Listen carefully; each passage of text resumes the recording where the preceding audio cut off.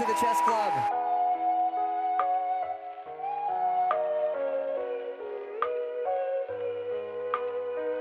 I'm vibing. That's most definitely what's up.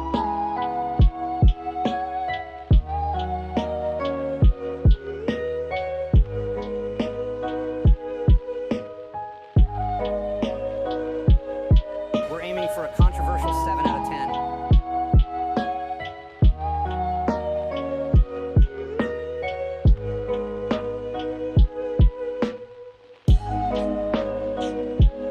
But something's wrong with the game. But something's wrong with the game. I'm vibing.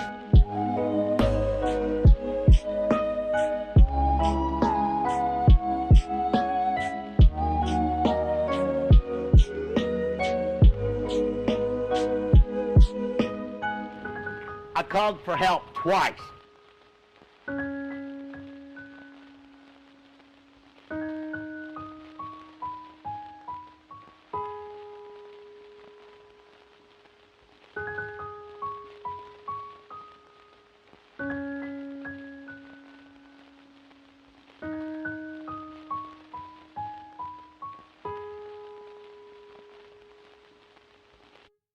Hello. Welcome. It's good to see you. I've missed you. I've missed you all. And now it's time. It's time to vibe. It's time to chill. It's time to rock. Hello. How's everybody doing? Everybody been doing good? I hope you are. I hope you are. Let's vibe indeed. Let's do it. Okay. Okay.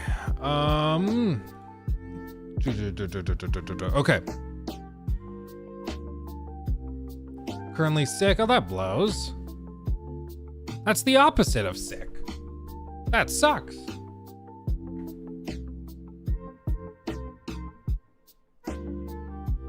There's like a very faint buzzing that I can hear. That's driving me crazy. Thoughts, Doki Doki Literature Club. We played it on stream once. You guys hyped me up. You guys were like, oh, it's so scary. Get ready. We played through the whole damn thing and it sucked. Like, it sucked. You guys tricked me. We played through the whole thing and I kept waiting for it to get scary and then it just gets depressing and sad. It's like, what?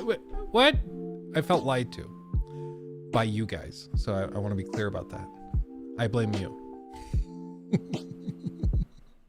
Yeti, not Stanley. Yeah, bro.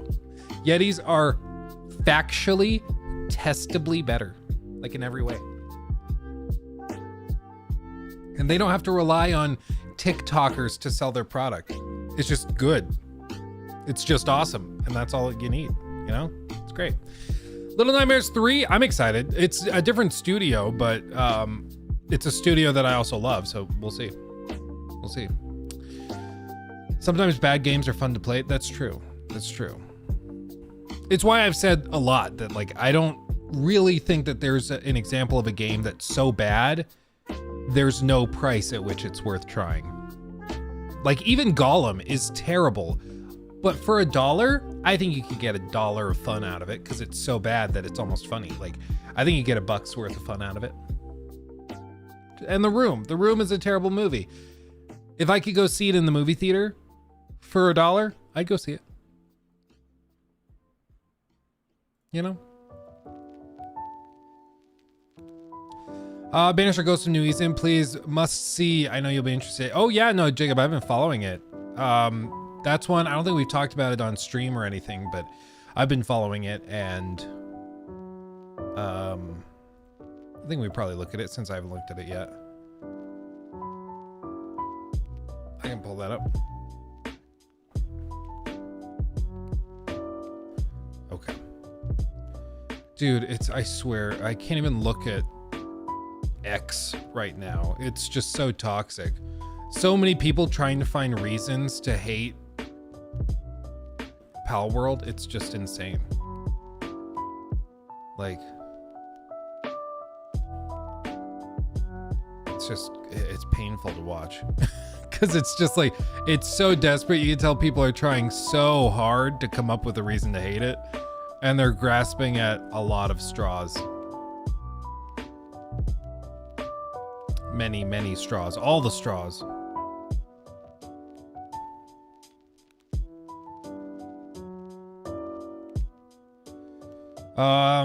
Starfield effect for me, already sick of hearing people talk about it. Yeah, well, Starfield's weird. I do stand by what I said before. I think Starfield is, amazingly enough, a lolcow of video games.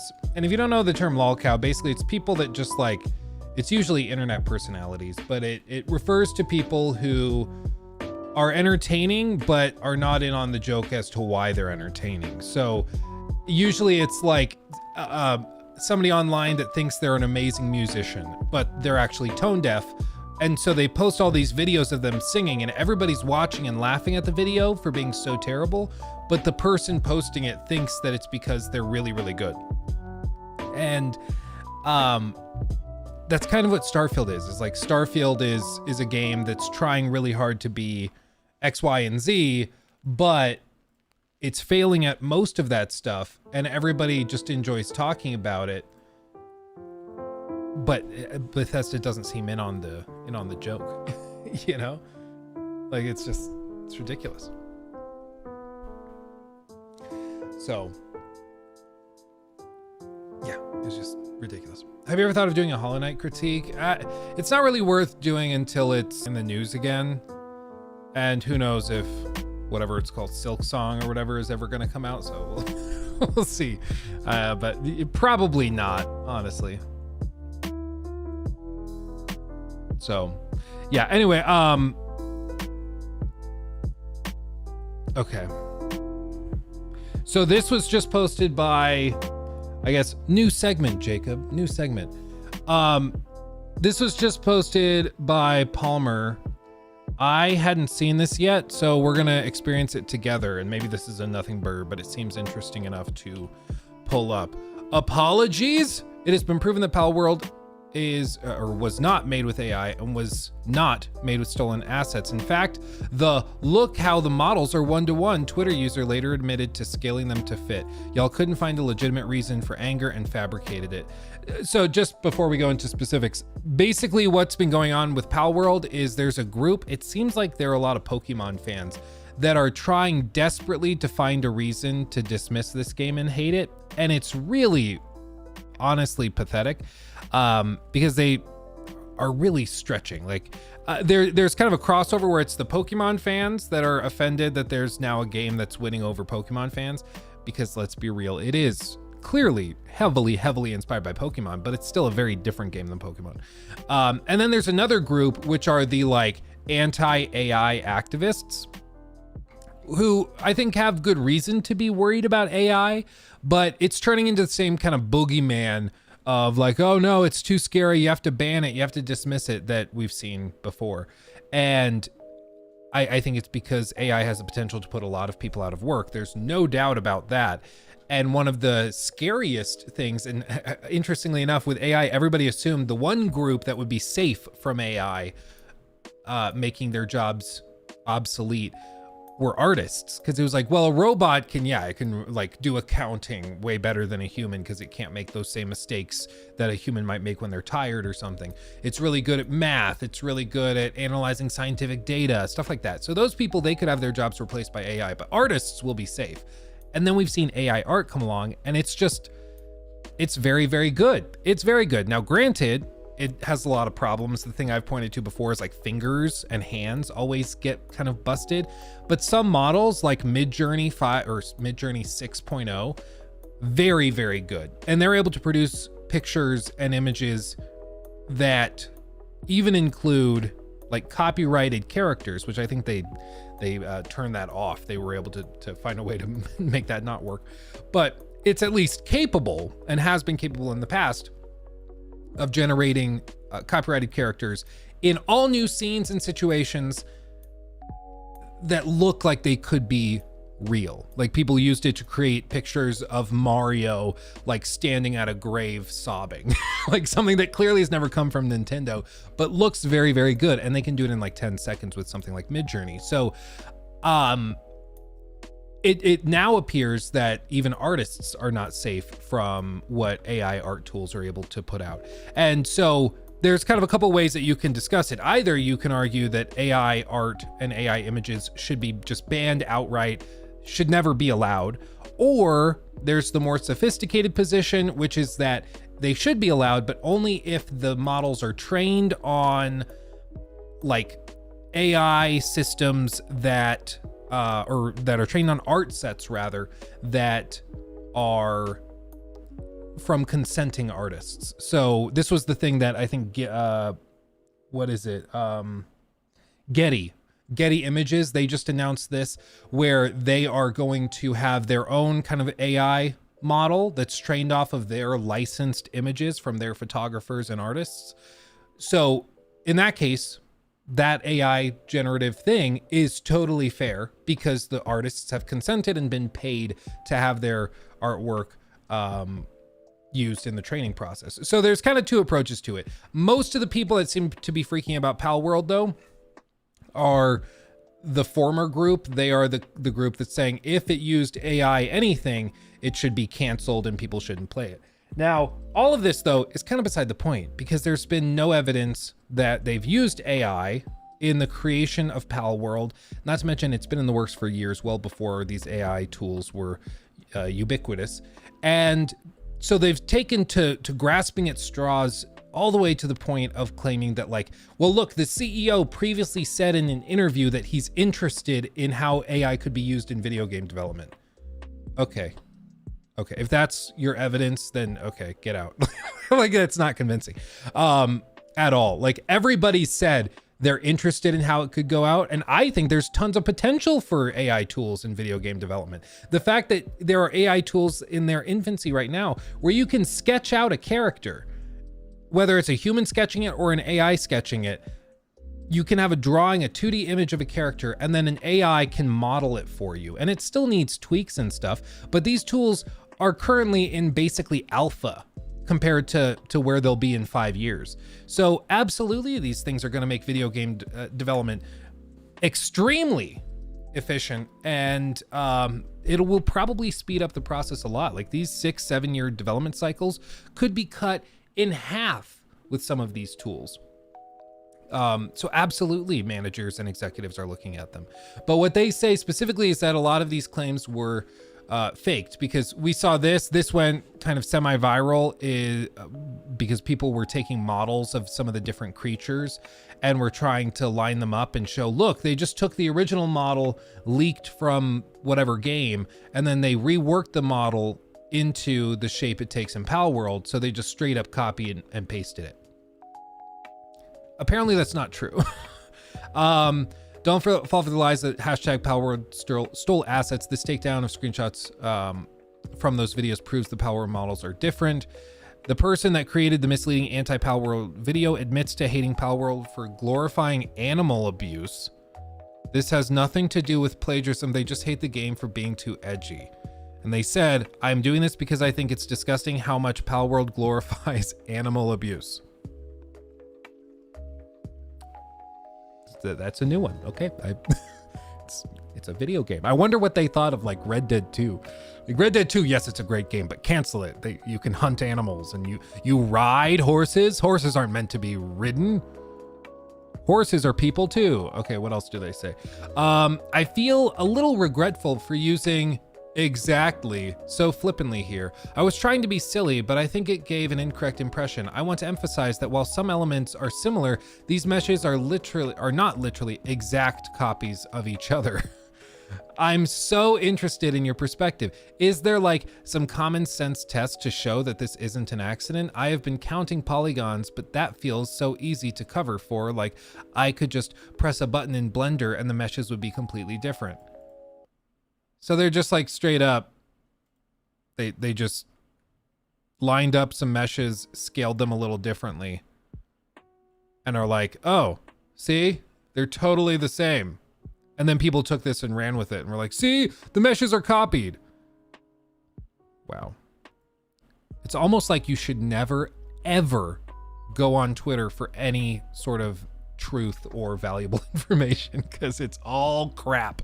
So, I mean, those wolves in Red Dead 2 have bad intentions. Yeah. So all of this just to say, like, I get the vibe with a lot of these Pal World haters that there are conflicting motivations. Like, some of them I think are just honestly, maybe they think that this has the potential to overstep the bounds of fair use in video game development, and it's a little too close to Pokemon, and that makes them uncomfortable. Okay, in that case, don't buy it, don't play it, don't support it. That's fine. That's fine. I can respect your choice to do that. When you're calling for everybody to boycott it, I need a little bit more. And when you resort to distributing false information and misleading information, because let's be honest, people just look at these two meshes and they're like, see, you overlapped them. They're the same. Well, guess what would happen if I overlapped the meshes for like Joel and like what's another character that they might say is comparable? I don't know. Joel and Deacon from Days Gone. You take the meshes, T-pose them, overlap the meshes in wireframe view. They probably look really similar because they're bipedal apes. And that's about it. But with this same logic, you could overlap, again, quadriplegic. I think that's specifically quadrupeds.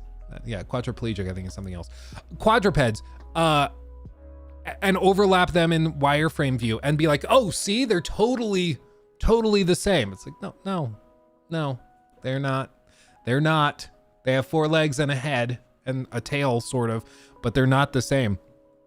But this is just the thing. Like on Twitter, something like this will go out and pop up on somebody's timeline. And if they've decided that they want to be anti-Pal World for whatever reason, they just love it, retweet it, and are like, see, it's good now. It's good. We can continue pushing it. There we go.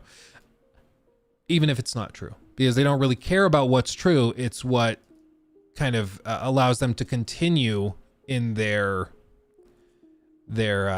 it allows them to justify their hatred of the thing they've already decided that they hate. So the whole discourse around Pal World has just been so toxic. It's been painful. And I myself have had videos in the works. We were filming a video on Monday night, and I just ended up walking away from it and being like, okay, I'll come back. Maybe I'll do this later in the week, just because there was so much crap going on with this stuff. I just didn't even want to bother with it. It was just too bad. It's just toxic. There it is. Okay.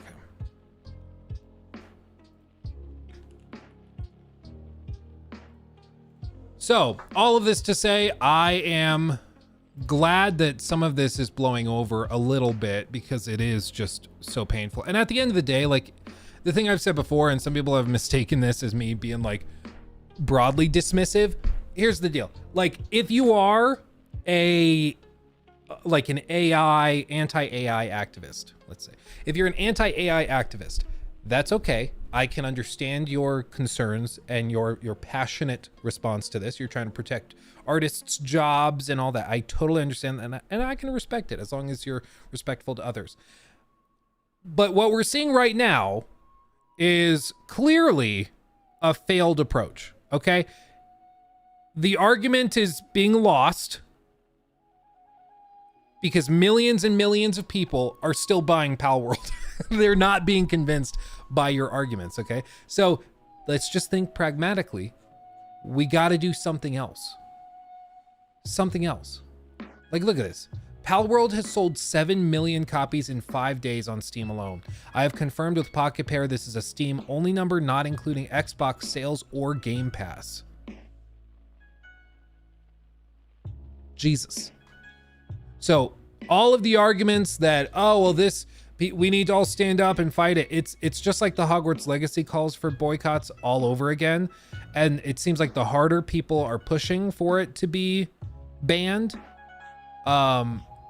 the less convinced people are. So I would encourage people to try and think outside the box, to try and come up with a different way of arguing your point, because whatever is happening right now is not working. It's the same thing with, like, I mentioned this in the other video. It's the same thing with the Hogwarts Legacy stuff, where people were like, well, we think you should boycott Hogwarts Legacy. So you know what they did? They came into our live stream chats and started typing out the N-word with a hard R in our chats to try and get the stream taken down, all my stuff demonetized and everything, which on the one hand is not how that works. That's not how you get a YouTuber or streamer in trouble. But it also made a lot of people go, wait, if you're desperate enough to do that, like, if you're right, I don't want to be right. I don't want to be on your team. I think you're the bad guy. And Palworld hasn't reached that far with the mass groups, but I have seen people calling for boycotts of YouTubers and streamers who played the game. I've seen that. Granted, it's much smaller because Hogwarts Legacy was way bigger than Palworld even is. But if that continues, it's only going to make the fight against generative AI more of a lost cause, because you're just going to get people tuning you out. And if you don't want that,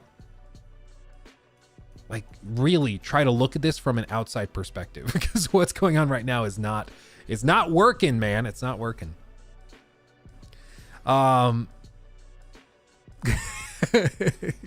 Nutrimancer, it's not true that Palworld is all about animal abuse. You can also capture and abuse humans.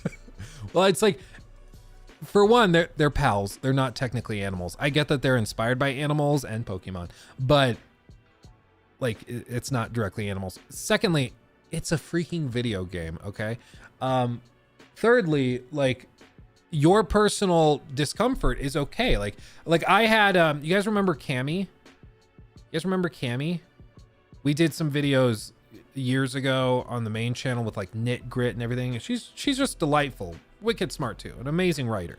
But she was saying that she really struggled with The Last of Us Part 2 because you have to kill the dogs. Like, there's dogs that will patrol through levels. And I think most of the dog encounters you can kind of bypass, you can stealth around them. But there are some that happen during cutscenes, like the one in the aquarium, where you can't skip it if you want. Like, that is written into the script in a cutscene that Ellie will kill that dog. And for her personally, she found that very, very difficult. She didn't want to play that portion of the game because she's like, the dog didn't do anything wrong. The dog was just trying to defend its owner or its master or whatever. So killing the dog is just killing an innocent in its purest form. And I would say that right after killing the dog, there's another instance of killing an innocent that I won't, should I spoil? I don't know. Like, Ellie straight up kills a pregnant woman. Like, the unborn child is also pretty innocent, just like the dog. But for some reason, people, like, really struggle with animals. But when it comes to, like, humans, we kind of tune it out with video games. It's weird. It's an interesting phenomenon. But if you're uncomfortable with that, that's okay. I'm not saying you should be forced to play the game or that you're wrong or weird or cringy for not liking that. That's okay. And I respected that Cammy was transparent about it. And she just said it made me uncomfortable. But if you're not uncomfortable with it, like, okay, you know? And she didn't really, like, put it on anybody else. What these people are doing is they're saying, oh, well, Palworld promotes animal abuse. Therefore, if you play it, you should get canceled. It's like, yeah, if you played The Last of Us Part 2, then you should be canceled because there are dogs that you might have to kill during combat encounters. Okay, dude.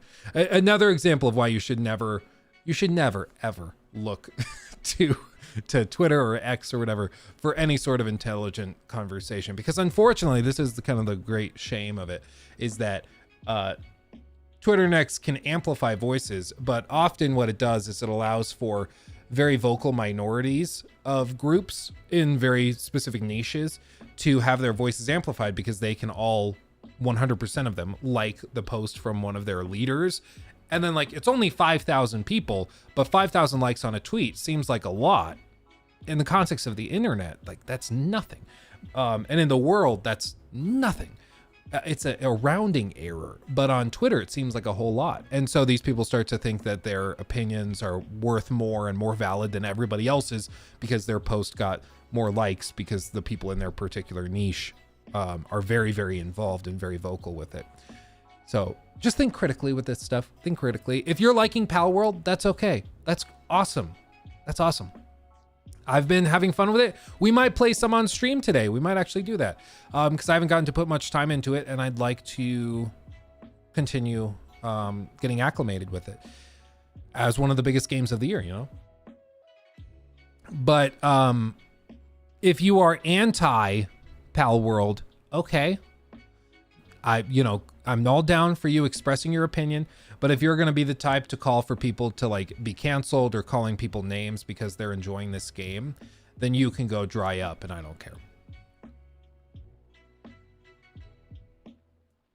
Okay.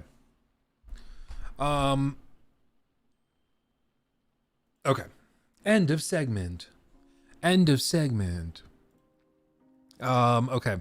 Real quick, I should do this. What level am I at? I have like two. I think I have 2 saves because I started playing with some friends. We made another like map and server, and I think both characters are around like level 8 or 9. Not much. Is the podcast today or Friday? Joe Raptor just sent me a message. He has to do it Friday, so we'll do it Friday. Let's see. What's Cammy doing nowadays? She went and got like an adult job, is my understanding. I haven't spoken to her in a while. I've always thought it'd be cool to get her back on and we do like a little collab or something, but if she also wanted, like, I felt really bad for her. She had to deal with some really toxic crap with just straight up some very nasty people. Like she would be streaming, and I saw this on Twitch. Like she'd be streaming on Twitch. People would come into her chat and just be like, not enough cleavage, I'm out, and then leave. Like they took the time to type that out. I was like, what a troglodytic buffoon. And probably a virgin too. Let's just be completely honest. Like what a joke.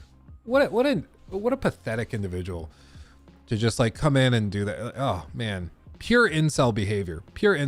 And I felt really bad for Cammy because stuff like that, you know, of course bothered her.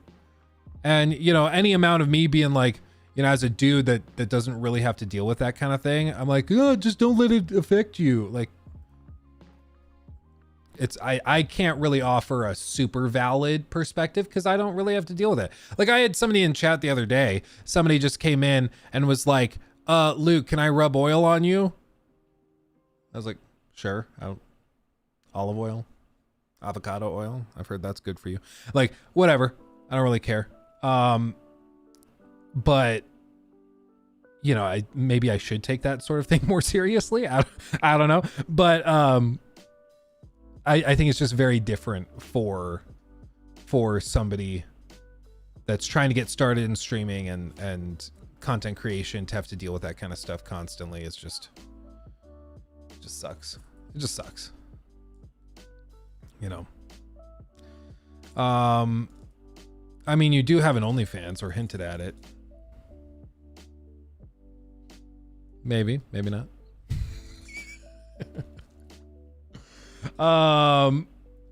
What kind of oil helps your hair? I don't actually know. Coconut oil? I think that sounds right. I think that's, yeah. Let's see.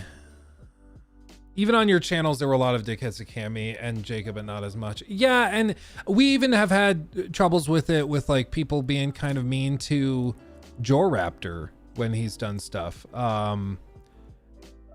And I think, you know, part of it is people are trying to be funny, you know, and people make jokes about me all the time.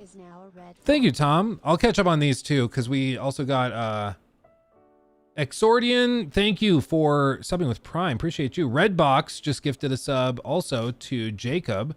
That's fantastic. Thank you. And I gotta pull up the right stream here. Yeah, and Tom, thank you guys for memberships. But yeah, I think some people are just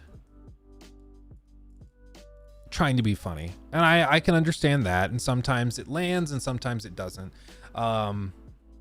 But you know, maybe it's also that I'm just kind of used to it at this point. So if I see something that is like over the line, we'll time you out or ban you, whatever. But if somebody's just trying to be funny, who cares? Who cares? I've been like, it doesn't take a genius to figure out like where the lines typically are. Like, I don't like the jokes that go after like my guests' appearances or physical attributes and stuff, because like they're a guest on the stream. To be nasty to them is ridiculous. Be nasty to me instead, you know. But like, don't be nasty to our guests. And then beyond that, like things about like my kids or my wife, like, yeah, that's, you're done, you know. Like, we had one guy years ago, this was maybe like a year and a half, 2 years ago, he came on Twitch and he was just like, I think I had just shown off Lachlan because we had him recently and he was like a month or two old, and a few days had gone by, and then this guy just comes into chat randomly and is like, I'm gonna kill your son and bash his head in with a hammer, and like said insane stuff. So we banned him. Like, that's not cool. And then he sent us like tons of messages being like, I'm sorry, I was just trying to be funny. Can I please be unbanned? Please, I'm sorry. I thought you were gonna find it funny. I was like, no. Like, if you thought that that was funny, we don't want you here. You know, like, we don't think that you're a good fit for the community. So like, it was just insane. It's just insane. Yeah, it's just wild. So I think for us, usually we just rely on common sense. And I know what people say about common sense. It's not that common and it's often not that sensical. But in this case, I think the vast majority of people understand that that's not funny. That's like just ridiculous. So yeah. Did they catch the swatter yet? As of this moment, I don't think so. But I do have reason to think that a pretty big leap in progress has been made recently. And that's all I'll say about it. But I think we could have a pretty cool announcement, hopefully in a few days to potentially a few weeks. That's my hope. But I don't want to say too much. Yeah, DSP canceled his own documentary by Mike Klum. Yeah, well, if you've been following DSP, okay, then we're gonna do this TikTok giveaway. I swear to God, because I keep forgetting. I'm just gonna pull it up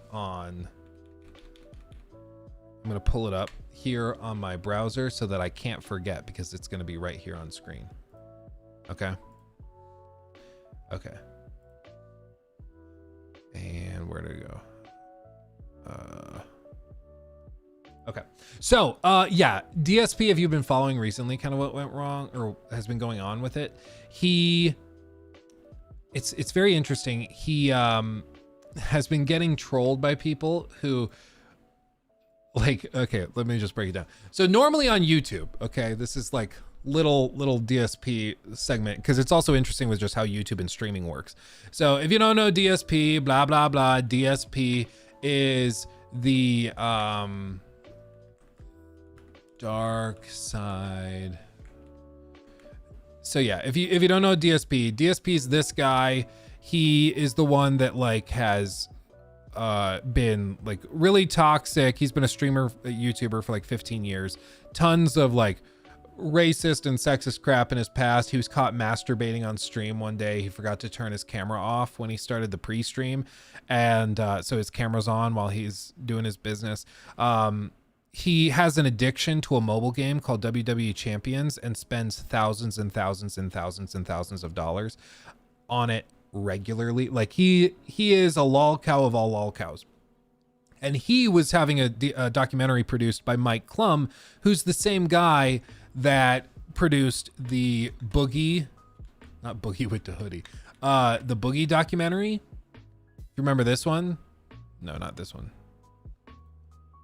This 4.7 million views. So he produced this, and he was working on a documentary on DSP. And people got like really excited for it, that, oh, there's going to be a documentary on DSP. And apparently he had a few meetings with DSP, and then DSP decided not to go through with it. And there's a bunch of reasons for it. There's people thinking that maybe Mike was getting too close. And Mike, he said that he was going to interview employees for WWE champions and potentially call them out there. Because like it's all but confirmed that DSP has this account down from the rafters. And this guy, TJ Gamebox, he plays the game at the same time, the same events and everything, but doesn't spend a penny. So he can figure out what the max score you can get without spending money on it is. And then he compares it to where Phil's account lands. And then he's able to do basic math to figure out what microtransactions he's bought.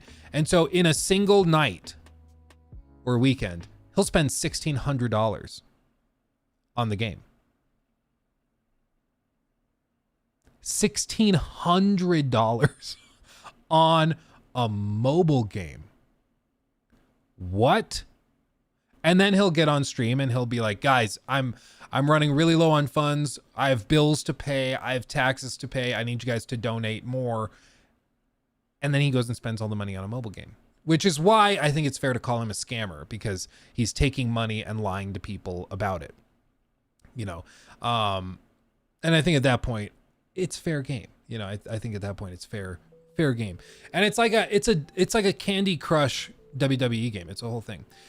And so what's going on right now is that there's a new wave of trolling, because if you don't know, the Argentinian peso to a US dollar is like real bad. Okay. Like right now, like 5 pesos is like 1/6 of a cent in US dollars. Okay. Their currency's not doing super great right now. And so what people have done is they've started using VPNs to go on YouTube and then buy with Argentinian pesos, or Argentine pesos, I guess, and buy memberships on his channels and gift them to the community for pennies. So they'll buy like 10 memberships for 6 cents, or they'll buy 100 memberships for 61 cents. You know, like, so they'll buy hundreds of memberships for less than $1. And so Phil's take, after YouTube takes their 30%, is like 40 cents for 100 memberships. And what that does is that all of his community now doesn't have a reason to buy a membership or to gift memberships to the rest of the community. They have no reason to do it. So instead, they go and just continue on watching his stuff, enjoying it somehow, but they have no reason to buy their own stuff at full price in the US, adjusted for the US dollar. So his income has dropped like 40%, according to him, in the last like month because of this new troll thing. Now, here's the deal. This is not like an exploit, okay? This is technically a feature of YouTube. If you guys were to do this, which, to be very, very clear, I'm not asking or telling you to do this, okay? But I'm saying hypothetically, if somebody were to troll me in this way, I think it would be awesome, because my community would get more memberships. We could have more people in the member-only streams. I think it'd be super cool, right? But for DSP, all he can think of is how it's affecting, you know, the however many hundreds of dollars he's losing, or he's saying thousands of dollars he's losing. Because now there's no reason to buy a membership or gift real memberships, because there's already thousands of memberships outstanding on his channel. Like every troll that watches his videos and streams now has a membership. So like they've completely ruined the whole thing. So with it, it's just like, I think for most normal streamers and YouTubers, they would just be like, hey, cool, the community's bigger. This is one of the perks of YouTube being a global platform, is that you can see this type of thing happening, and they can adjust the pricing for memberships so that people, even in countries where their currency is screwed up, they can still get the perks of what YouTube has to offer. I think that that's a good thing.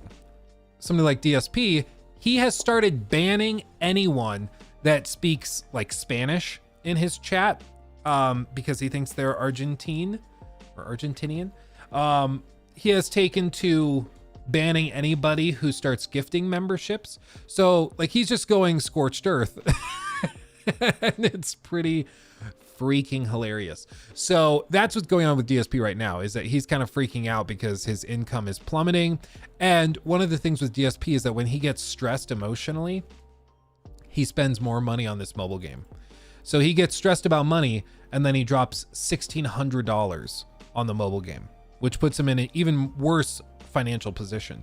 And because he declared bankruptcy, like however many, like 2-3 years ago, because he had racked up tens upon tens upon tens of thousands of dollars in credit card debt from things like this, he now doesn't have credit cards. All of this is just like straight cash and straight out of his checking account.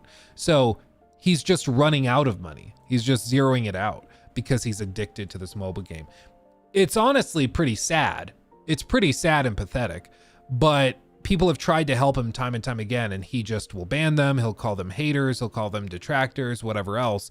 And it's honestly just like kind of pathetic. I mean, it just is. And at the point where I stop feeling bad for you is when people start like scamming their audience, which is what this is. I mean, that it's just real talk. That's what this is. It's lying to his audience, saying that he needs help, he needs financial help because he's desperate, blah, blah, blah. And then it just flips around and it turns out he's spending all the money on a mobile game. You lose respect pretty quickly at that point. So that documentary would have been delicious. It would have been amazing, because I think what would have happened is that like Mike Klum would be able to go and just like film him kind of covertly and just see him while he's in his house playing that mobile game, because he will wake up at 3 a.m. to play it. He'll wake up in the middle of the night in like a cold sweat. It's crazy. It's crazy. Just outrageous. So yeah, maybe we'll still get it. Right now, Mike is trying to still like schmooze Phil into letting it happen. So he's trying to like tell him, oh, well, we just need to figure it out, and I can assuage any concerns you have. And, you know, he's trying to calm him down. And so he's not going to be super hardcore with him, because he's got to plump him up and he's got to keep him happy. And we'll see if it works.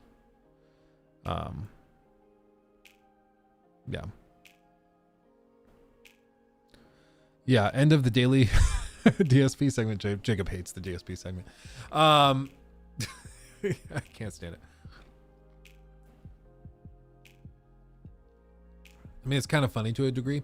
It is kind of funny, like where I'm at, like it couldn't happen to a nicer guy if he's going to scam his audience.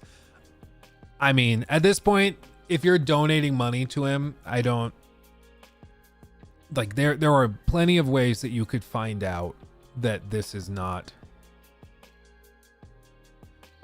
like, this is not a guy you should be giving your money. But so if you're still giving him your money, I don't feel that bad for you losing it. But the fact that he's still lying to people about it is where I kind of, it's just pathetic. It's stupid. Collaborating with Distracted Review Tech, and it's gonna, yeah, he was talking to everybody. I emailed Mike Klum. Like, Mike was willing to talk to anybody, even remotely involved. And that's what a documentarian should do. They should be willing to talk to everybody like that. But DSP wanted a puff piece. He didn't want a serious documentary calling out the good and bad. And so he tried to shut it down. You know? It's like Gus Fring said, never trust an addict. Never trust an addict. Iviga, I think it might be Stockholm Syndrome. He berates his audience, calls them idiots that they still give him money. I think a lot of it is also like a financial domination fetish. We've talked about that on stream before, but I think that that's honestly what it is with a lot of his crew. Let's see this. Mr. Donkey did a video on Pal World. I've heard mixed things about this video. I've not seen it yet though. Let's see what's up. Let's see what's happening. Welcome, Pal World family. Everybody's calling this game Pokemon with guns. So today, I'm gonna show you how to get the guns in Pokemon with guns. All right, let's start a new game. I'm gonna call it Gun Island. And this gets you the guns faster if you do it like this. I'm gonna import my character from Street Fighter 6. There we go. Now these are called pals. These are not Pokemon or Digimon. Pal World Family doesn't like it when you call our Pokemon, the pals Pokemon. Okay, now this is the Nintendo Switch from Breath of the Wild. Okay, now the first thing you're gonna want to do is when you're in the Windswept Hills is you're gonna want to come down here. You're gonna want to get the Fortnite loot crate. Here we go. Can we get a chug juice? Damn, bread. Okay. There's the tree from Dragon Quest XI or Elden Ring. Okay, now first we have to build the workbench. Now open the technology screen and unlock the Pal Sphere. Now let's. I will be real. I still have not gotten guns in this game. I think that the most interesting thing about Pal World at this point is just that it's a concept that initially like, oh, it's Pokemon with guns, and then it's also like a survival game too, which is the other piece that you might not be aware of. And initially you might be like, that doesn't make sense. Like, how would that make for a really good video game? But it just does. Like, if you've played any Pal World, the odds are you'll also find it pretty addicting. And honestly, that's where I'm at. Like, I've played a little bit of it, maybe like across 2 saves, like 6-7 hours, and it's pretty addicting. Like, there's a solid gameplay loop here. I think it works really well. Works really, really well. Got him. Got our first Pokemon. Okay, Lamball's dead. You can kick its corpse around if you like. All right, so let's craft the wooden club. This is gonna let us club Pokemon easier. And we're gonna need a stone pickaxe and a stone axe also. So we're gonna need a lot of stone. Start hitting this stone with your club. Gotta refill our stamina. We ran out of stamina from hitting too many rocks. Okay, build a pickaxe. he's just crafting. I want to see the drama. Somebody said there was drama in this. Man, I want drama. Guys are gonna come and kill me? No, my Pokemon! It took so long to get all these. I'm never gonna get the gun. What is he doing with So my armor's damaged. I don't have enough wool to make cloth to fix it, so I need that. And I'm sorry, Donkey. I'm bored. My ADHD is not letting me do this. So let's see. Oh, I've got to do this. That's right. Okay, before I forget again. We did the random drawing of the winner of the Last of Us Part 2 kind of mini documentary thing. And or last mini documentary. What am I talking about? I'm high. Okay. We are doing a giveaway for The Last of Us Part 2 in case you missed it. In that video I announced where we tried it that we were doing a giveaway, and all you had to do was be subscribed to the main channel and to and follow the TikTok page. So, let's see. Cause we drew the name. And okay, the winner. Is it cool if I share? I don't know if it's cool. I don't want to be like, oh, Luke doxed it. I don't want to do that if they don't want to. I'll say the username because the username is fine, but the actual name I won't say. So the first drawer of the giveaway, how this is going to work, just so everybody's aware, just like any other giveaway. If the person does not come and claim it within 20 to the DM I'm going to send them, then we'll just draw again in the next stream and do that. Okay. Are we having drama in chat? Are we having dramas in chat? If we're having drama in chat, then like, I'll just time people out and ban them. Like, what are we doing? Tell me if we're having drama. I don't care. Okay. The winner of the first drawing is Blood XS5. Congratulations, my friend. Blood XS5.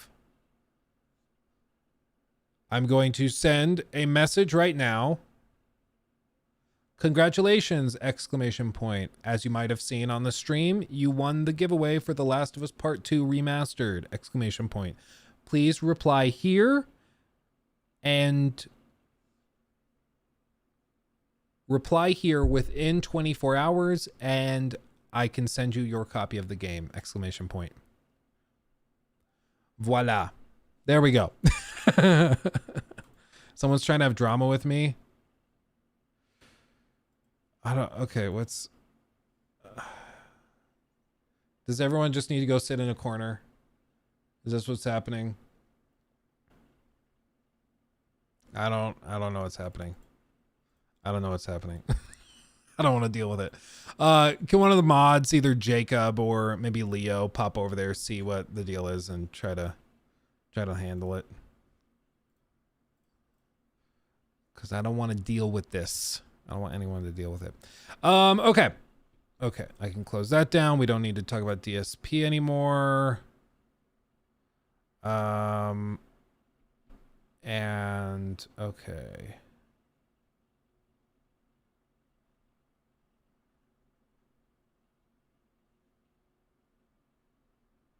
Okay, one of the other games that just got a review is Like a Dragon Infinite Wealth. Let's see what this is. This is one I've been very interested in checking out. I've not seen this.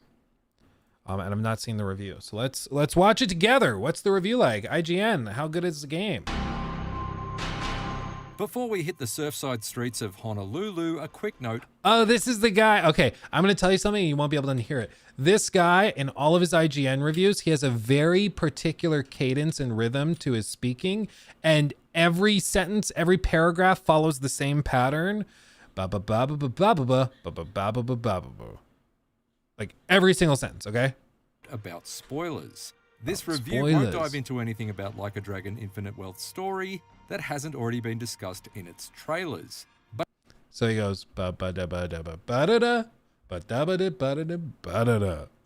Every sentence ends this way. Okay, now that I mention it, you will not be able to unhear it because every single video he does is exactly the same cadence and rhythm. It's really funny. it will show a number of amazing gameplay features that you might prefer to discover for yourself. There's still a staggering amount to see and do that I haven't covered in this review, but if you want to go into Kasuga and Kiryu's latest adventure completely fresh, you have been warned. Now, on with the review. We made names for ourselves as the heroes of Yokohama once before. Everybody does this, by the way. Everybody has verbal tics and certain cadences with which they speak. But seriously, he always does it. And you will never be able to unhear it now. Okay, it's just funny. Like some people will cover it up a little bit differently, or they'll pace it a little bit differently, and they'll go quiet, and then they'll get really loud and dramatic.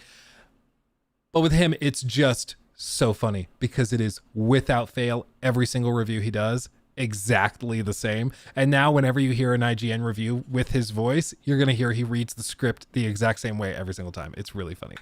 Let's remind this town just what we're all about, yeah? Hell yeah, right behind you. As a longtime fan of the series, 2020's Yakuza Like a Dragon came as a bit of a shock to my system. Fun as it was, the sudden switch to stop-start turn-based JRPG attacks was a lot to get my head around after more than a decade of enjoying the series' signature combo-based beat-em-up action. A bit like spending over 10 years getting really good at thumb wrestling and then being asked to play chess. Thankfully, its follow-up, Like a Dragon Infinite Wealth, substantially retools the combat system. It's still turn-based, but the tactical decision-making introduced by its predecessor is enhanced with more flexible movement and proximity-based attacks that better reflect the rough-and-tumble tactility of the traditional Yakuza street fights. As a result, Infinite Wealth's brawling feels more like the best of both worlds, and its stunning new Hawaiian setting provides the perfect playground in which to unleash its superior style of smackdown. I'll be showing you all the sights this island has to offer.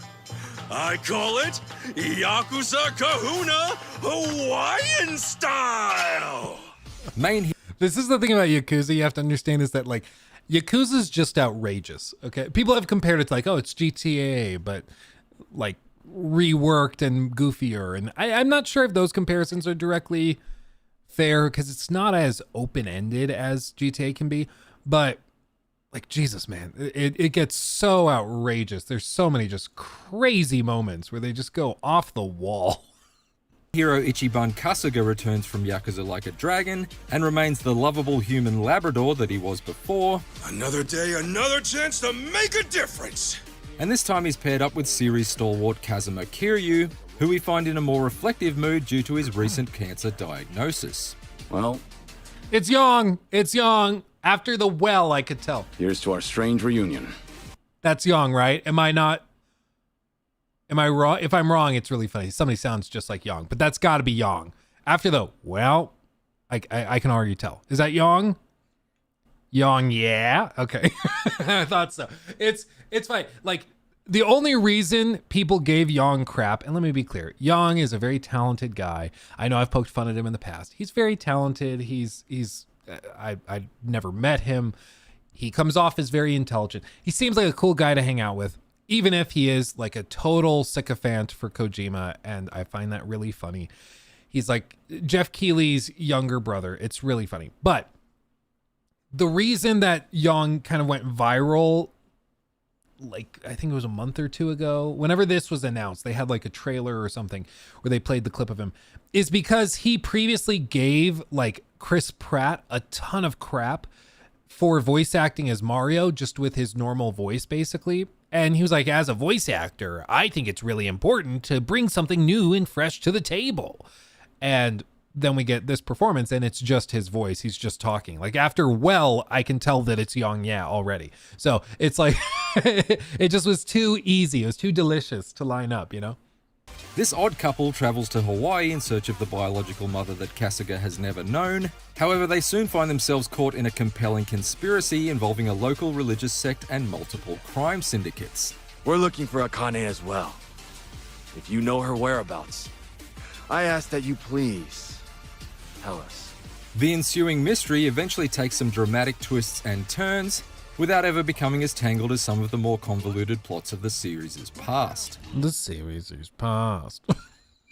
I don't think his dub is very bad. I mean, granted, I've not played Infinite Wealth yet, so I don't know what the full context of it is like. But from what I've heard, it doesn't sound bad. It just, as far as I could tell, the reason it went viral was just because he had badmouthed people who use their regular voices in voice acting, and then he did that.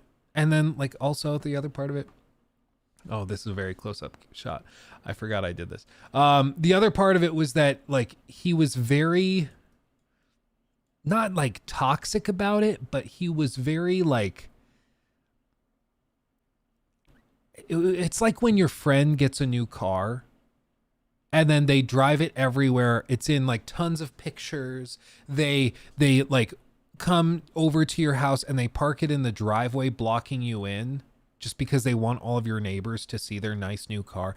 You know, it was like when he got to announce that he had this role, he changes his Twitter name and he changes the picture and he changes I don't know if he changed the picture, but he changes all this stuff and it's just everywhere and he's pushing it. This is a dream come true, which I'm sure is all true. And he has the right to be excited by it. But it was just like, bro, can we chill? Can we chill just a little bit, you know? Yeah, posting stories while driving. Yeah, it's really, really bad. There was one guy, we watched the clip on stream a while back because it was a case where we were moving into this house, and this house has an HOA that's fairly aggressive. And for me, I like that because I've told you guys stories about the last house we were in where it was just a total free-for-all. I mean, it was madness.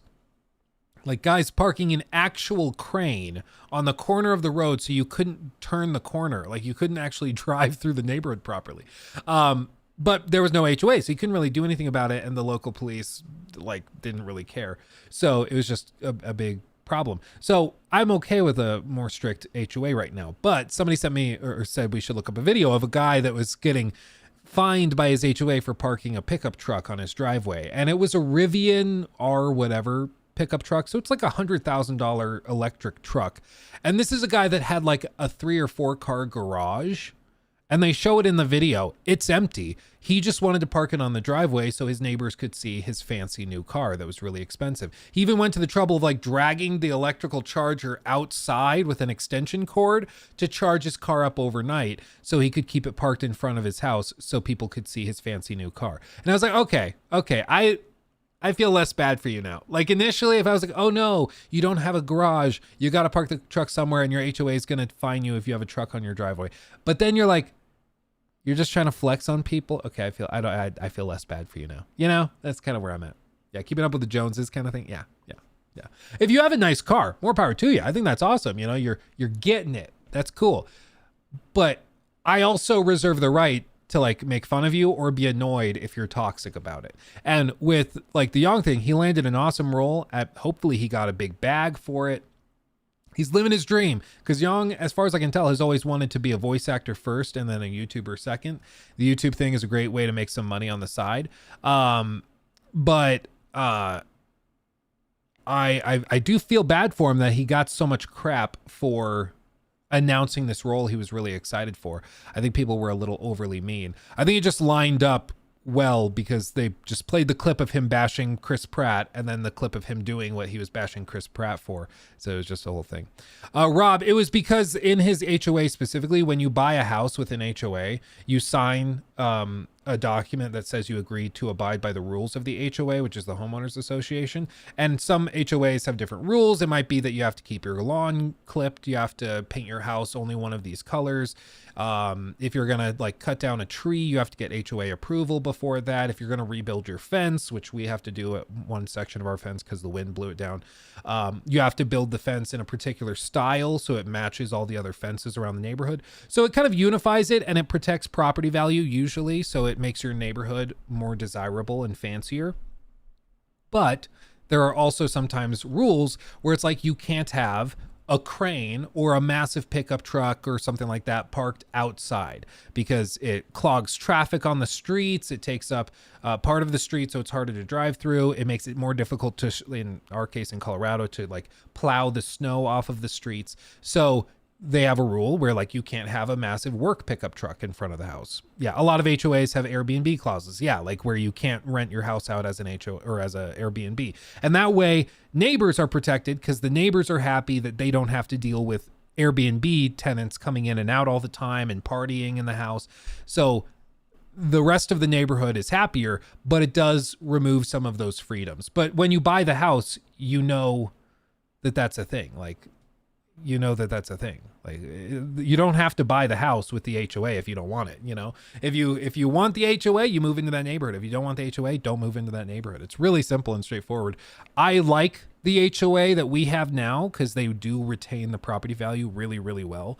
And it does make the neighborhood very, very nice. But part of that, I'll be completely clear, is because the last neighborhood we were in was a Wild West. And I've told you guys the stories of like the Rottweilers and pit bulls that our neighbors would just have out unchained in their front lawn, and you know, the pickup trucks and the cranes parked in the street so that you couldn't actually drive through the neighborhood properly. It was just super, super annoying. It was a whole thing. Our lawns have to be below a certain height, can't park on the road overnight, sidewalks have to be shoveled, all city by city laws. All city bylaws though. Yeah, those, I think a lot of those with the shoveling specifically. The grass, I don't think we have a lot of restrictions there with the city. But yeah, it just depends. Every HOA is different. There are different city bylaws from city to city. You know, it's just, at the end of the day, if you don't like the HOA, you don't have to buy that house. I can't, maybe there are cases where an HOA is established after you bought a house, but I don't think that happens because most HOAs are set up when the neighborhood is constructed. So yeah. I like my HOA. Most of the rules are there for a reason. Usually one bad apple that would affect the whole cul-de-sac. Yeah. It's one guy that's like trying to be like, I thought this was America. I'm sorry. I thought this was America. And then he's, you know, like out of principle trying to paint his house a neon green. You know, it's like, you don't even want your house neon green. You don't even like that. He's like, yeah, but I should be allowed to do it. It's like, well, you signed a piece of paper saying that you wouldn't. So oops. Oops. So like, if you rent this property out in the future, are the renters supposed to be the ones taking care of the house? Usually. Yeah, usually. There are some limitations. Like the landlord might keep up the like lawn care and stuff, but yeah, usually it's kind of expected to land on the renter. But with how expensive buying a house is right now, a lot of people will pay the rent just because they can get into a nicer house, you know. Like I think in our neighborhood, this house was a rental before we bought it, and the house on our left side is a rental. The house on the right side is a rental. The house across the street is a rental. And so like we have a lot of rented houses in our neighborhood. And a lot of them are very, very nice, you know, that we don't have any issues because they abide by the HOAs and stuff. But Yeah, it's a very rent heavy neighborhood, just because it's like there were some very wealthy people seemingly that bought like 20 houses each years ago, and now they just rent them out, and they do a great job. All the houses are super well maintained because the landlords are really on top of it. But yeah, it can get a little, it's just crazy. There's a lot of renters. How big was the renovation process?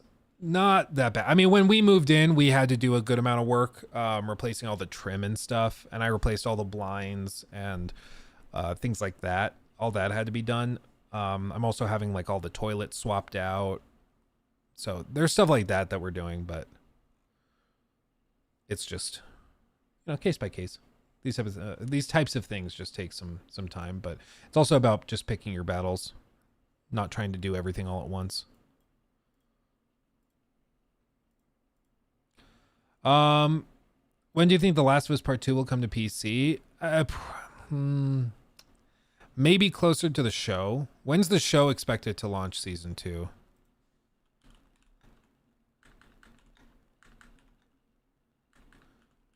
Season 2.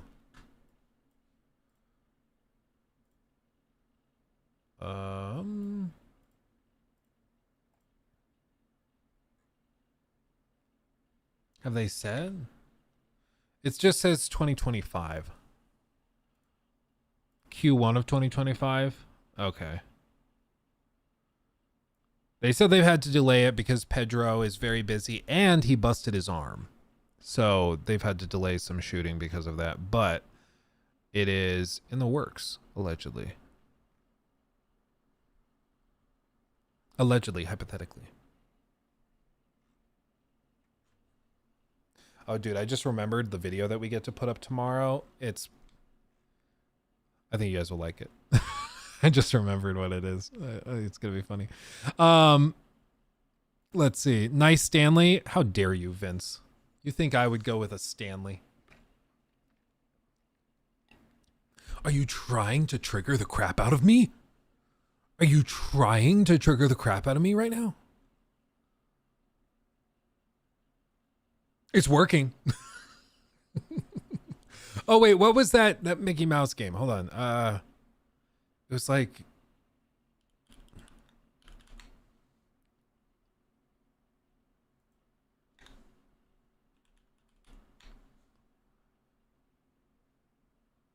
no, that's not it. The trailer like just dropped. Did I bookmark it? Hold on.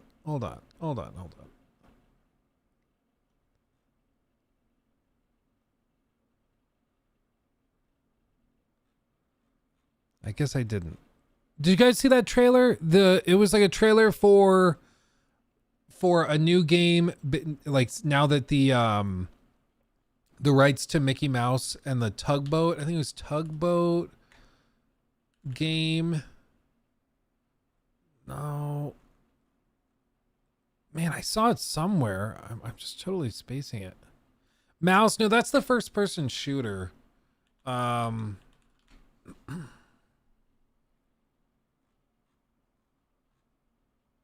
Steamboat? Maybe Steamboat game. Return of Steamboat Willie. This is it. I found it. Okay. You ready? Look at this. A day ago. Okay. Nice and beautiful.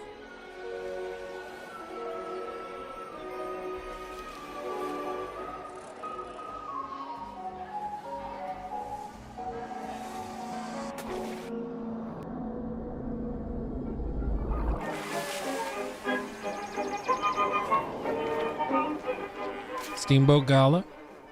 I love steamboats. Nikki and I got to ride one along the Mississippi, I think, when we went to New Orleans. Oh, the song. Or sorry, New Orleans. But yeah, it was super fun. We got to ride all the way up the river and stuff. It was super, super cool.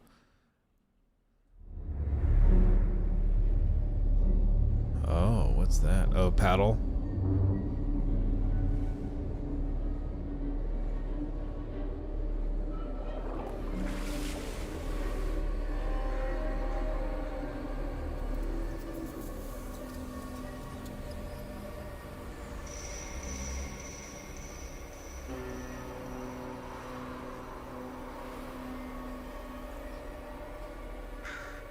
Make some mean gumbo. Really? Oh, I'm jealous. I love gumbo so much.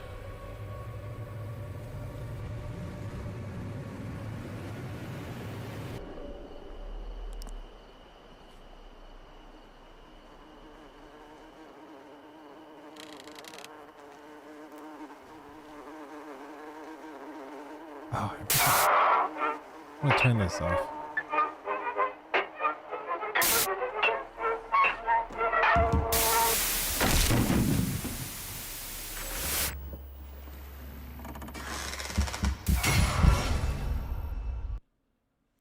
Just Mickey Mouse.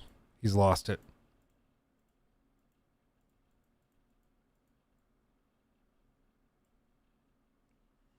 You can go frame by frame. There he is. There's the big mouse.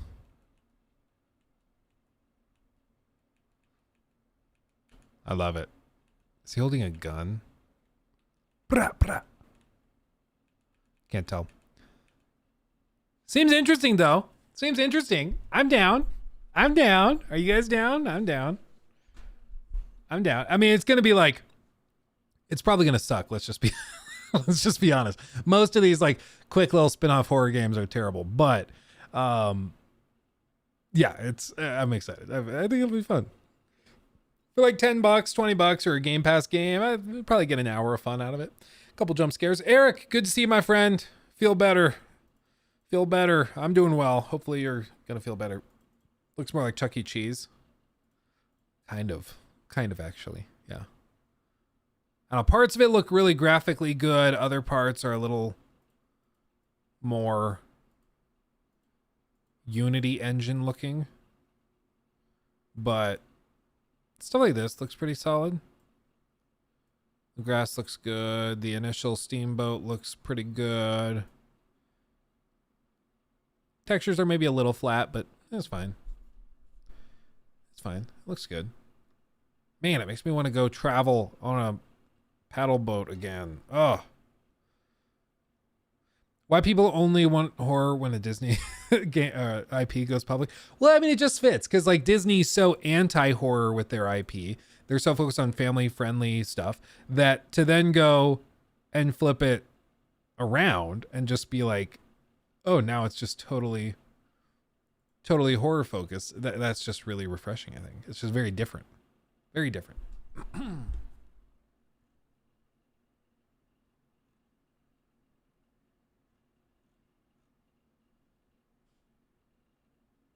Do you think FNAF will incorporate Mickey now? Didn't Scott Cawthon retire?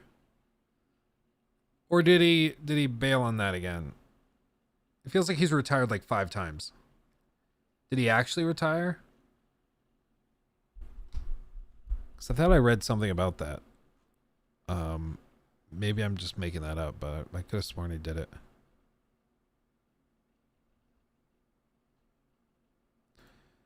Oh, we should do this. I've wanted to do this on the stream for a while, but I just keep forgetting to do it. We should just do it.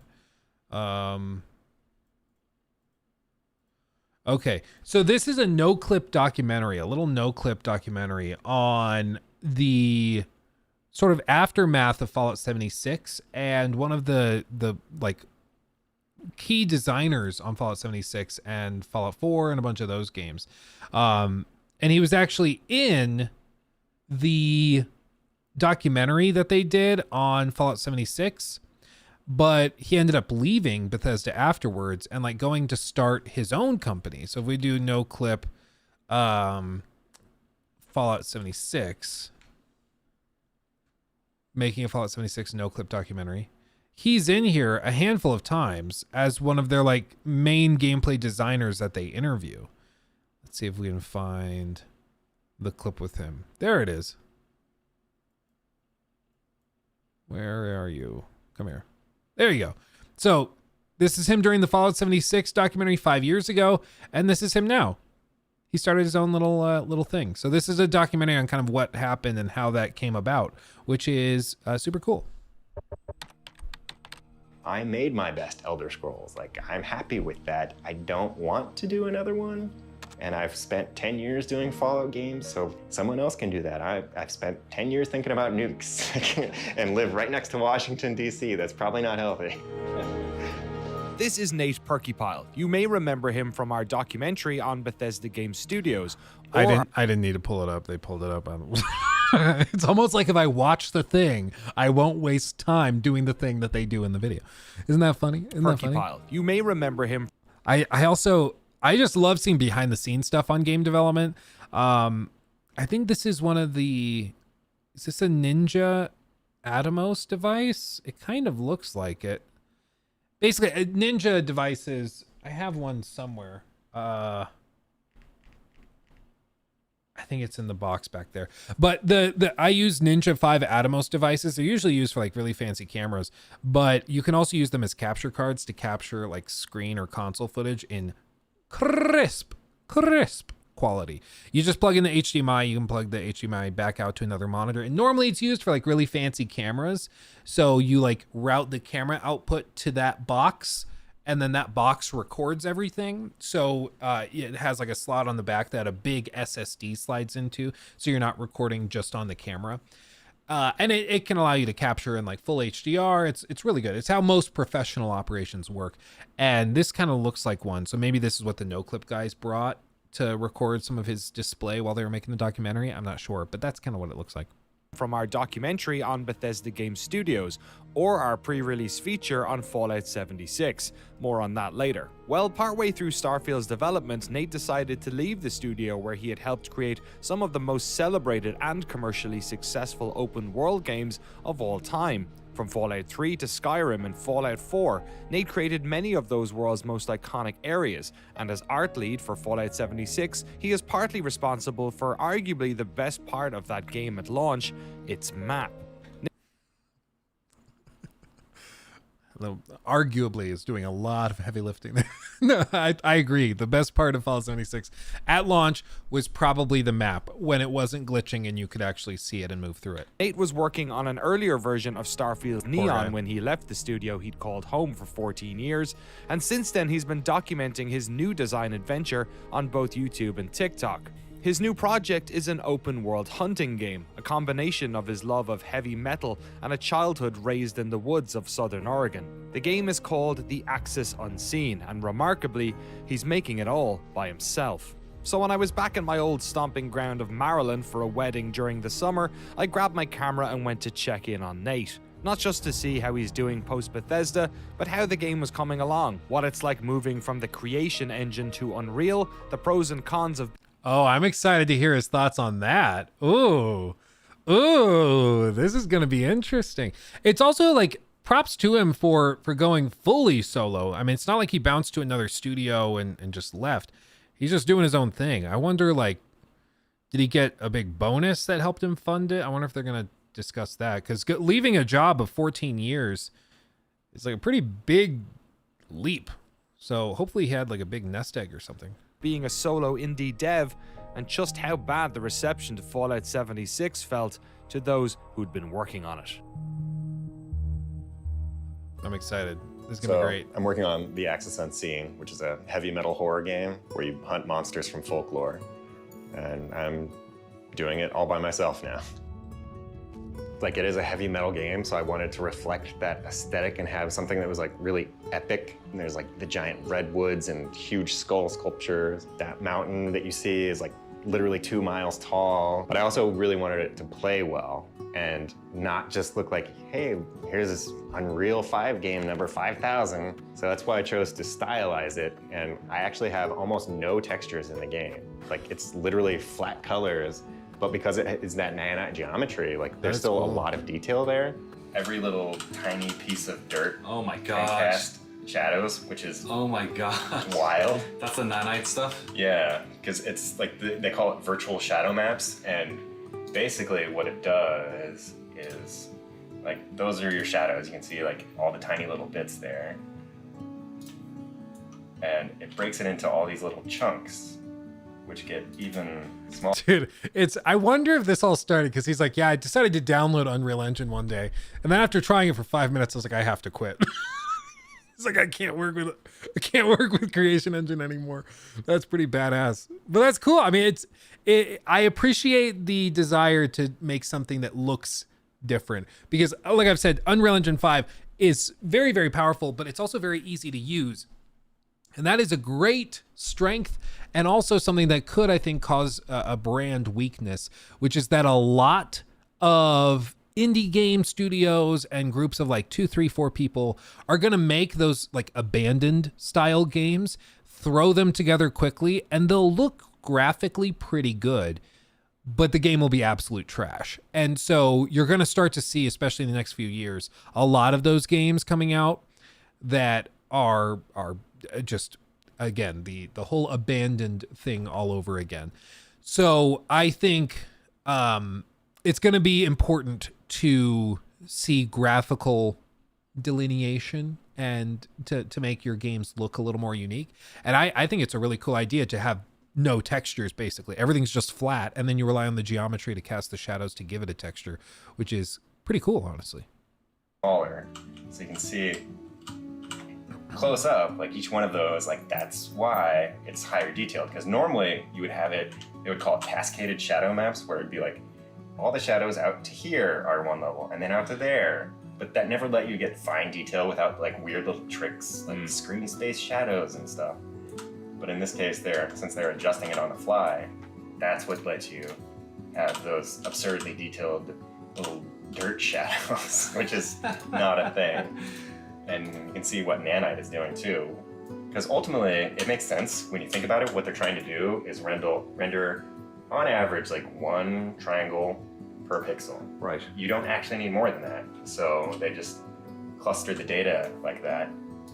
And it kind of goes back to like that tech they had on Rage, like the mega texture, but with geometry. That also, weirdly enough, lets me make the game faster, which you wouldn't think. You'd be like, oh, it's like more detailed and stuff. But actually, normally when you're making a game, you have that really high detailed stuff. Then you have to do the low poly version and bake it out and unwrap your model and do all these things to get the game version.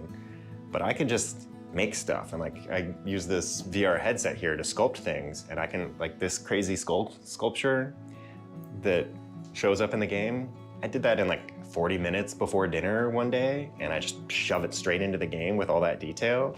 So that sounds great. It seriously does sound like he has all of these cool tools and things that he's doing.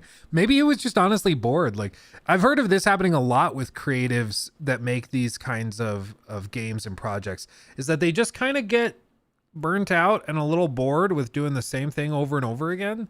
So they just want to go flex their creative muscles somewhere else. I can appreciate that. I can really respect it, because leaving like a safe job that you've been working at for 14 years and then moving to something just much more daunting and scary, but where you can just do whatever you want to do, it's got to be so freeing. And after all the restrictions of working in a corporate environment, I'm sure going to this is just like a whole new world. And you can tell, I mean, he's loving it. So this is the camper trailer, and sometimes we go out on these camping trips and stuff, and I work out of this thing. Winnebago. You were always an outdoor kid, like growing up in Southern Oregon? I mean, I kind of had to be. I was also like the giant nerd, and they're like, get outside. I'm like, I know. I'm like, but yeah, I was like an Eagle Scout and everything, went camping all the time. I don't even know how many times I've gone camping. It's like hundreds easily. All sorts of crazy stuff too, like sleeping in the snow, like quite literally, like digging snow shelters and stuff. You just dig a hole basically. It's like, oh man, I got snow in my sleeping bag. Gotta like rebuild the whole thing. When I was the art lead on 76 for the first like 6 months or so, I was just scheduling the art team and doling out the tasks. And I know some people have a big problem when it comes to like getting tasks done on time, but I think that's like, I suppose, one of my dev superpowers, is that if I have a deadline, I will hit that deadline. And I think you kind of have to have that when you're making those big open world games like that. It's not how long will the task take, it's how much time do I have. Right. And you have to scale the work to fit that. Because those games, you could spend forever on anything. You could always do more. It's also why I didn't crunch. Like, you're never going to run out. You can't. Like, we could have worked on Skyrim for 20 years and like, we'll still add more dungeons, more clutter, whatever. It's like, it's a world. You can add as much as you want to a world. It goes back to the Todd Howard thing where he's like, we can do anything, we just can't do everything. And so you just got to pick your battles. And that's why I think with a lot of these games, when we do reviews or critiques, it's not often, like, at least the goal should not be to critique the fact that they didn't do everything, but you should rather critique the choices of what they chose to do with their limited resources. My frustrations with Starfield are not that they couldn't do all of these things. Like, Star Citizen is trying to do everything, which is why it's taking hundreds of millions of dollars and so much time. But like, not every game has Star Citizen $600 million budgets, you know? So the reason that we critique something like Starfield is because the choices they made and the things they chose to focus on, in my opinion, and I would argue this, and this is what I've done and argued in the videos, I think those choices were bad. I think they made the wrong choices. They prioritized the wrong things. And that led to a game that was worse than it could have been if they had chosen to focus on other things. The choice to do 1,000 planets with little fish bowls, I think, was the wrong choice compared to choosing to do like 4 planets, but giving an actual world that's generated with seamless exploration or something. Spend extra time figuring out the floating point problems and try to fix that. So instead of being based off of the spawn point of the character, you instead are rendering it based off of the actual current location of the player character. You know, just rework some of that stuff. But that's the point, is that we were trying to critique the choices made, not the fact that they couldn't do more. And it's just an important thing to distinguish, because I think a lot of people who try to critique or review games, they'll start being like, well, and this doesn't have this, which this other game had. It's like, yes, it doesn't. That's correct. But it doesn't have that for good reason, because it didn't have the resources to do that. They chose to not do that. You can critique the choice, but just blindly being like, see, they didn't have as big a budget as this other company, isn't always fair. And it's why there will need to be some nuance in discussions with RPGs in the coming years, because a lot of RPGs are going to come out and we're going to be like, well, Baldur's Gate 3 let me do this. It's like, yes, they made the choices to allow that, but then they also kind of abandoned the desire to have these other things that this game might have. So there just has to be a little bit more nuance in it.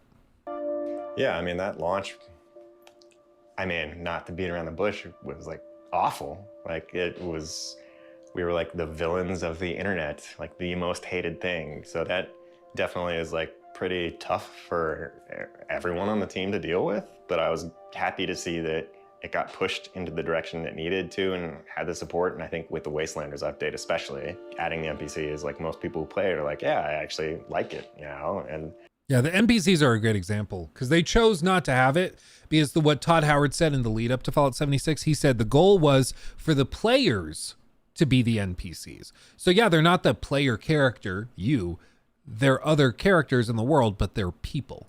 But then they paired that with server sizes that were minuscule, like 32 players or something. I forgot what it was at launch. I think it was like 32, maybe even 16, but it was very, very small servers. So it was like, you abandon the idea of having hundreds of NPCs in this huge world, which I think they said was what, like 4 times the size of Fallout 4's map. And instead you replace it with like 15 people, 15 players that don't want to talk to you, or if they come across you, they'll just kill you and try to take your stuff. Or if you don't have the PvP thing turned on, you just like walk past each other. So it was a bad choice. And then they changed their mind. They added NPCs in, and then the game got better, you know? And it was always nice, frankly, to hear that people would be like, this game sucks and I hate it, but that's a cool map, really cool art. I'm like, nailed it, but that's my job. We knew there were issues and stuff, but expecting that level of volume is another thing. I was one of those people who tried to argue to get NPCs and stuff, but I also wasn't like, this is the worst thing ever, you've like murdered a puppy kind of thing. Like, everyone was trying, so having people react that way is not great. Yeah, I can only imagine. You work your butt off on something and you don't necessarily agree with all the decisions being made, but you're trying, and then to see it still collapse. And I think it probably for the people in Maryland was less bad than it could have been, because there was a misinterpretation and a misunderstanding for like 3 years, where everybody seemed to think that Fallout 76 was primarily developed by Bethesda Game Studios Austin, which was a new team that they built out to basically support this. And so I think they got the brunt of it, because most people thought that Maryland just kind of like established this thing as a spin-off while they were working on Starfield. Turns out Maryland was working on this a lot, and they just kind of didn't correct anybody on it because they didn't want more crap. So I get it. I understand why they weren't super clear that this was also them, but it wasn't just that the game was bad and technically a disaster and all that. It was that it was, like Skillup said, morally bankrupt. Like the fact that they knew it was so broken and still sold it to people. That's where, that's why I called Bethesda evil. I said, there's no way to spin this where it's not just evil and toxic, because that's basically what it was. If I know that this car is broken and I try to sell it to you for full price, or even like a little bit of a discount, but if I still try to sell it to you and I try to hide that it's broken and totaled, and then you buy it and I run with the money, you would call me an evil cretin. Cretin, if you're going to threaten somebody, do it properly.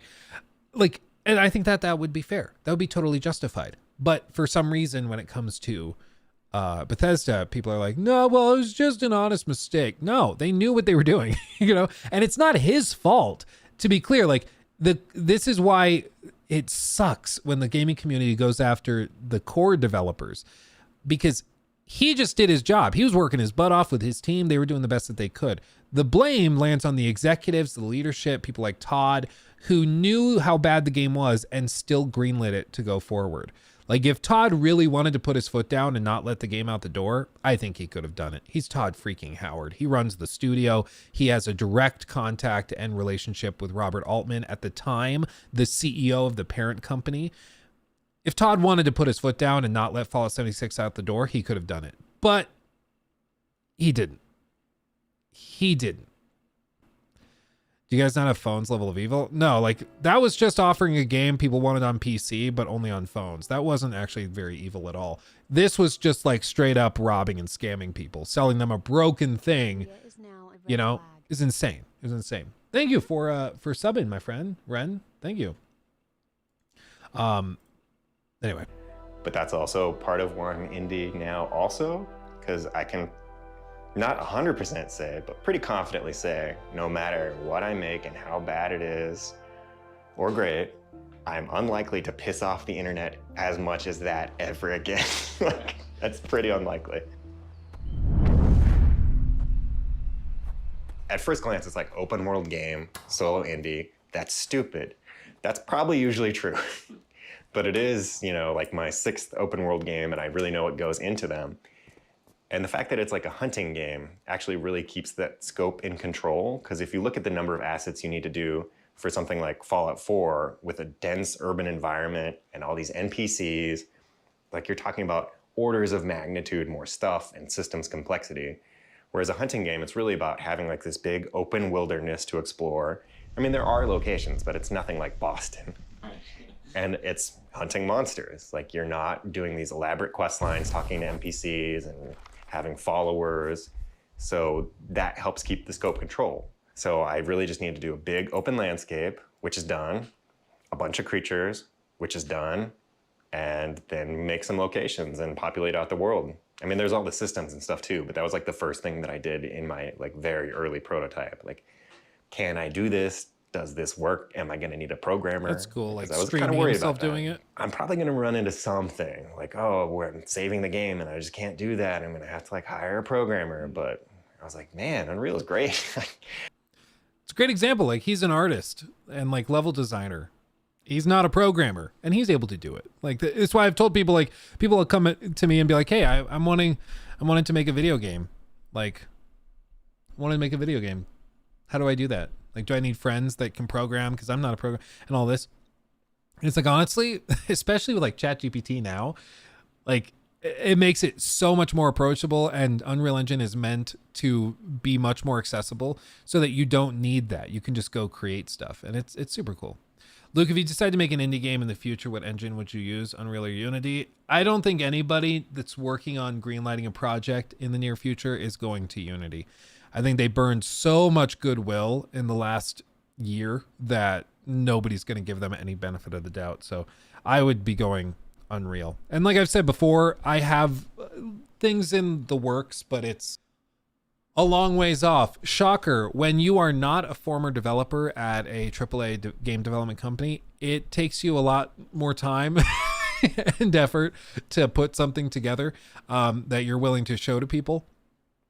And for him, you know, he's been doing this for 14 years, so he knows what he's doing.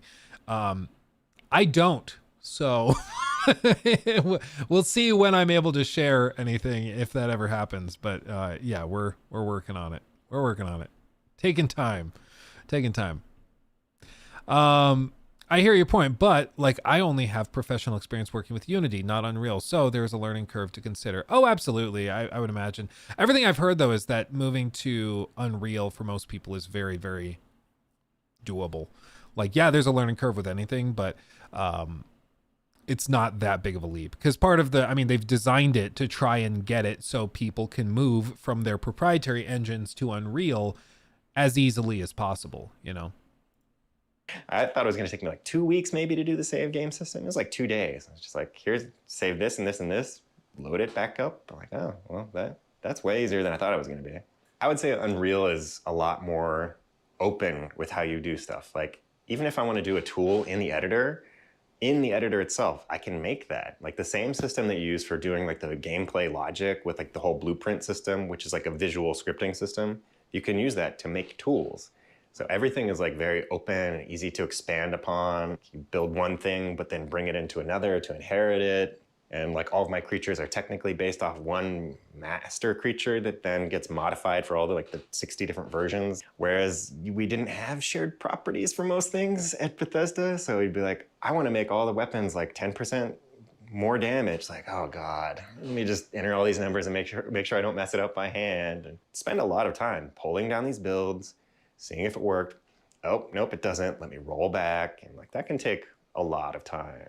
You're telling me a Bethesda employee is saying that the tools are not actually that great? What? Yeah, I did it kind of like chronologically. So over here you got like Fallout 3, Skyrim, Fallout 4, Fallout 76. Don't really have Starfield merch. And then I laid out all the games that I shipped on that bottom row. And all these like random crystals for like Game of the Year award. I enjoyed Bethesda when it was like 65 people when I started, 110 or so on Skyrim. That was a pretty good number, but once it gets above that, you end up with all these like tiers of management and approval, and had like 3 one-on-ones with producers every week. So I very much enjoy not having so many meetings. Like it made sense when I was like art lead on 76, effectively the art director, having 20 to 25 meetings a week. That makes sense. That's literally the job. Some people are like, why do I have so many meetings? Like, dude, you're in charge. That is the job. But then on Starfield, like I was only in charge of some stuff, like lead lighting artists and like dealing with programmers and stuff like that. But everybody had a lot of those meetings too, because there just has to be more layers of approval when you're talking about like 500 people. And before, a lot of those people had been there a long time. Like the average was like 10 years that people had been there. It's like, we trust you, you've got it. A lot of the stuff in Skyrim and Fallout is frankly people doing what they wanted to do. And that just isn't the case when you have a bunch of people who have never worked on the games and from totally different branches of the company that have been brought into the fold. It's a different way of operating. And it's something that is kind of difficult to say without like pissing people off. But one of the keys for these games is like, within the studios, is just proper management. Like so much of it lands on management. If you have a really healthy management style and way of kind of establishing timelines and duties and getting all that lined up, like you can get so much more done. But this is why when people are like, well, Bethesda's a bigger studio than it ever has been, why are they seemingly struggling with game design and functionality and consistency of design now more than they were before? It's exactly because of this. It's like there are so many new layers. Like back when they were working on Fallout 3 and it's like 60 to 70 people. Think about like 60 to 70 people. If you like, remember, like think of high school. In like 2 classes, you probably had 60 to 70 people in those classes, and you probably knew all of their names, you knew their personalities, you knew how, like, which cliques they were in, which friend groups they were in, you knew who you'd want to work with for this type of assignment versus this. It's manageable. Like at 60, 70 people, you know what you're dealing with. In the context of like Fallout 70, or rather like Fallout 4, Fallout 76, Skyrim, or Starfield rather, you're talking about hundreds and hundreds and hundreds of people. And so there are multiple layers of producers. There's multiple layers of all sorts of stuff they have to worry about. If you go ! Links, it should pull up the link tree, and then you can pull up all of the stuff, including merch. Thank you, Anime Girl. Ooh, woo. So all of that to say, I think it's important to have those layers of management very clearly established. And it just seems like there's maybe some extra bloat within some of these companies, but it's also just a reality of the bigger teams. I mean, you have to have layers of management when you're talking about hundreds, definitely thousands of employees. And that's one thing I think you do got to give Ubisoft credit for. Ubisoft has well over 10,000 employees, and they're able to pump out crazy amounts of content and massive games relatively quickly. And yes, the games aren't that like groundbreaking, but they still get out the door very, very consistently. And I think it's because they have a system in place. And part of it also is that they set up studios like on other sides of the planet, which is something Larian actually did for Baldur's Gate 3. So their goal was to always have somebody working on the game at all times. Like 24 hours a day, there's always somebody working on the game. So, people on this side of the planet are working, and then people on this side of the planet are sleeping, and then the planet rotates, and then these guys start working, these guys go to sleep. And so there's always work being done.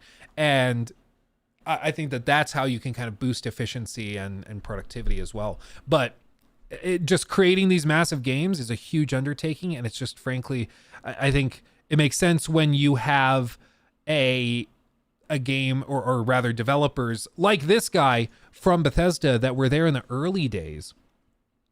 It's got to be a system shock to go to a massive team working on even bigger games now owned by Xbox, and there's layers of new management and corporate approvals you have to go through with that just gets mind-numbing. I mean, surely it's just a trudge. It's got to be such a trudge.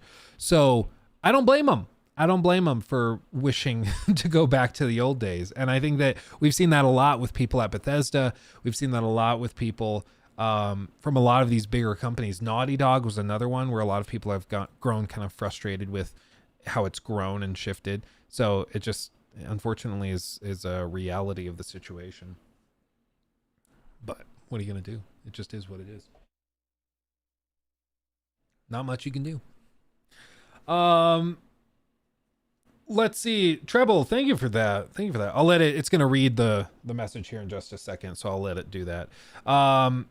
Dylan, so do we have a revolving door of studios in that sweet spot of 60 to 100 people, and then we get successful and too big to keep the magic going? Yeah, basically. It seems like the studios that are in the smaller, more intimate teams, they kind of blow up with these cult classic games, and then as they grow, sometimes they can lose a bit of that magic.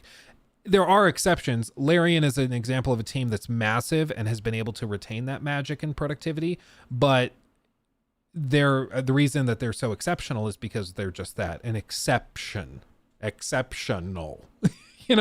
They are not normal in being able to achieve that. And same with CDPR. I think Cyberpunk 2077 is an example of a company that blew up after The Witcher 3, and then their management approval process, quality control kind of fell apart before they got done with Cyberpunk 2077. So it releases in just a disaster state, and it took them like 3 years to dig themselves out of it. Now it seems like they've sorted through those things, but they talked about that where it was like a process of refinement and getting rid of these managers, reorganizing to try and fix it. It's like a whole thing. Treble Champ donated £9.99 through Super Chat. Luke, if you want to dig into this a bit deeper, there's something called Conway Law. We use it a lot in business around team sizes and lines of communication. Yeah, I'm down. Let's see. You said Conway Law. Then we'll finish watching this. Don't worry. I'm not forgetting it. Conway Law. Okay. Conway's Law states that the structure of a system is determined by the communication patterns of the people who design it. This means that the way in which people communicate and collaborate when designing a system will have a direct impact on the structure of the system itself. Okay. What this also kind of reminds me of is in business school, we did a lot of reading on like how Amazon is set up. As you can tell, Amazon is like very, very clearly structured. But what this is kind of an effect of is that Jeff Bezos has very, very clear guidelines for how he wants stuff done. And it's clearly worked. I mean, he's turned Amazon into one of the most successful companies in history. But what he did is that Jeff Bezos, did I say Jeff Bezos before? Hopefully I did. What he did is he established that he wanted teams. It's called the 2 pizza rule of his meetings. Is that he wants whatever meeting they're doing is he wants there to be able to be no more people than could be fed with 2 pizzas for the meeting. So he's like 2 pizzas probably can feed like 4 to 6 people reliably. So he's like the meeting should never have more than that. Honestly, maybe you push it a little bit extra, but that would allow you to have a meeting with these layers of management. These people. And then if this guy is meeting with his teams, he could meet with these people. And it's enough that they could all sit down, have a meeting that's productive where they can all share their thoughts and it won't overstep those bounds. And then, beneath that, maybe this guy's meeting with this group, these guys can meet with these groups, and so on. So you never actually have a meeting so big that it just can't be productive. And I've had this a lot. Like when I was working in real estate, we had some meetings that were just a total waste of time because it was basically like doing, this. And so barely anybody got to talk except for the big head honchos over here. Everyone else just had to listen, but they wanted it to be a meeting where there was like feedback and collaboration, and it just didn't work. It was a total waste of time. So I think it's very important to have these clear structures and guidelines and systems in place. Microsoft. That's okay. That's funny. My dad has worked for Microsoft before, and I've heard stories of how their teams have infighting a lot and how sometimes one arm is very upset with what the other arm is doing. And so you do end up with this, which is funny. Google just seems generally like a bit of a cluster. Meta, there's been all sorts of horror stories about Meta's management. I think they've gotten much better since after COVID. They did a lot of downsizing. And actually, interestingly enough, one of the best examples of a company that kind of inspired some of these other tech companies to change this was when Elon Musk bought out Twitter/X. If you guys remember that, basically what Elon did is that he walked into Twitter and he's like, there seems to be a lot of bloat, a lot of people that don't need to be here. So what he did is that he went in. This is like one of my favorite Elon Musk stories. He walks in and he goes to all of the managers. Okay. So it's like being in this group. Elon comes in and buys out the company. This is Amazon, but just imagine this is Twitter. I have my writing tablet over there, but I'm just going to do this. So Elon comes in and he takes this position, and then he puts in a couple of people here and here that are his right-hand men and women from Tesla or SpaceX that he can trust. And then what he did was fascinating. He went to these guys and he asked each of them, hey, can you give me a list of your top 10 engineers, the guys that are the most productive? And I need you to rank them in how good they are, because we're going to probably need to downsize and get rid of the bottom. And the managers are like, oh, absolutely. Absolutely. Yeah, I can do that. So they create this list and they rank it of everybody from productivity, the best engineers, and they rank it like that. And then you know what he did? He fired these people and then put the people at the top of their list in their role and promoted them. So they then took all of those positions. He fired the middle managers because what he said is, in my experience managing, usually the most productive people and the best engineers, the best people doing the work, they don't tend to end up as managers because they're busy doing all of the work. The people that get the manager position are the people that were okay at the job, but were good at schmoozing the bosses and climbing the corporate ladder. So he's like, I prefer people that really know what they're doing to lead the teams of people that are doing the work. So he did that. He also kind of drove Twitter into the ground stock-wise and revenue-wise. No, he had advertisers leave, but part of the benefit of that is that he also was able to realize like a $35 billion loss that he used to offset tax gains from sales of Tesla stock.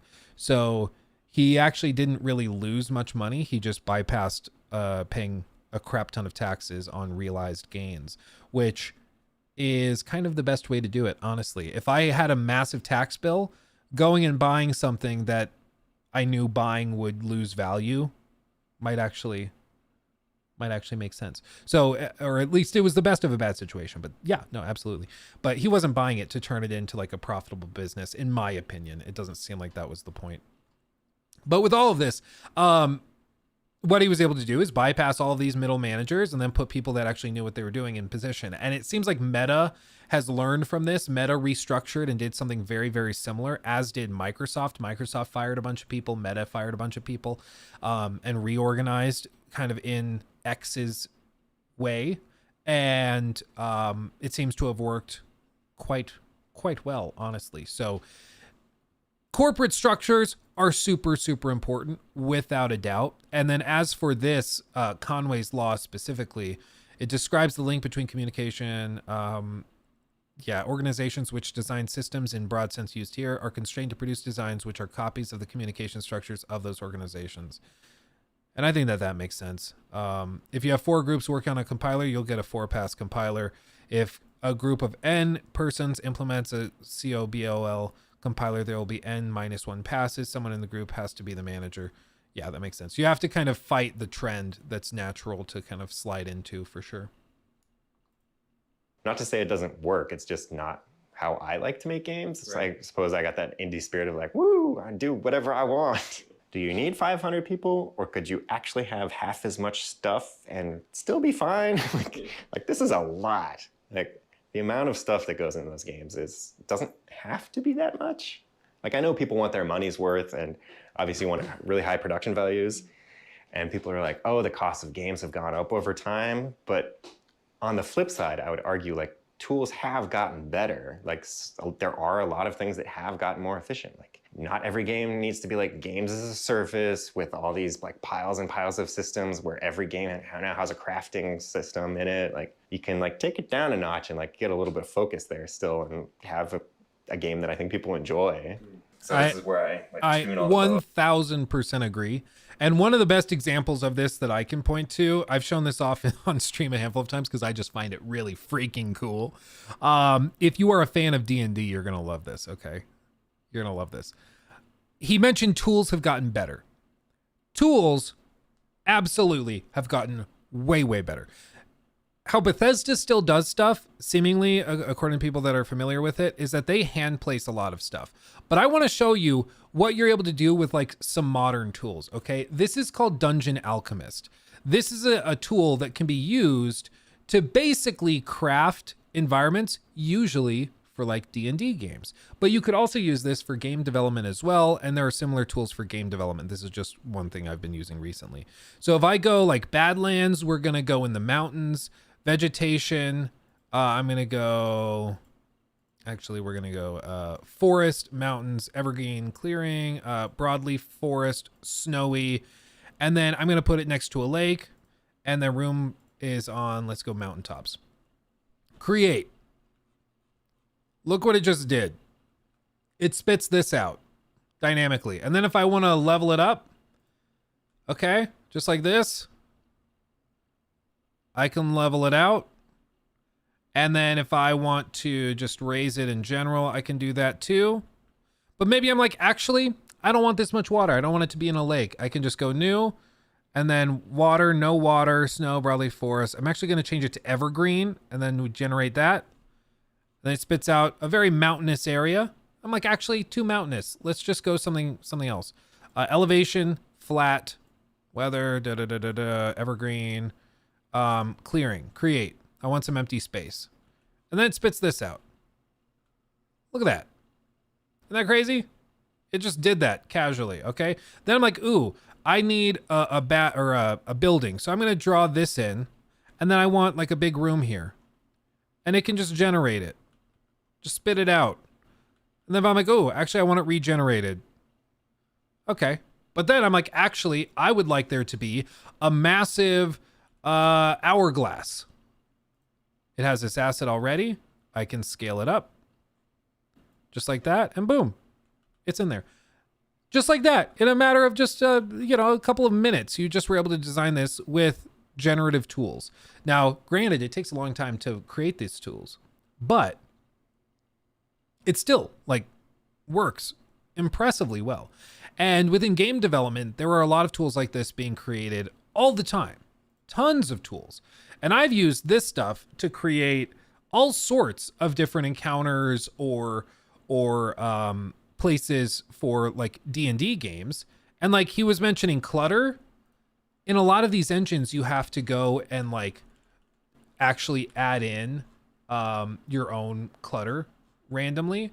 But like if I go broken bowl, you can actually draw this stuff on. So like decay, if I want like some of these tombstones, you can just draw them on. Just like that. If I wanted maybe some food and drink, I just wanted some like bread scattered around, you can just do that. Just draw it on. Oh, some cheese. Toss some cheese in there. Whatever. Like you can just do this stupid quickly.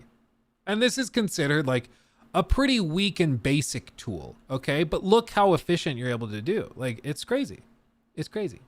You know, my cup is in focus. It knows the real star of the show. Let's be honest. The camera knows.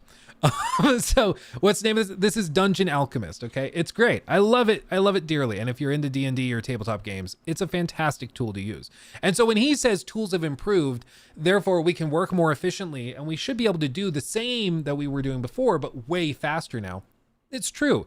It's just a lot of these studios are caught in either old habits and older routines of doing things where they'll still manually hand place each object, which is extremely slow, or they just like are not willing to manage their scope, and it just gets out of control very, very quickly. I have all these different materials. I thought, should I put like a tracker in for how many arrows I have shot? It's gotta be like 20 million. I got like little deer guy here to just, can just keep shooting him. Get the little blood spraying out. There's no nav mesh here, so he can't attack me unless I like tempt him.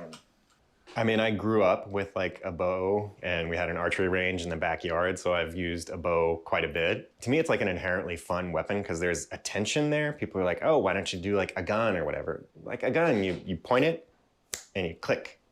But the bow, you have to worry about like pulling it back and the delay there, but you can't hold it back too long because then you like start to shake. There's a lot of fun there, and there's a whole bunch of tuning that goes into it. Like to this day, I'm like tweaking things like how does it drop? How fast does it go? What about the different arrows? Some fly differently than others. I think the closest parallel is to like the actual hunting simulators. You're like paying attention to their tracks and the wind direction. They can smell you also.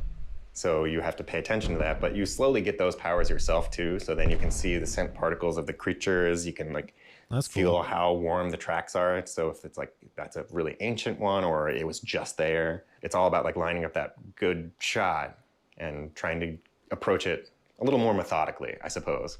Having something interesting besides just the monsters. I don't want it to feel like, oh, it's this big empty world.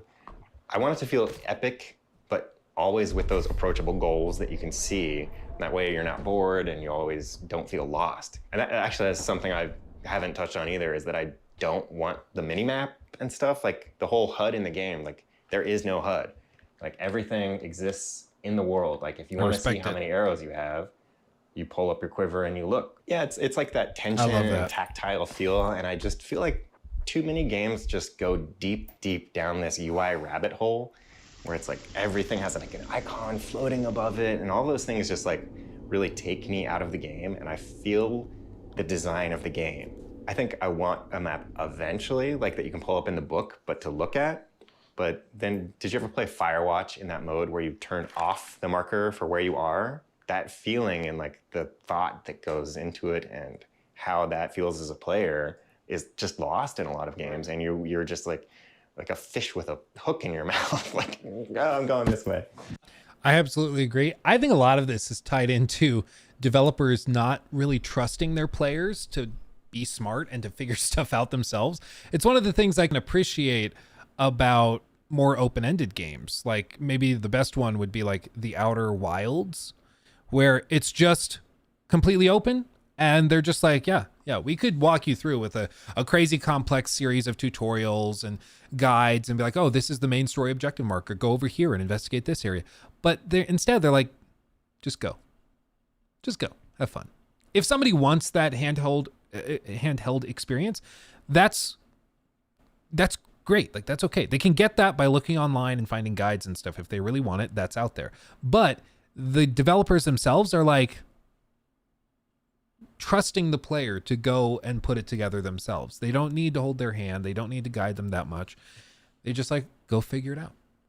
And I can really admire that, really appreciate it. And I think that you've seen a lot of games do this where they are bypassing the like mini map and instead going to a compass. And I think that that's a good idea because the mini map just takes up so much screen real estate and players end up staring at that the whole time. Whereas a compass just gives you a broad idea of where you need to go. I still think probably the coolest implementation of this concept though, of just trusting your player, would be Ghost of Tsushima, where they just use the wind in the game and actually use the visual of the environment to direct you in a certain way. I think that was brilliant. And I'm still baffled we haven't seen more games do that since Ghost of Tsushima came out, but maybe we'll get that eventually. But I just think like it was so great. Philly Finesse, good to see you, my friend. Yeah, it has been a while. That's awesome. Glad to see you, my friend. I will just spawn a new Sasquatch and murder him if I can, or just restart it. But they'll have fur simulations, like so. Oh wow! Actual hair, because UE has like this whole hair system. So there's like a regular model under there. Here, let me kill them all. Handy button, you gotta have the kill them all button. You monster. So I had to comb Bigfoot for my job. Because you grow the hair and then you actually, like there's a comb tool where you're like, the hair has to flow this way and like a little bit shorter there, giving you a little trim. I remember when I was doing 3D modeling a lot, I remember experimenting with the hair simulation tools in Blender and having to comb the hair too. It's pretty fun. It's weirdly satisfying. Looks too nice. Let's make it a little messier. Like in the initial trailers, like there's this weird deer creature that has like tons of horns, way too many, or antlers, and people know what a deer is. So it's like, that's a deer, but weird, and like makes more sense versus giant tree dude. You're like, what do I do? And I think it's kind of fun to have like little quirks to how each of them act and you fight. Also just like having that spectrum of which ones people know and understand. Like I basically have a Bigfoot, like people know what that is. He's huge and scary, and he just kind of comes marching at you and takes a ton of arrows. He knocks you off of cliffs, super fun. But then some of them I was just like, I'm gonna go weird and have some ones that people don't know what it is. Like there's one that's like this vortex of sand slowly coming towards you, and you're like, is that even a creature? Like, what do I do? So this is my roadmap of what I've done so far and what's left on the game. So I started the game around June of 2021, and first I made the prototype and finished it in around August. You played for like 5 minutes, hunt a monster, that's about it. By December 2021, you could play for about an hour, and you could like actually level up, creatures would respawn. It was more like a real game at that point. So after that, I moved on to the systems and finished that in April. And that's like everything I need for the game. All the different arrows, powers, it all works in an open world, you can save. It's all the stuff, frankly, I was worried about, especially because my background is in art. but that all went great. And then I just finished up the full open world map, and that has 6 different regions. It's massive. It's like 5 times the size of Skyrim. The full world is now all there. I like to assume that no one knows about my game, no one cares. It's like, I might have a little bit of a leg up because I worked on Skyrim and Fallout and all these other things, but all that really does is open up some initial doors. So I'm not gonna do that. The maker of Skyrim. Yeah. Sold 1 million copies, not happening. So I think it's very, very wise to assume no one gives a shit. So I have this strategy, I suppose, of trying to get out there early and try as many things as possible, because you also don't know what's gonna stick. Like sometimes a random screenshot Saturday that I do on Twitter ends up being bigger than like some IGN article or something. Like you don't know what is gonna really resonate with people. So putting out a lot of things and seeing what sticks can be helpful to get those wish lists to continue to go up, and like that's a uphill battle. Overall, I probably spend like 20% of my time on marketing stuff, but it's very variable. Like at the start, it's a spike, but then it goes down, and then something goes viral, and it goes up again and down, and then something else.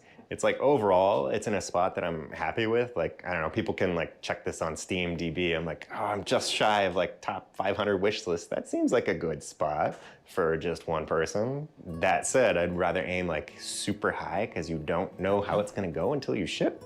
I'm trying to keep it a little loose. Like I haven't set a hard deadline for next year, but I did like put a stake in the sand. I was like, this is not gonna be like an 8-year indie project. Like I am gonna ship this thing. What I have left to do at this point is basically I'm spending the rest of this year building out all of the locations in the map, because I've got the systems, I've got the world, I've got the creatures. So then I just need to put in the locations, which in a way is like eye candy, like not to diminish it, and there's thought and level design and clutter and all these things that go in, but it's like technically I could ship the game without any of those. So at the same time, I'm also iterating on the game itself now that all of those things are in place. By the end of this year, have all the locations in, and then next year is all about shipping. Fix the bugs, localization, which consoles am I going on? Am I doing the porting? Is someone else doing the porting? The millions of marketing things that go into that and lining that all up. I vet all my ideas with my wife too, and we like talk about the narrative stuff and how it all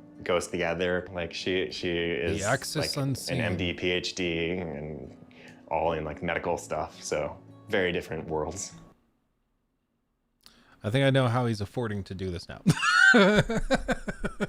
It's like, how do you leave like a job you've been at for 14 years? And like, I've heard that working at BGS is not bad. Like it's pretty good. But like, I've not heard that they are rolling in the Benjamins unless you're like pretty high up. So even then, like not necessarily. I think Todd's doing really well, but everybody else is kind of in the regular range for working in a company like this. So it's like, how did he afford to just like leave that job and go and work on an indie project for years without a regular salary? Like, I know maybe you could like Kickstarter it or something, but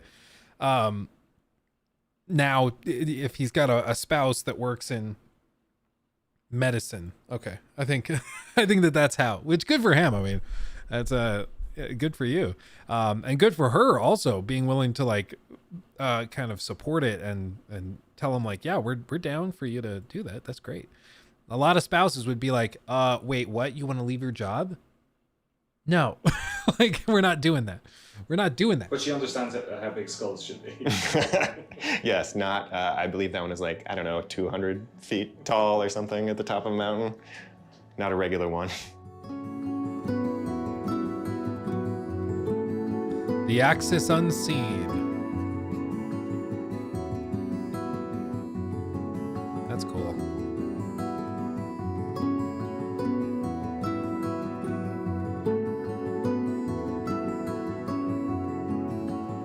A funky potato and a potato. Yeah, look, she wants to jump up. Yeah, this is the most friendly cat in the world. Shows up when I'm trying to make all my videos. Jumping up. There's something about people talking, I think, because it always happens in interviews, and whenever I'm filming stuff in my house as well, whenever you start, people they think you're talking to them or something, and they come in, or I don't know what it is. It's just always like, here, I'm just gonna knock my knockers off. Excellent. West Virginia up there as well? Yeah, that's the 76 map, and I erased all the things that I shouldn't have up there about release dates. Apologies, you'll have to write them all again when I leave. Yeah, I took a picture. This is kind of funny. I put up all these like random things. Like I put up the bow that I have. Because, you know, I'm working on a game with archery, so I should have an actual bow. Like I had one when I was growing up too, but I also got this when I was growing up, which is kind of absurd. Because it's like, I thought I was remembering this wrong for when I got this, but then I checked the date on it. And 1993, I got this when I was 11 years old. Like, so that's a Oregon style for you. You get a ridiculously huge knife when you're 11 years old. I'm not really sure what you're supposed to do with it. You know? Good for him, man. Most likely he started working on the game before leaving his job. So I think he said he started on it in April of 21.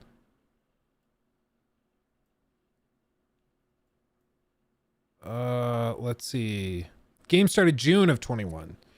So June of 21, he said he was doing early stuff on Starfield when he left. So, I mean, he might have put a little bit of time in before leaving. I'm not sure if they said when he left. We could try left in like the transcript.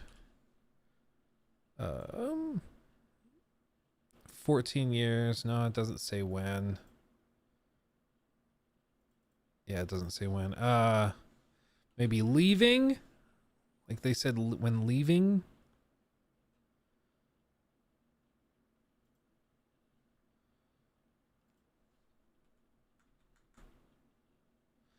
Leave the studio where he had helped. Partway through Starfield's development, he decided to leave the studio. Yeah, so I don't know. It just says he left. I don't think it says when. Oh, check his LinkedIn. That's not a bad idea. Nate Perkypile, which can we just appreciate how amazing that name is? That's fantastic. Perkypile. Let's see. He left April of 21. So he left, didn't do anything for like a month and a half, probably took a vacation, and then he started working on the game. Good for him, man. Like that's crazy cool. That's crazy cool. Good idea on the LinkedIn. That's great.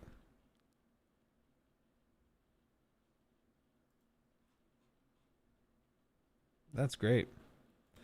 Yeah, a lot of this stuff in Skyrim and Fallout is frankly people doing what they wanted to do. You can tell the passion that those games were made with when you explore them. I've seen how hard Nate has been working on this project for a long time. It was great to see everything broken down by Danny at NoClip once again. It's also nice to hear that the devs agreed with fans regarding NPCs being in Fallout 76. Hearing Nate talk about Unreal Engine is like a breath of fresh air. Is quite eye-opening. Yeah, that's what really stands out to me, is that he's talking about Unreal, and like when he's initially showing it off, like he's just like, look at this cool thing it can do. Look at this. How cool is this? How cool is that? Like this art style wouldn't work in another engine because of the nanite stuff that it can do, and then the like specific shadow casting it can do. And like he's just giddy about it. It's really cool to see. And like I'm sure he probably has some like non-competes, and he's probably signed some stuff that are like disparagement clauses, which are pretty common with companies that are publicly facing, where like if I have an employee hypothetically and they were going to leave after working for me for a while, I think it would make sense to sign a non-disparagement clause. Like, yeah, you can't leave and then immediately start like bad mouthing. That's pretty normal. I've had to sign those where I've worked with companies and things have not worked out for various reasons. And as part of our agreement, like we sign non-disparagement clauses. They can't talk bad about me. I can't talk bad about them. It just kind of protects everybody from just being nasty if something goes wrong. Which I think makes sense. I think that's reasonable.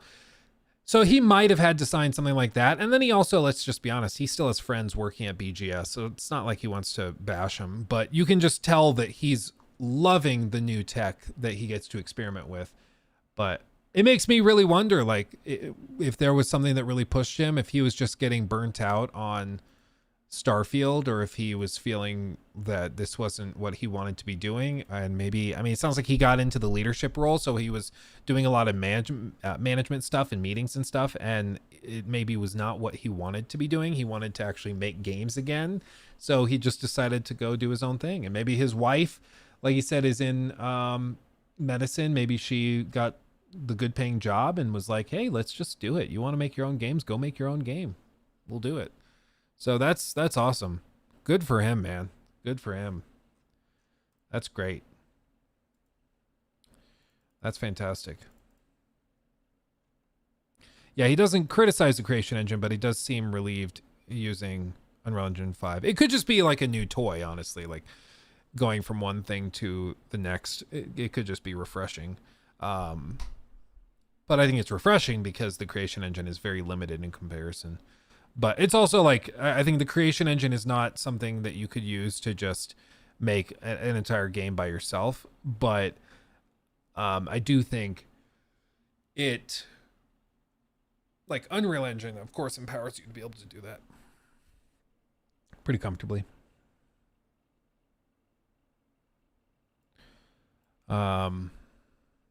So good for him. Definitely one to keep an eye on, I think.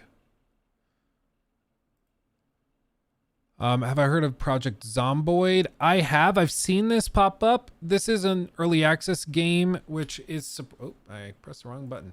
Which is surprising because it says that it was released on November 8th of 2013. Which is a while ago. Is contained. What happened here? What's happening here? It's not contained. I had to find what I needed to survive and fight. But there were too many. And this is how I died. The next time, I was smarter. I moved between the shadows, between the infected. But I wasn't smart enough. And this is how I died. Got. I knew I had to leave this place. I found an empty farmhouse, a place where they'd never find me. I prepped, built defenses. I farmed, I fished, and found a generator to keep me warm through winter. But it needed fuel. There was a gas station back out on the road. I took the car and risked the noise it made. But I would never make it home. Oops. This is Project Zomboid. Survive together. Build. Scavenge. Fight. Die.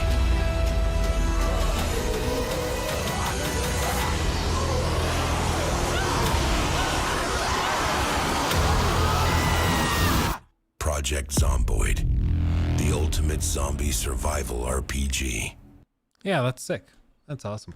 I am really hoping that indie games and some of these surprise games can start doing better and better.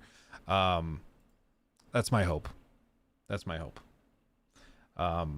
There's never been a better time to be an indie developer, I think, than right now.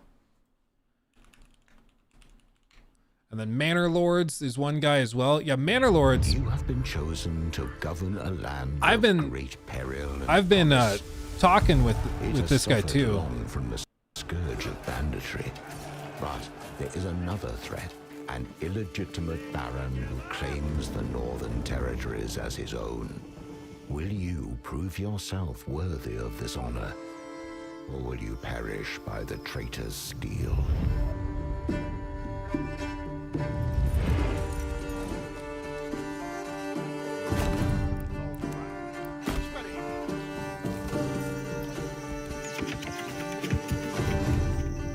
I think we tried the beta on stream as well.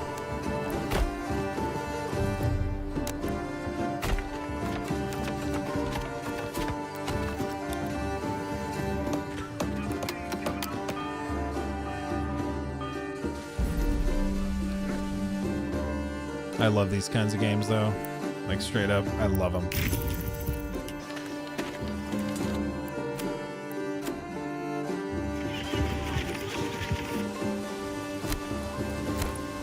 Here we go, boys. To arms, man.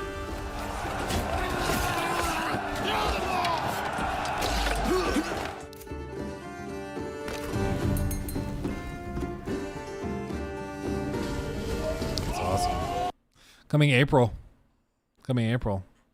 Yeah, if you like those kinds of games, you're gonna lose it for that. I'll tell you what. Tell you what.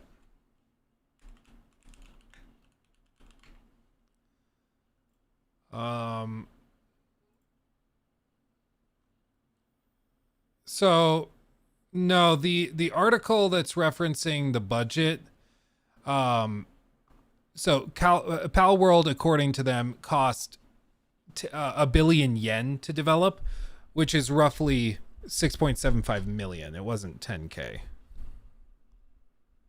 Yeah. Just to be clear.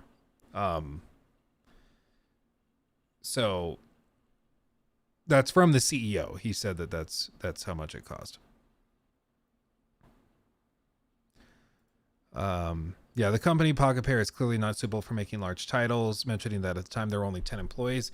I didn't have that image at all. Development of the game didn't go according to plan. Ultimately, the game didn't get finished and released in a year. In fact, Mizobi says the game was quote-unquote bad and nowhere near close to being able to release. It became clear that in order to realize the game that we had envisioned, there was not enough manpower, money, and development time. The budget cap starts at zero balance in your bank account. When it reaches zero, you can borrow money. In that case, do you need to manage your budget? It's still barely ready to go into early access, and it's far from truly complete. For the time being, it's in a state where it can be put out into the world, which is obviously true. It's doing quite well. Yeah. So it costs about 6.75 million so far. By the time it's fully done, who knows what it will have cost. But yeah, they've clearly managed their time and money well. And there's a lot of room still to improve the game. Especially, I don't know what the cap is. Like, I don't know when you feel like you've run out of content. Maybe it's like 40, 50 hours and you're pretty much done. Like, those of you out there who have played it, with Pal World, like, at what point do you feel, well, maybe we just do this. Everybody in our chats, can you guys put into chat how many hours you have? And whoever has the most hours, I want to know, like, what level you are and if you feel like you've run out of content. That's what I'm interested in. Because I want to know, out of those of you who have played a lot of it, like, how far have you gotten? 0? Well, there you go. That's okay. That's funny. That's pretty funny. 20, 13. Okay. 500 milliseconds. Hey, that's more than 0. Oh man, 20 hours is the peak right now. I'll wait for full release. You might be waiting a while. 20 hours got you to level 32. At level 32 you can craft guns and stuff, because I think guns, you guys said, was at like 24, 25, something like that, maybe 26.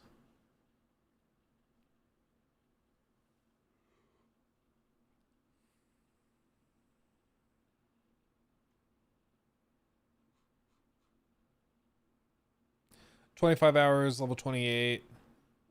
Does download time count? Oh, for sure. 45 hours, level 47.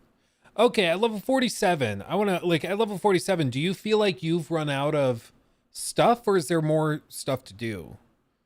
Because a lot of early access games, it has like 20, 30 hours of content, but then you just kind of hit a wall and they haven't really built out the end game. Is it like that? Have you kind of hit that wall, or is there still more stuff?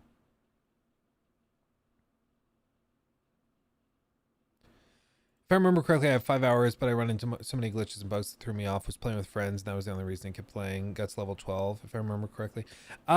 Yeah, that's interesting. I've had like I've had two. I got clipped into a rock where I was riding my wolf, and then I hopped off and it clipped me into a rock.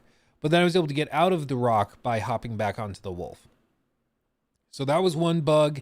And then another bug was I was running around near this, not this tower, I don't think, but near a tower like this. And then on a little plateau up above it, there was a little enemy encampment with guys that have guns and stuff. And I walked up to them and the entire encampment and all of the guys despawned. And it just disappeared like that. It was just a flat plane after that. I wish I was recording when it happened because it was pretty funny. But I've run into those two bugs, but that's about it. It's not even in the end game, so you still have, I mean, for an early access game to give you more than like 50 hours of content, I think is more than fair. I think that that's crazy. Level 21, you unlock the musket. Okay. First gun is level 21. Okay.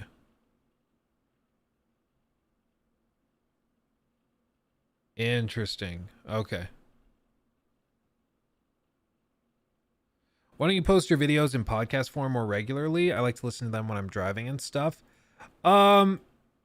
It's kind of a mixture of things. Like on the one hand, I feel like if the video is less than 20 minutes, it's not really, doesn't really line up. So like longer videos we could do it with. It made sense with the critiques and everything to post them like that more often. But the other way that we could do it is just like you can listen to YouTube videos like podcasts with like YouTube Premium. You can just turn the display off and everything. So that's a perk. And then we still can generate revenue from those videos. Posting to like SoundCloud and Spotify and Apple Podcasts and everything actively costs us money. And so it's kind of hard to justify pouring a lot of stuff onto it when it's actively losing money, you know, like because I still have to pay Jacob and Trevor, and I still have to pay their quote unquote salaries, you know, so it's not as simple as it was 3-4 years ago, you know. Now it's all complicated. Money's like a concern. It's all stressful now. I don't even know. IGN did an early access review. Should we see what they said about it? A quick note. This review is only for the PC version of Palworld that's available through Steam. Later this week, we'll have a separate review of the version available on Xbox and through the Microsoft Store on PC. What resolution are you playing at, my dude? This is mad blurry. Whoa. Which is the version you get access to. Buzz your girlfriend. Woof. Is this an AI game? There is literally zero evidence of that, other than the CEO previously saying he's interested in how AI could be used with game development. Anybody saying that it's an AI game is either they have information that's not public, and that would cause the game to be delisted from Steam and is like very, very serious information, or they're just lying and making stuff up. But there is no information or evidence to say that it's an AI game, whatever that would mean. Let's see. I'm curious. Is it actually good, or is it just, boy, I wish this was good, feels making people play it? Because when I look at clips, I can't see the charm. Looks kind of flat. I mean, there's big empty spaces and stuff. The core gameplay loops, though, if you like survival games, base building, things like that, crafting, it's a really good time. It really is. Like, and it's a great turn your brain off game, because it doesn't really take a lot of mental power to go through the motions of collecting stuff and crafting and upgrading and capturing these guys and doing boss fights and crawling dungeons and stuff. It doesn't take much brain power. So it's the kind of game you play with Breaking Bad on the other screen, or Family Guy playing, like, or a movie, or a Luke Stevens live video. You know, it's one of those games. And in that capacity, it's great. And I really do enjoy it. It's not going to be the kind of game that you're playing, you know, if you only like Naughty Dog or Santa Monica Studio titles. But it's a great junk food game is what I would say. Not for everybody. Just because everybody's playing it or millions of people are playing it does not mean that you will necessarily love it. But for what it is, I think it's pretty fun. And yeah, no PS5. PS5, apparently PlayStation does not allow early access games. Xbox does and Steam does. So PS5 because of PlayStation's rules, does not get the game. So it's a de facto Xbox console exclusive, and it's on Game Pass, so you don't even have to pay for it if you have Game Pass, which is great, you know? Luke, I've got $250 to burn on fantasy football. What Lego set should I get in the process range? For $250, trying to remember. The pirate ship is cool. We have to build the pirate ship. I don't remember how much the Hogwarts Express was, because this was something Mark sent us. That's a potential one. The Hogwarts Castle, I think, is a little bit above that. Same with the Titanic. But either the Pyramid of Giza that I have, that was a fun one. This is a good one. Or potentially the pirate ship. I know the pirate ship is under that. So those are both great. But there's a bunch that they just released a bunch of new ones too. So there's lots of options. With Game Pass, as that one is currently on an older build with significantly more issues that make it a genuinely different experience. But for now, on with the Steam review. Nothing about what Palworld does seems like it should work. A thinly veiled Pokemon clone where you do this to its adorable monsters? A base building survival game where you use... Yeah, to be clear, the Game Pass version isn't the same as Steam version. This is an age-old problem with Game Pass. On Steam, you can basically just upload a patch to your game and then it goes out and you're good. On Xbox and PS5 as well, there are waves of approval that your game has to go through before it's allowed to be published on the Xbox store, because they want to make sure that your game update and patch is not going to like brick the console. So there's all sorts of extra layers of approval that you have to go through, and that delays the process. So they've issued like hot fixes and patches and stuff to Palworld on Steam, and those are still in the approval process for Xbox. So whatever version you're playing on Xbox is technically going to be delayed by maybe like a week. I don't know exactly how long, but it's going to be delayed compared to the Steam version where it's going to be updated very, very quickly. But that's one of the perks of console ownership and playing on console, is that the version you get is verified to be safe, but it also means that it's going to be behind the Steam version. So there's pros and cons to both. It just depends on what you care about. Use your kidnapped creatures as laborers, and may even resort to eating them when times get tough. An open world co-op adventure where you and your friends do this to harvest leather. Defying the odds, this wholly irreverent, gun-toting take on the creature collection genre has been unrelentingly fun across the 100+ hours I've spent shooting cartoon kittens in the face. Jesus. So he spent 100 hours. 100 hours. Wow-wee. Okay. So this guy actually has a lot of experience. I was braced for this to be like a 10-hour review and not that helpful, but yeah, that's great. As an early access game, it's got plenty of bugs and performance issues, and sure, it shamelessly cribs the design for many of its collectible creatures.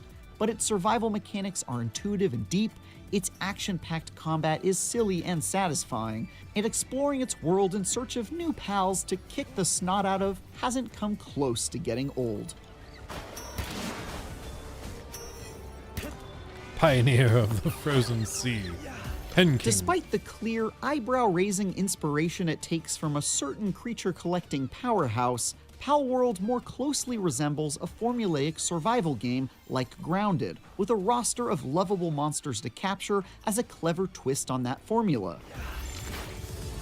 You find yourself really well. Inexplicably dropped into the wilderness of a strange land filled with oversized, dangerous beasts called pals. From there... Cameron, I think that's... if you think that the game doesn't have like a purpose or a clear goal, I just think that this type of game is not for you. Because to be clear, like, it's a survival game. That's all it is. So like, you're just trying to survive, build up a base, get better equipment, fight more bosses. Like, that's all you're doing. And that's true of most survival games, is there's usually not like a clear story or objective.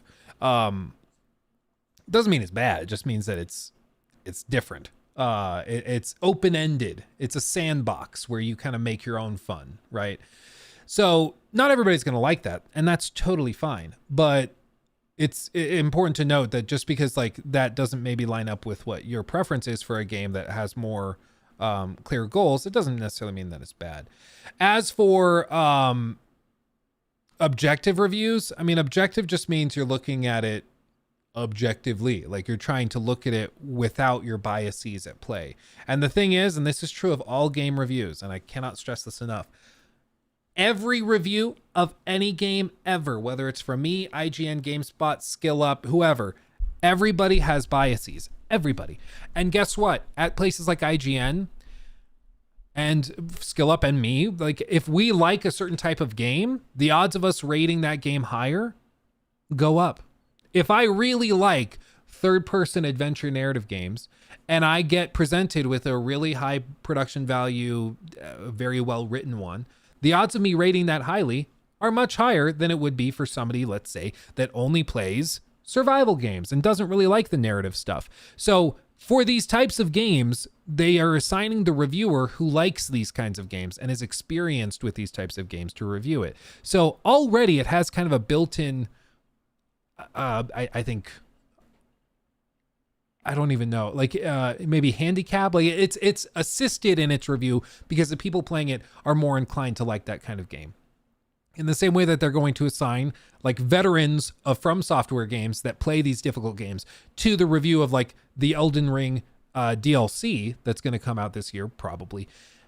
And so you could say like, oh, that got a 10. The DLC got a 10. Yes, it's a 10 for people like the reviewer, for people that like this kind of game. If you only play Mario Kart, you're probably not going to think that Elden Ring is a 10 out of 10 because it's not reviewed for you, if that makes sense. So in the same way, like with Palworld, the people that are reviewing it are people that generally like games like Palworld, that like survival crafting heavy games. And so they're playing it and they're really, really enjoying it. That doesn't mean that it's not objective. It just means that like it's somebody reviewing it for the audience that the game is probably targeting. And you can try to be as objective as possible. I don't think it's possible to have a truly objective review. It doesn't work. Humans aren't like that. That's why I think it's important to disclose your biases at the outset and just be like, hey, I really like these games. I really like Pokemon. I really like this. I haven't played these other games. I really hated Ark. I like disclose your biases, positive and negative. That way the audience knows where you're coming from. Just don't like pretend that it's not a thing like that. That's what drives me crazy is when people think that they're being truly, truly objective. And I try to be very clear. Like, no, I have biases. For Assassin's Creed Origins, I freaking love Ancient Egypt. Let me be very clear. I love Ancient Egypt. If a game comes out and is set in Ancient Egypt, that for me is like a +1 to the total score because the idea of exploring Ancient Egypt to me is awesome. It's fantastic, you know? And so I love it. But I'll be clear about that and try to be upfront with it so you know where I'm coming from, right? Yeah, Christian, look, this basic stuff, in my opinion, I don't think people are coming at this game in good faith, honestly, because so many other games have released that people are similar. I think it's the success that bothers people. Maybe. I think there is a subset of people, especially on Twitter, that are coming at it definitely in bad faith, like as we saw earlier in the stream, just straight up making stuff up about the game and being like, see, it's an AI game, and there's zero evidence. Oh, look, they copied this model from this other game when they didn't, and they just straight up lied about it. So there's absolutely been some really bad faith arguments against it. And I don't know if it's just like Pokemon fanboys that are upset a game that is heavily inspired by Pokemon, without a doubt, is doing so well and is showing how terrible Pokemon has been managed for the last decade. I don't know if it's that or if it's that these people just like to be contrarians. I don't know, but it does seem really, really weird how people just are committed. There's a group of people out there that are committed to disliking whatever game is most popular.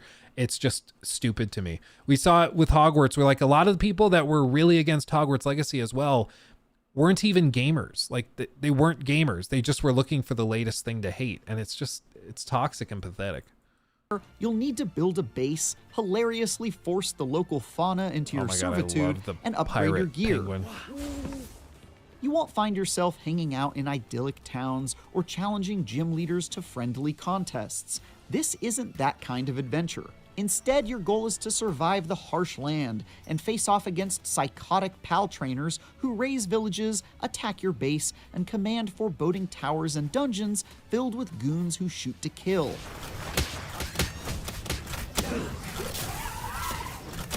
And yeah, tonally, that's an utterly unhinged combination. One moment, I was taking in pastoral views as I explored for new pals. The next, I was firing guns at armed thugs and considering the possibility of butchering a pal who had been mentally broken by the poor working conditions of my sweatshop in order to avoid starvation. Rather than not addressing... It's just funny. It reminds me of, have you guys played Cult of the Lamb? Have you guys played that? That's a freaking awesome game, okay? Like, oh man, it's so funny. And there's a whole branch, and granted it's about a cult of cute creatures, but there's like a whole thing where you can choose to go with one kind of, it's almost like a skill tree, but not quite. It's like a cult tree, but you can choose to go with a certain route where like your cult becomes focused on cannibalism. And so like they get reaffirmed every time the cult eats one of their own. And it's like pretty intense and crazy, but it's freaking hilarious. Oh, they just released the sex update too. Oh, that's awesome. So yeah, it's just like a whole thing, and it's freaking awesome. If you've not played Cult of the Lamb, you should. It's sort of actually similar to Pal World. It kind of makes Pal World look like it didn't come that far out of left field, just because it's also about cute woodland creatures, but you're managing a cult instead. And so yeah, it's super good. It's a very good time. I highly recommend it. Cult of the Lamb is awesome. Yeah, it's awesome. Yeah. Lucas, love your video about Assassin's Creed VR. A question: what is your opinion about consuming content created by AI or I scrolled? Hold on, I was reading off my other screen. Or used AI in its creation. My stance is it's all about like the ethical concern of using AI in the creation. If we're specific about it, if it's just like generative AI used to fill out like procedurally generated worlds and stuff, I don't think anybody has a problem with that. There's an argument to be made that most procedural games are using a weird form of AI to generate the worlds dynamically. If you have a really loose definition of AI, if you're referring to like generative AI creating like concept art, I think that is an issue of making sure that the artists that created the art that trained the AI model, making sure they're compensated. That to me is what I'm primarily concerned with. If people are like, no, you shouldn't use AI at all. Like even the AI models that allow you to take like a 2D picture of a concept art for a model or a character in your game and then use an AI tool to create the 3D model and mesh for it, which is a tool that they're working on right now. If people are saying that you shouldn't support games that use tools like that, that to me just starts to get really stupid really quickly, because it just turns into a wave of like banning progress because it makes people uncomfortable that this digital tool is able to do this work so efficiently. So I think you would just end up with a lot of games kind of falling apart very, very quickly if you started to ban that. So for me, it's mostly about following rules, regulations. Yeah, same energy as you shouldn't use a calculator. Yeah, and it's something that's been happening for years and years and years. You know, people saying that you shouldn't use a personal computer because it will put typists out of work. Because it used to be that there was an entire industry of people that would just type on typewriters. And when personal computers came out and could just do it at home for you in a Word document editor, so you type something out and you don't like it, you can cut it. Or you can rearrange the paragraphs. That previously was something that would require you to retype the whole page on a typewriter. Now you just copy, paste, move it. Super easy, you know? But there were people calling for like personal computers to be like regulated back in the 80s because it was going to put typists out of work. And now that seems so insane, but it's because every time there's some technology that produces a ton of efficiency improvements, it puts people out of work, unfortunately. So it's something that happens. So with all this, like, I want to make sure that the rules are followed, and there are currently things established. Like Unit 645 says, hey, Luke, Steam requires games using AI-generated content to disclose such. So if Palworld is using AI assets, they'd already been taken down for not saying it, right? Well, assuming that they found out about it. Like, absolutely. And this is something that I think is a good policy from Steam. Make it clear, make it disclosed. If they're using AI art or AI assets and stuff, disclose it to the community. If the game is good, I don't think people will really care. Like, even if Palworld used, say, Midjourney to create, like, let's do it right now. Let's do it live.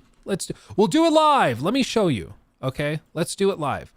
Midjourney. General. / imagine. I'm going to ask it to generate concept art of a Pokemon character themed or maybe based on the North American Sasquatch. Okay? I'm going to have it generate this. I know my screen isn't sharing because I'm not sure if I'm allowed to share this, but video game concept art. Okay? And then we're going to let it generate and I'll show you what it does.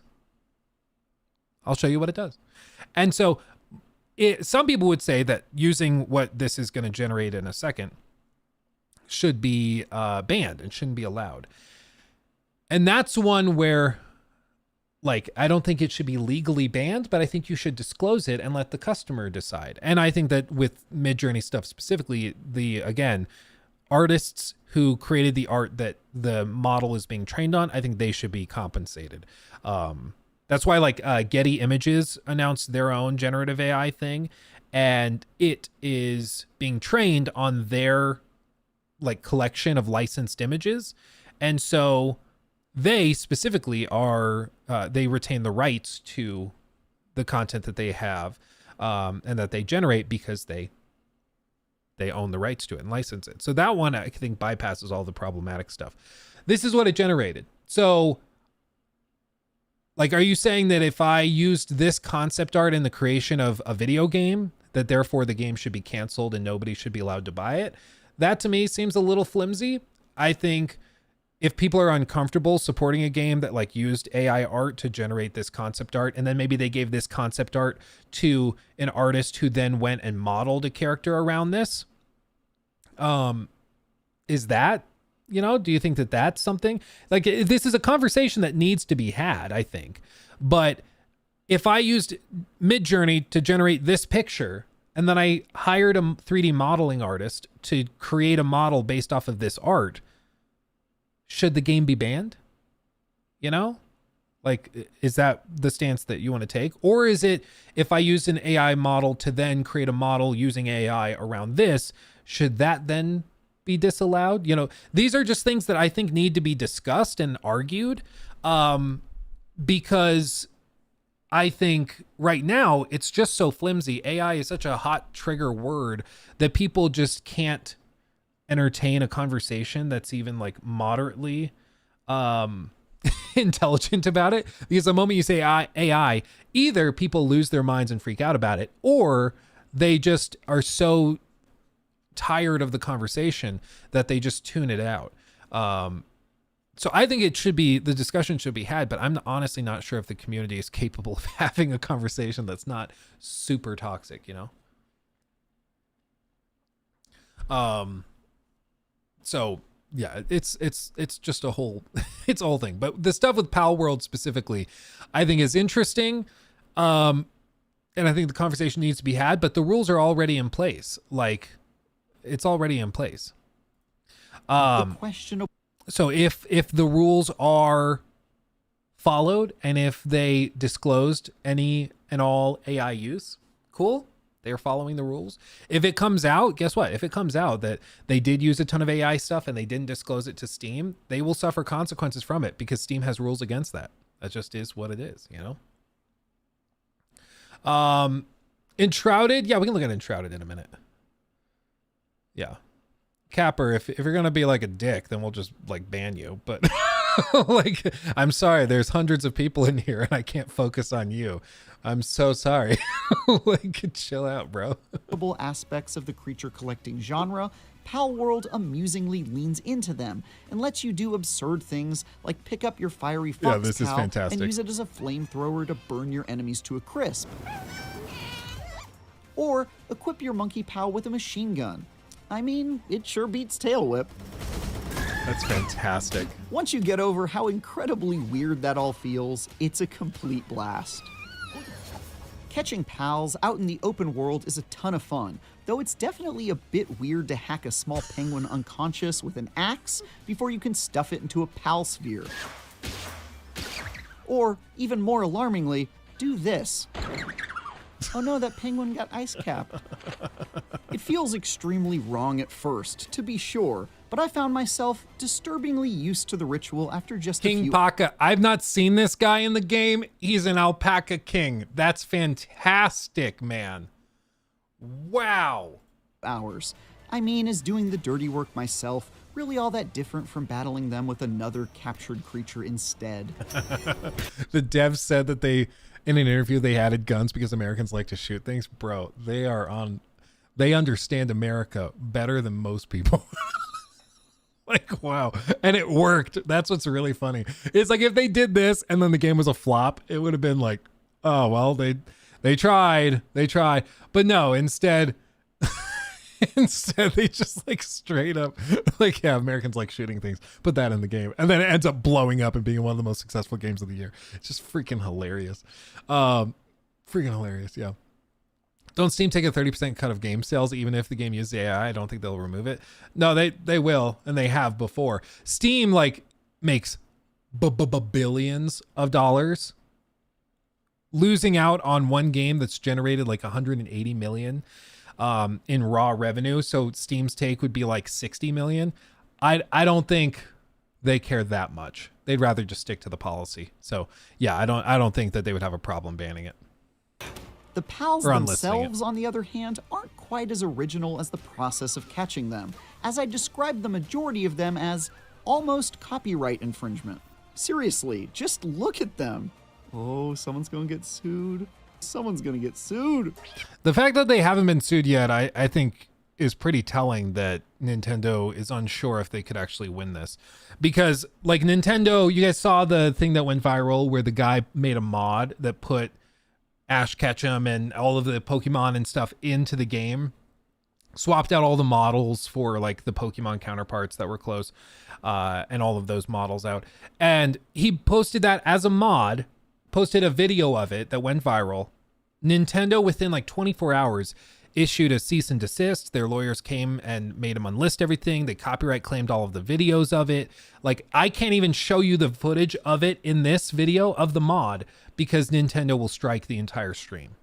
That's how hardcore Nintendo was within a day of that guy doing it. And they still have yet to do anything with Palworld.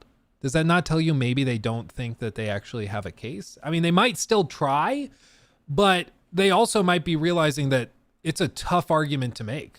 Like, it's a really tough argument to make. Because yes, clearly it's inspired, but guess what? It's not a crime to be inspired by something. It just isn't. And it's honestly very, very different. Oh, he charged for it as on his Patreon? Yeah, that's a great way to get Nintendo pissed off at you. If he was charging for it, that is just a dumb move.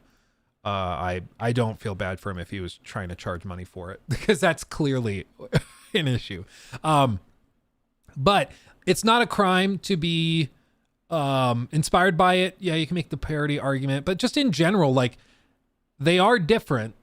They are named differently. They look very different. The argument would basically be like, see, they're cute little creatures inspired by real world animals. They stole from us. Then you could go, yeah, and they stole from Dragon Quest, and they stole from, like, I forgot the name of the art style, but there's like a old drawings in an art style that was created in like the 80s that was inspired Dragon Quest. So like, you could just take it all the way back, and it's like all of this stuff is just iterative at the end of the day. And are you really Digimon? That sounds right. Like, are you really going to basically copyright cute animal designs, like, just broadly? No one else can do it. Like, that's pretty dumb. That said, uninspired and derivative as they are, the designs are still mostly pretty neat and have a lot of personality, which makes each one a ton of fun to hunt and do battle against. I'm especially fond of this completely helpless blob.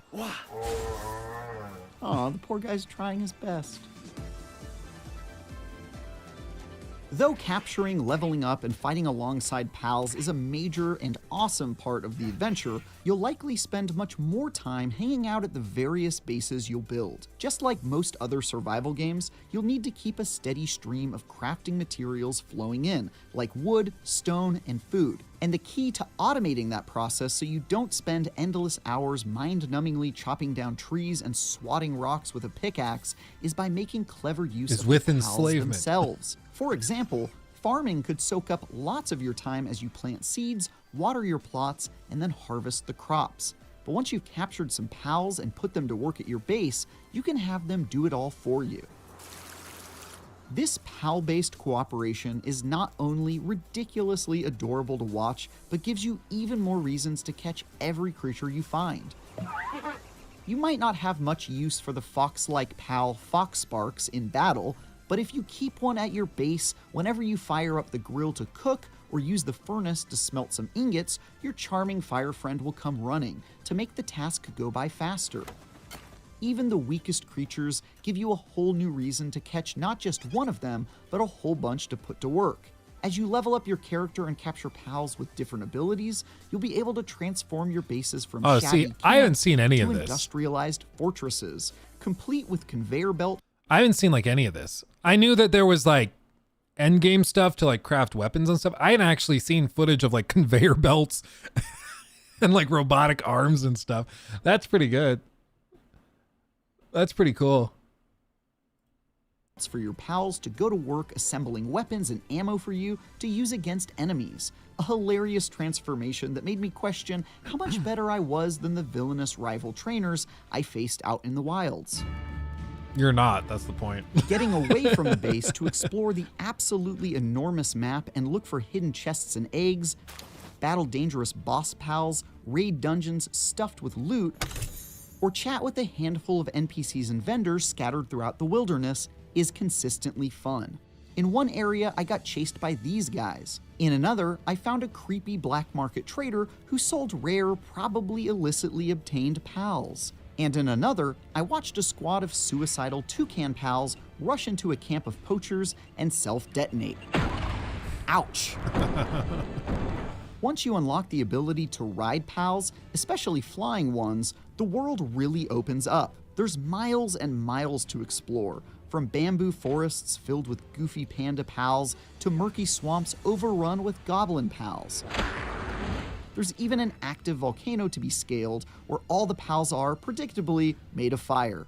One of the things I also really like about Pal World is that it's not a procedurally generated map. Like, this would have been the most easy thing for them to do, is just, oh, it's procedurally generated because that's what we do now. And instead, it's all maybe not hand placed, but it's the same map for everybody.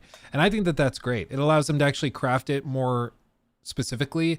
I'm honestly kind of tired of procedurally generated stuff because there's only so much you can do with it. So I'm actually really, really liking that they chose to go that route.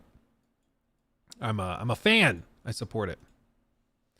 Pokemon Scarlet and Violet sold 10 million copies in 3 days. They aren't that worried about this game. They're also freaking like, and those games are like totally broken. People I think are actually worried, and some of the most hardcore like Pokemon fans are, I think, worried because this is, I think it makes Pokemon look real bad. Like, they're not the same game. They don't necessarily appeal to the same core fan bases because they're very, very different, but they're clearly inspired. They were clearly inspired by Pokemon when making this, but I think it comes along, it kind of flips the formula around, and it works really, really, really well. And it also reaffirms that this early access game is bigger, more elaborate, more polished, and much more fun, in my opinion, than the last pair of Pokemon games that they dropped. And it makes Game Freak look really bad. Exactly. Really, really lazy in comparison.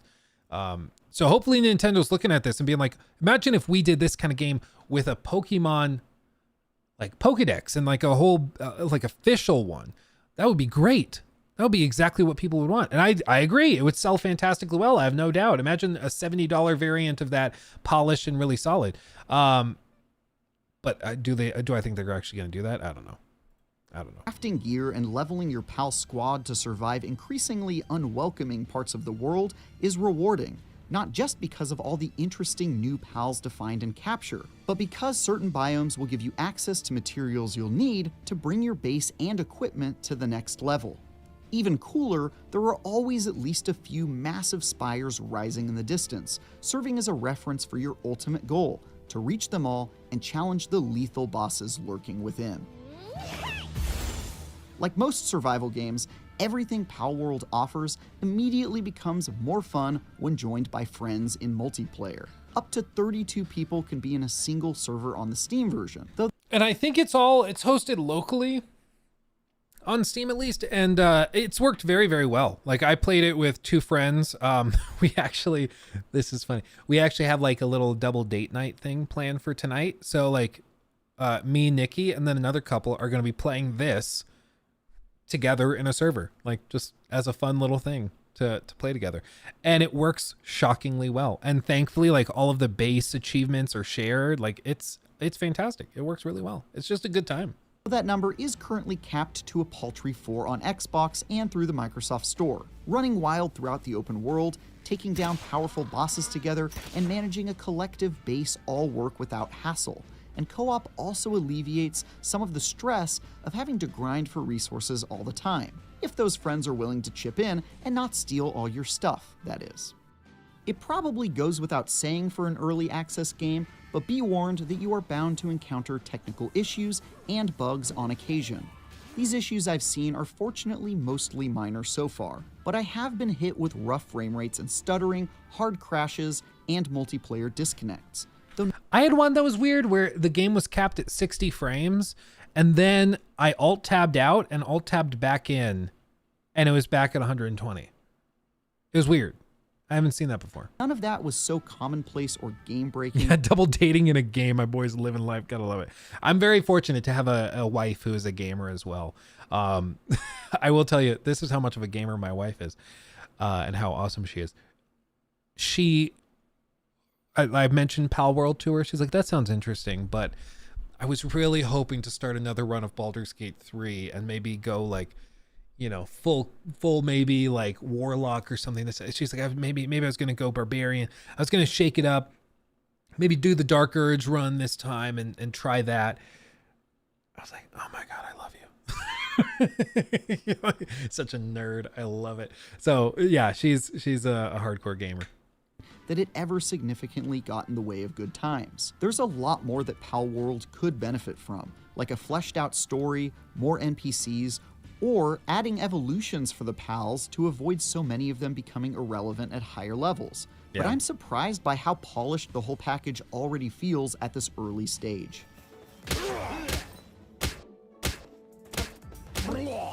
Even in its early access state, Palworld is amusingly irreverent, has a surprising amount of content and deep survival mechanics, and is absurdly difficult to put down.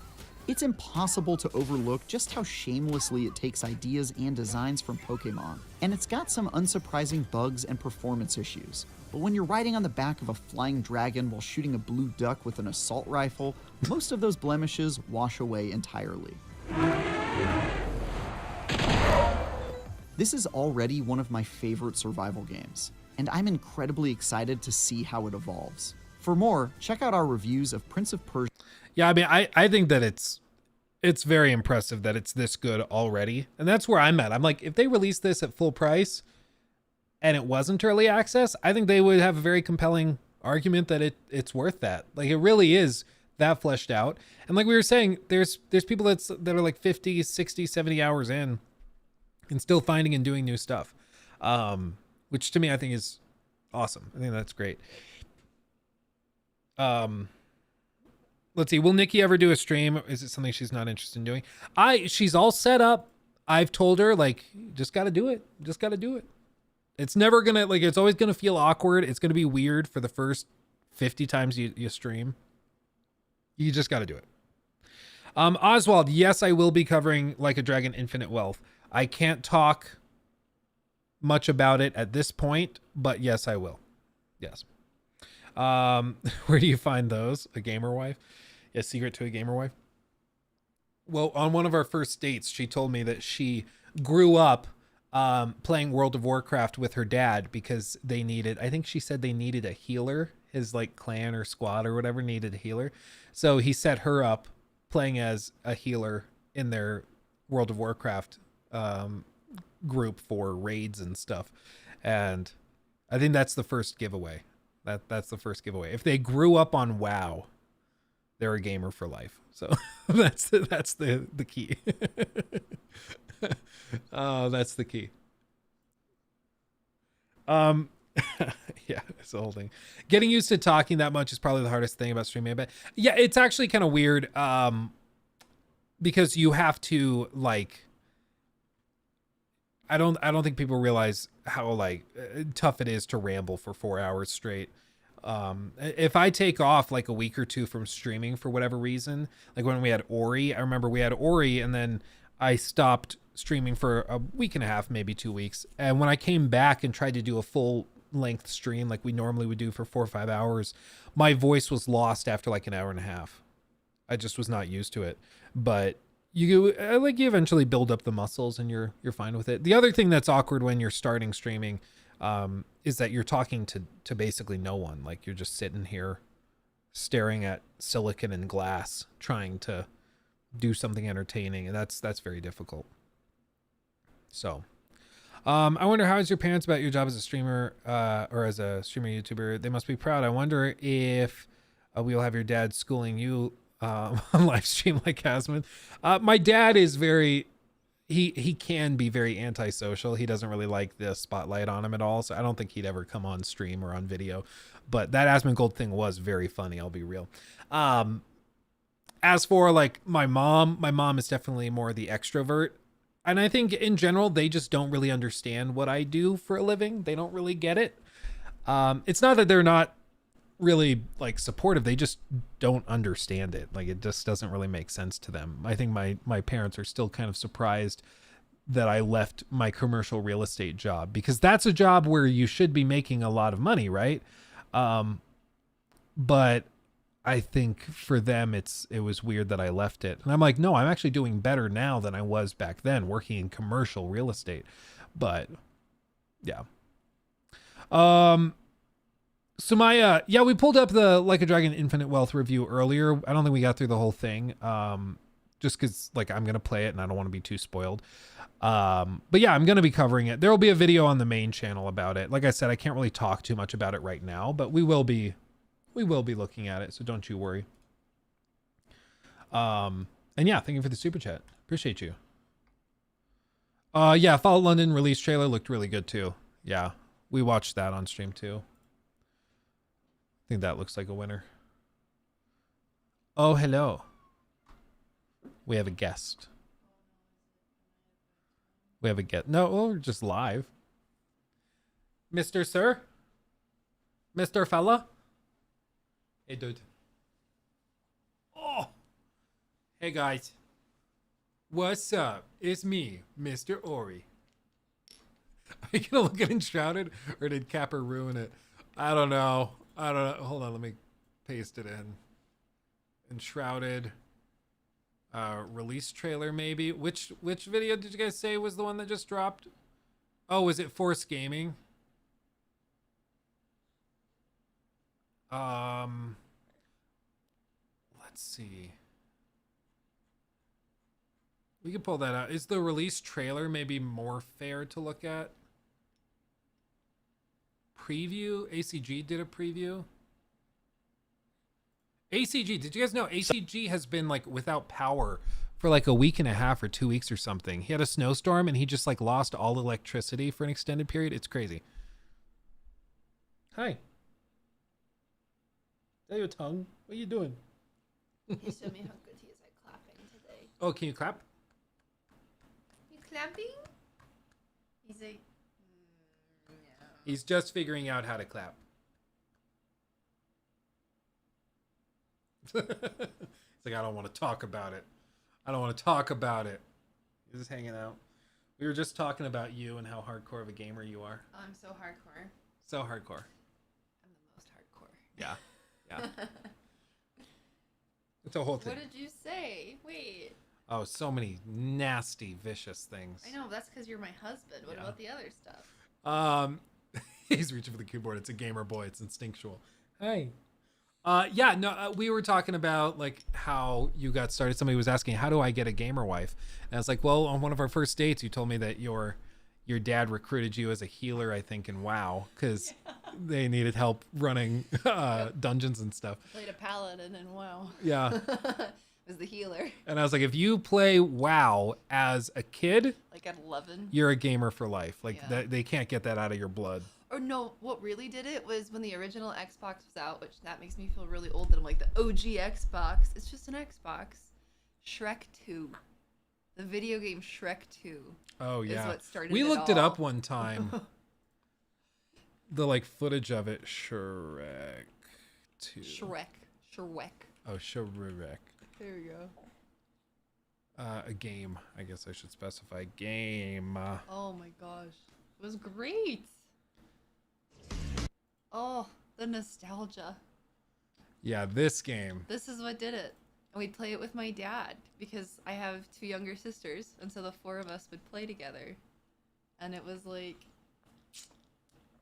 the coolest. See, for me, it was the original Lego Star Wars. That game was great. I think everyone's played Lego Star Wars. Everyone played the OG. Yeah. Lego Star Wars. Was it 2005? But it's 2005. No, like the original game. Was it 2005? Maybe this. Yeah, the original one is the one I played like crazy. Those were the days, man. Oh, this is such a throwback. Wow. Wow. Mm. That's crazy. What Ow. That's crazy. First-person shooters. Or actually, you know what it was? It was Lego Island 2. You guys remember this game? We played the ever-living crap out of this game. Pepper. Oh, it's the most annoying voice ever. My favorite delivery boy. And the spinning disc. This is like ingrained in my brain. Oh my god. Remember this?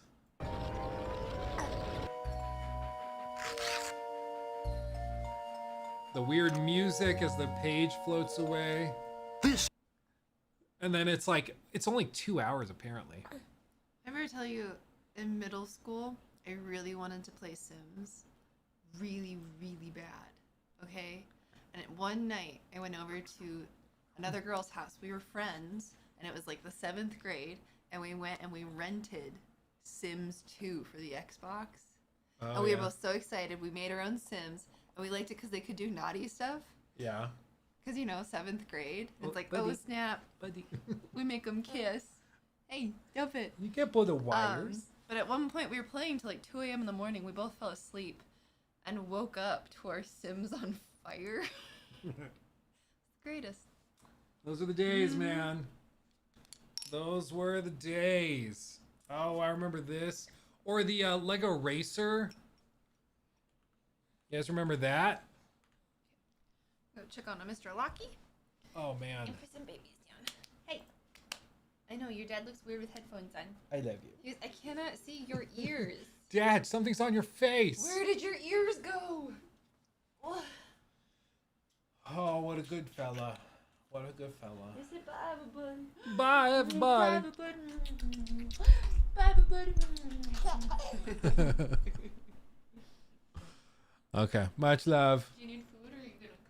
I'll probably come up in a little bit. Yeah. Thank you. He does not want me to make No, I mean, if you want to make it, I'm all down for that. Stop. Stop making me food. Much love. Oh, do you remember the actual Lego sets for these guys? And then if they rode into something, the bumper would hit and then they'd bounce out. You remember that? Oh, man. What a throwback. All Lego Racer shortcuts. Dude, these were the games. Oh, this is such a throwback. I remember all of these levels.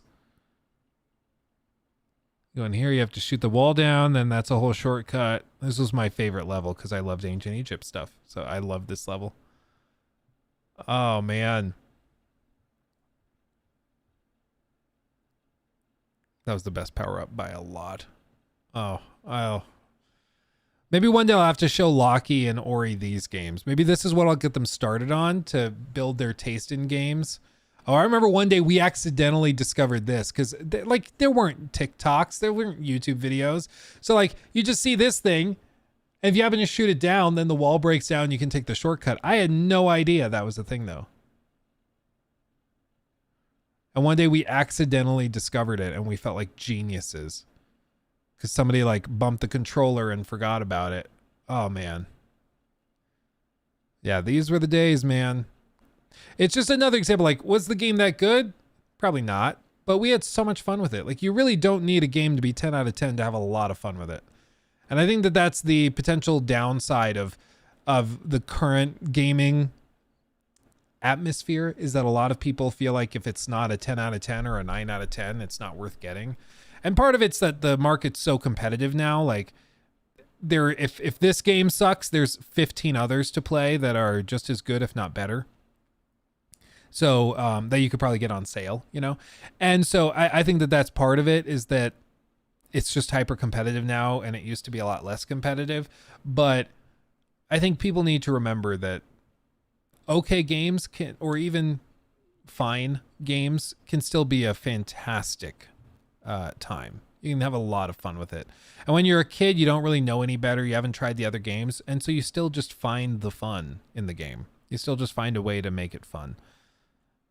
That's why, like, you know, Hogwarts Legacy for a lot of people, like it's not a fantastic game. It's not a 10 out of 10 by any stretch, but it, for what it was trying to do, was great. And there was a lot of fun to be had in it, even though it wasn't the masterpiece some people might have thought it would be, but still, so good. I think part of it is, as an adult, you can buy whatever game you want. As a kid, you have the games you have. Yeah. So you kind of have to make the fun. Like you have to have fun with it because it's the only game you've got, and it's the only game you're gonna get. It's the only game you're gonna get till you're having your birthday or Christmas comes along or whatever, you know.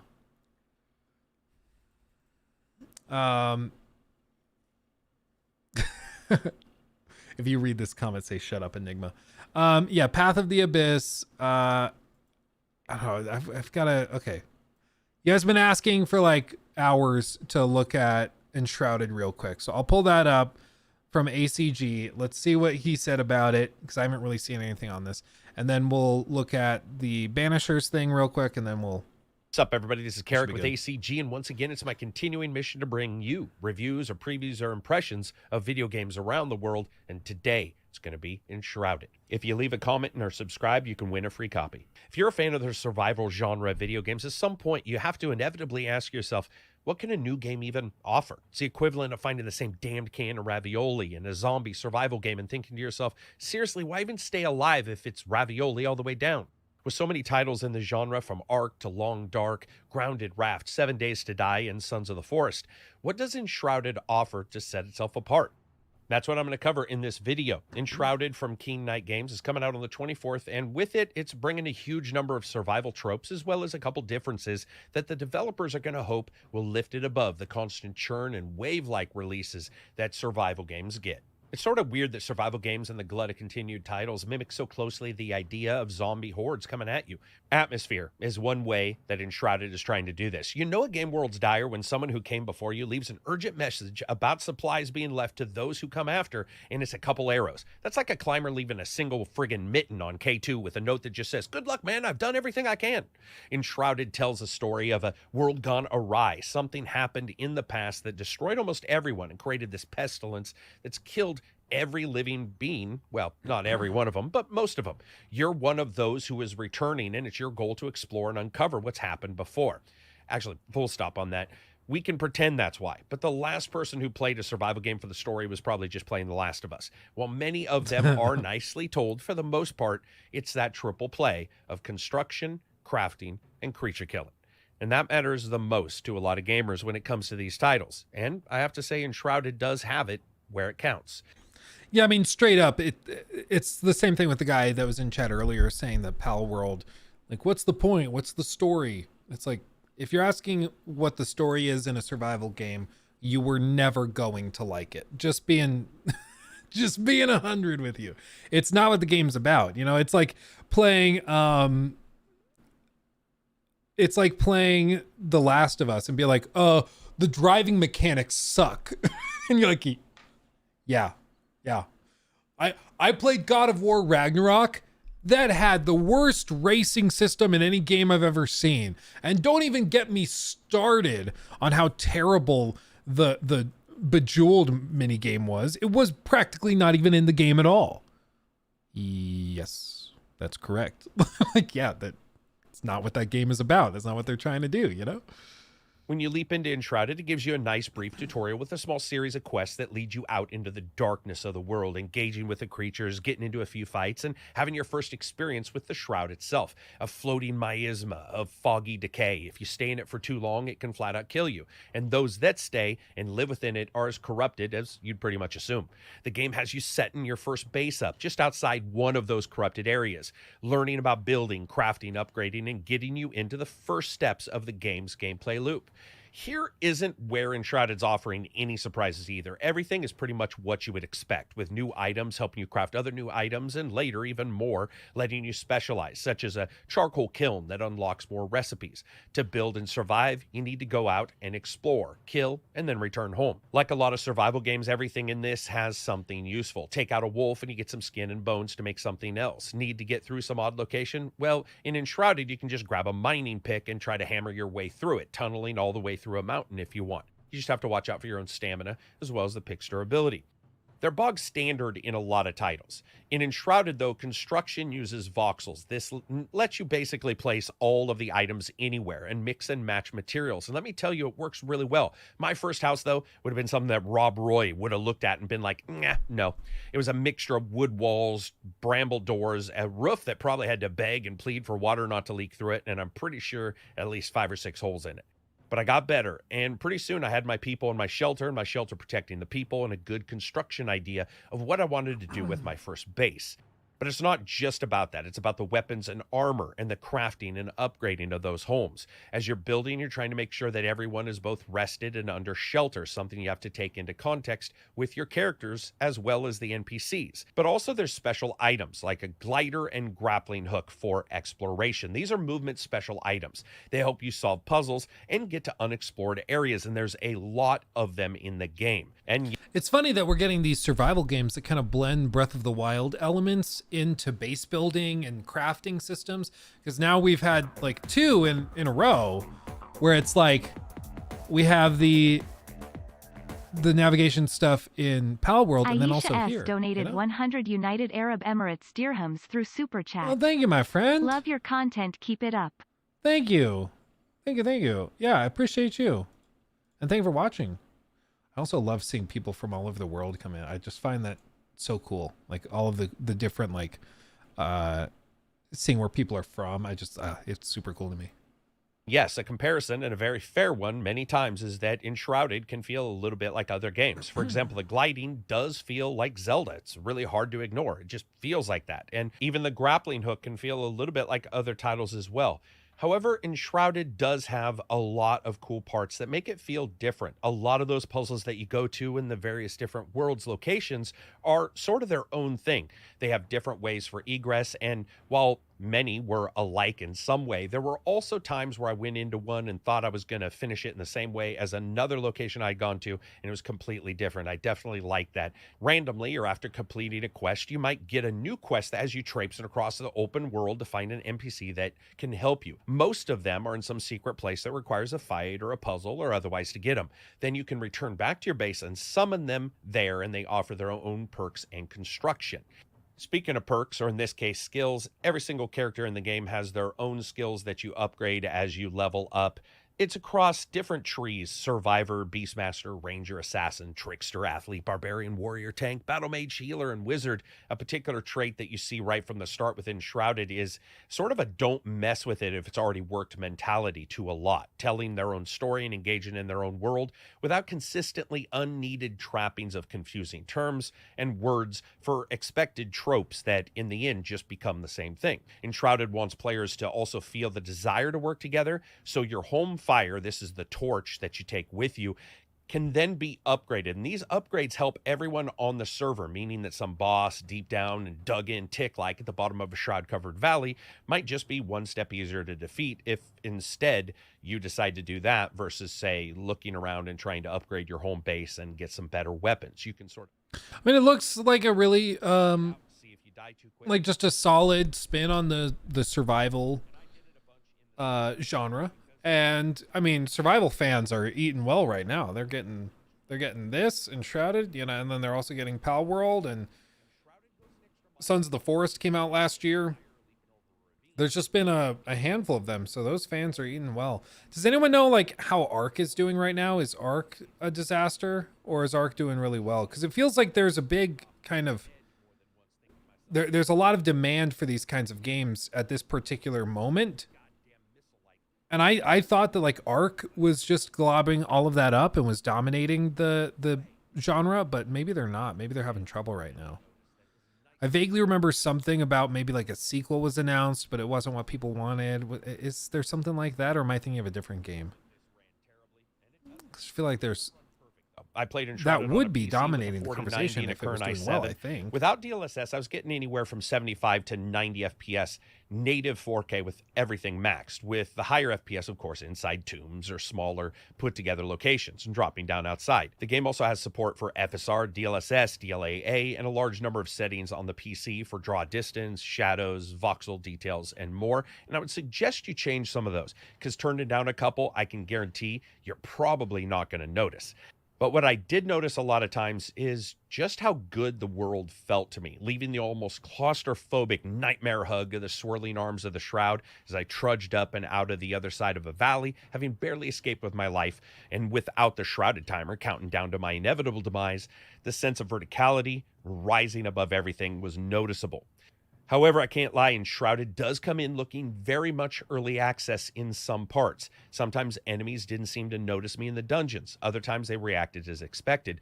But it did let me actually get to a couple places I probably shouldn't have been able to. Also, particular technical elements weren't fully shaken out when it comes to the world itself, because no matter how pretty some horizon is or how some sunrise can make you breathe a sense of relief, the issues that the game has are a ton of LOD swapping and popping, as well as noticeable issues with emitters for fog and otherwise cutting into the geometry. And that can make it look much worse. It just depends on where you are and where those elements are.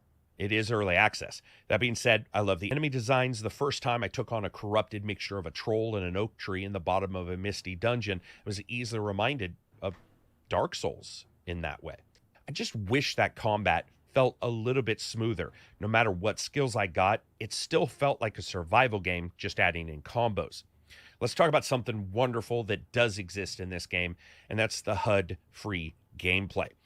You can turn the HUD off, and the HUD off in Enshrouded, while I don't suggest it the moment you step in, once you do, once you become aware of the way the game wants you to interact, the expectations it has for you and your own ability to track what's going on as well, there's a hefty amount of understanding you're going to need for which weapons you have and which spots. But once you do it, I thoroughly enjoyed no HUD gameplay in this.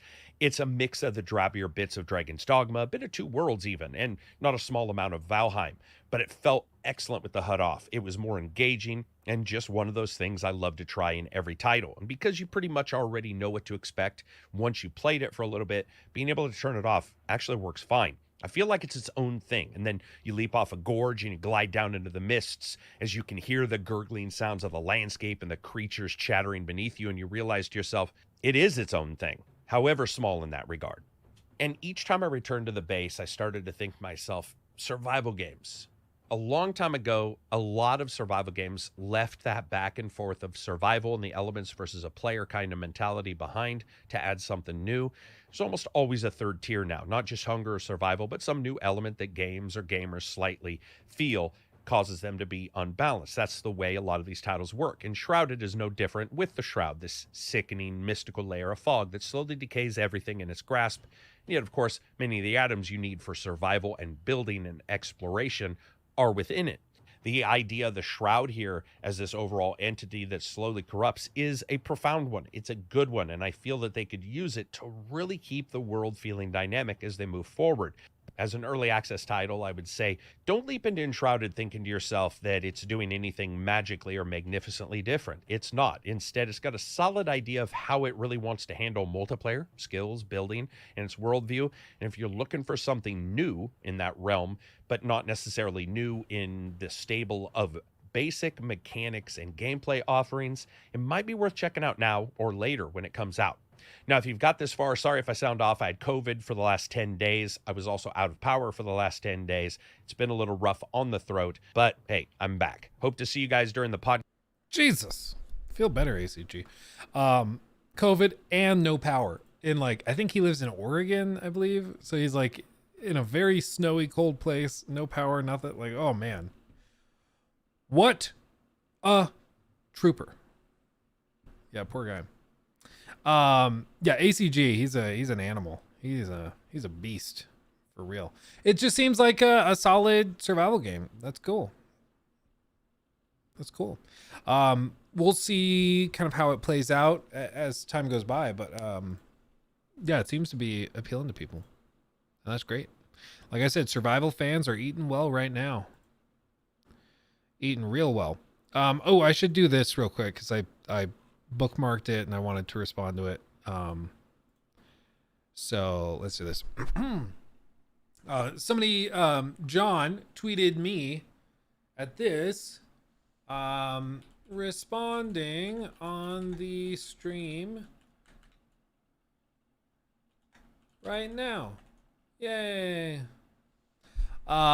So he said, "Hi Luke, huge fan, recent subscriber. Given all the Suicide Squad commentary and the point of live service games, Suicide Squad Kill the Justice League looks like it will be an utter failure. I'd love to hear your thoughts on the channel if you feel like Disney/DICE bailed too soon on Star Wars Battlefront. Here is a dedicated fan base who will come back to new Star Wars content, but because they fumbled the launch of Battlefront 2, they abandoned it. Do you think not having Battlefront 3 in the pipeline is them missing out on a golden opportunity given how well those games were made, given the devs' passion for the IP? Battlefront seems like the idea of a model live service game with a proven IP. Thoughts? Thanks." I absolutely agree. I don't know if there was, after Battlefront 2, potentially a licensing dispute, because if you recall, maybe I can find this quickly, Disney Battlefront 2. There was a big story. Let's see. I think this is it, maybe. So yeah, report. This came from Windows Central. Recently, there's been a lot of backlash against EA and their aggressive microtransactions in Star Wars Battlefront 2. Not only are gamers outraged over the loot crates, but it seems that the developers aren't doing much to alleviate concerns. And then they kind of break that down. The Wall Street Journal has been following the controversy for a while and said that Disney contacted EA to discuss the outrage over the game. Star Wars is owned by Disney, and given the fact that it's a valuable property, they didn't want the negative press before the release of Star Wars The Last Jedi in December. The Wall Street Journal reporter Ben Fritz is familiar with the game and wrote an article about it on his Twitter page. He said that Jimmy Pitaro, Disney's head of consumer products and interactive media, contacted EA detailing Disney and CEO Bob Iger's take on the issue. Most of the stories in the press have been about Star Wars Battlefront 2 was like gambling based on the loot crate system. Disney didn't want their franchise to be associated with it. It's not clear if their intervention resulted in EA pulling the microtransactions, but last night they said the temporary removal was only temporary. There was also rumors floating around that Lucasfilm wanted the current system in place while EA just wanted cosmetic microtransactions. However, take that with a grain of salt, as there was no proof aside from an unknown source's testimony. Yeah, not much reason to take it as truth. So it seems like Disney stepped in, and at the very least, they were not thrilled with how Battlefront 2 was received. Now, if that was because Disney pushed them or Lucasfilm pushed them to put these microtransactions and loot boxes in the game, and then the game was received poorly and they tried to blame EA, or maybe they're like, okay, we were wrong, let's fix it, EA, figure it out. Who knows? But at the very least, they weren't happy with how Battlefront 2 was received. So there is a real possibility that they just decided that they weren't going to greenlight another Battlefront after Battlefront 2 was received really poorly. I did go back and try it again, like last year at some point. I played Battlefront 2 again after all that time, and the game is still good. It's very difficult to get into now because of the star card system, where anybody who's been playing Battlefront 2 for an extended period of time has cards given to certain characters they play, and those give actual gameplay boosts. And that was the problem with the loot crates initially, is that they basically were gameplay altering. If you got more of these star cards, it made you have a better character, and then you could win more frequently. So it was like pay to win, basically. And so it's better now, but it's very difficult to get into now.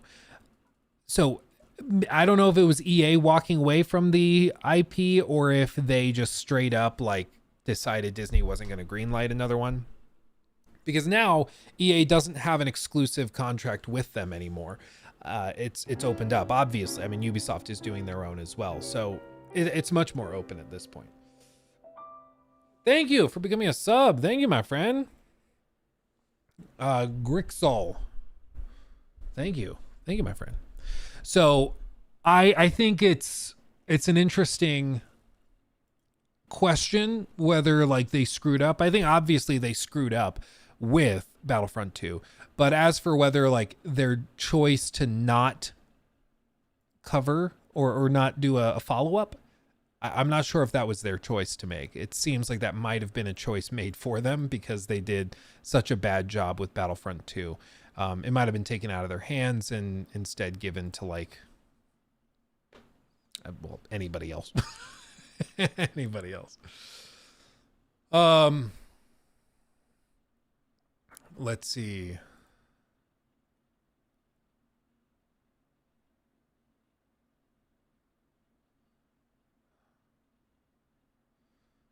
What's the drama with Asmon right now? Artists' opinions don't matter. Expect me to draw a moral line. I have to perceive a difference that I consider substantial. And I do not consider the difference substantial. I think this is about Do you Power guys? World. No.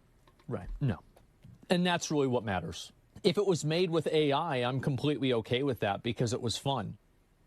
The evidence It is doesn't that matter. Nobody really cares the lead about this. developer has been very positive about AI in the past and made an AI game We're gonna play called this, by the way. AI Art Imposter that lets Yeah. an AI artist draw a picture. And so that was like one of the Yeah, games. we're gonna be playing this week. Yes, just generally has been much more positive about some of the benefits of AI rather than what is the normal sentiment amongst artists and I guess general Twitter population, which is that AI is bad and it takes jobs from people. Well, AI and the sentiment from artists opinions don't matter.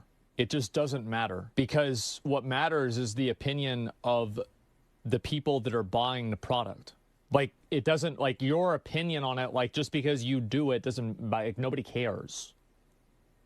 Like, it's not relevant. It's like whenever one of these, like, really well-respected and really respectable directors talks about how bad Marvel is. Shut up, old man. Shut up. I like watching the Thor movie. It was cool. He followed up with, am I wrong about this? Looking at so many people angry with what I said is kind of shocking to me. When you go to market with a product, the only thing that matters is the consumer's perception of the product's value. When did this become wrong? So, like, here's the thing. I understand what he's trying to say. He's like, at the end of the day, within the market, who cares? Because we're seeing this right now. It seems like people don't. And this is the point I've made. the broader public and the gaming public doesn't seem convinced of the arguments that Palworld has overstepped any boundaries. Like they just aren't convinced, which is why it's sold so many millions upon millions of copies. They just don't care. If they were convinced that this was some ethical lapse or there was a real concern here, then they wouldn't buy the game. But they're buying the game because they're unconvinced of the arguments being made against it. And so the perception is that either the arguments suck, or the perception is that the people that are getting upset about Palworld are just pearl clutching and like virtue signaling, whatever.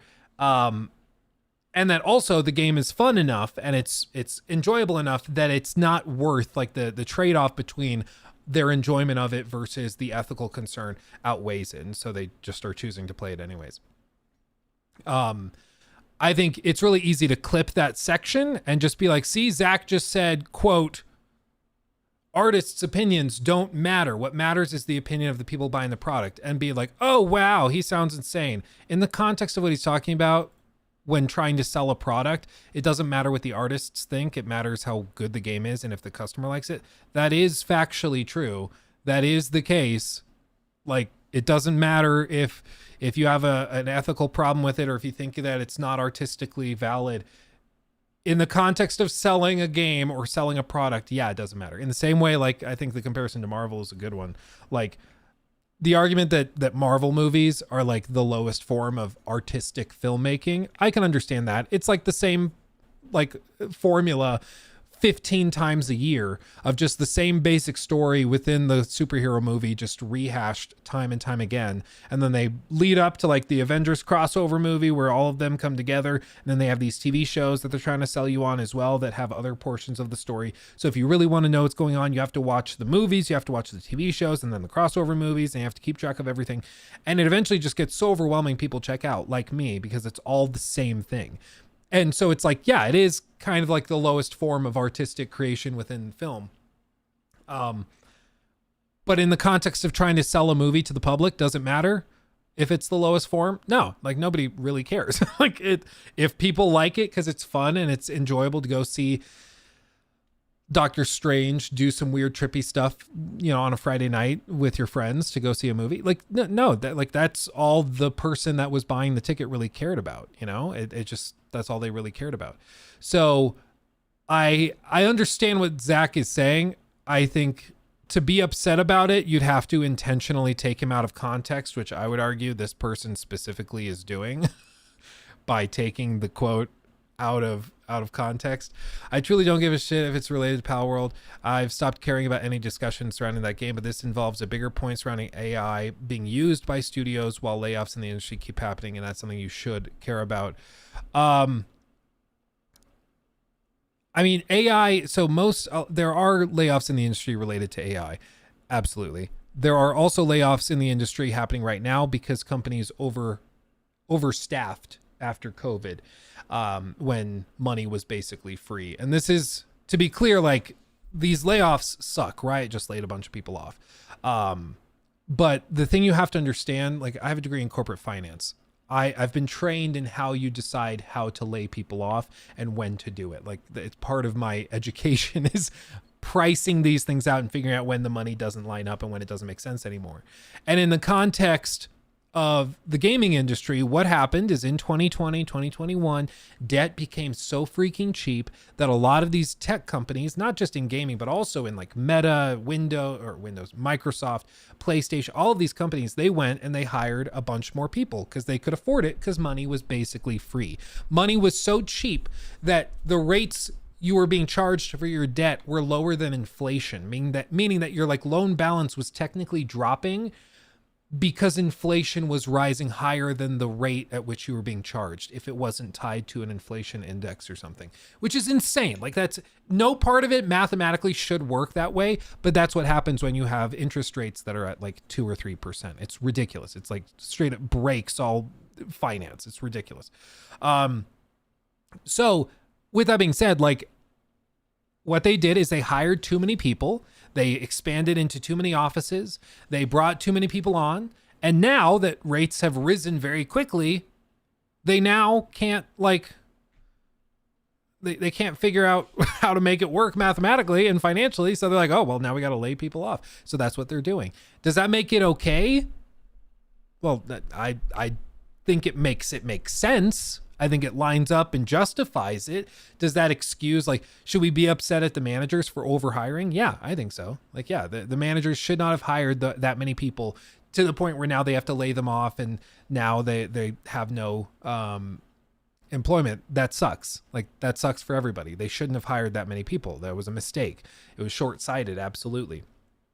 In the context of what it's doing, though, like, is this all of a sudden like a huge video game industry AI specific crisis?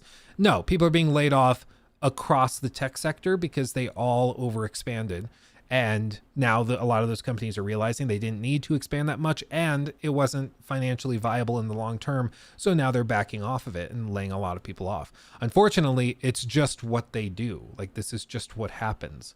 And in the tech sector, and this is one thing that is unfortunately a reality, and you might not be aware of it. In the tech sector, talent is very, very limited, especially in video games. Like, having one art director or having a gameplay designer or something on your staff is very valuable, especially because you're keeping them away from the competition. Like, that is a key. And within, like, you think of the executives within Rockstar or within Ubisoft or within Bethesda Game Studios or Santa Monica Studios or Naughty Dog. If you can hire that guy and keep him away from the competition, that's better for you. And so what Meta started doing is that they started hiring up AI engineers and VR engineers just to keep them away from Apple. There were reports where, like, they didn't have enough work for those engineers to do. They just had them on the payroll to keep them off of Apple's payroll, to keep them from working for Apple, because then that would actively harm their ability to stay in front. And similar things happen in the gaming industry as well, where executives will look at it and just be like, we need to retain talent just to keep it away from them. So they'll expand, hire too many people, even though they don't really have enough work to fill up their schedules. And when money was basically free and they could just borrow money for basically nothing, they were able to do that and just expand and grab all the talent that they could and hold on to it. But now that the rates on that debt to try and create revolving lines of credit has gone up, they can't afford to do that anymore. And they have to only employ people that they can afford to employ. And so they're letting those lesser, lower level people go. That people that they consider to be less valuable on their team. So again, like, does it still suck? Yes. But does that make more sense than it's just greedy, evil, late stage capitalist, blah, blah, blah, Twitter garbage? Like, yeah, it's just, whenever you read one of these posts that's just intentionally taking quotes out of context, then like complaining about something that applies to every industry in the world, you should not take it that seriously. You should kind of tune it out, I think.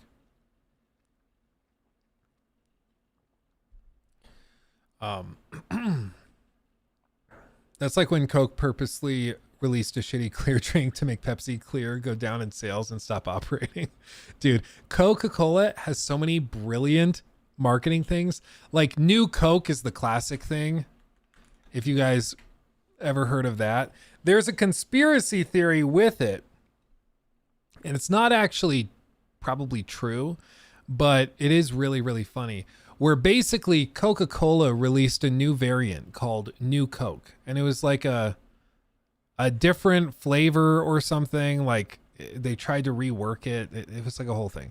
The controversy specifically, as you can see, it was the unofficial name of a reformulation of the soft drink Coca-Cola introduced by the Coca-Cola Company in April of 1985.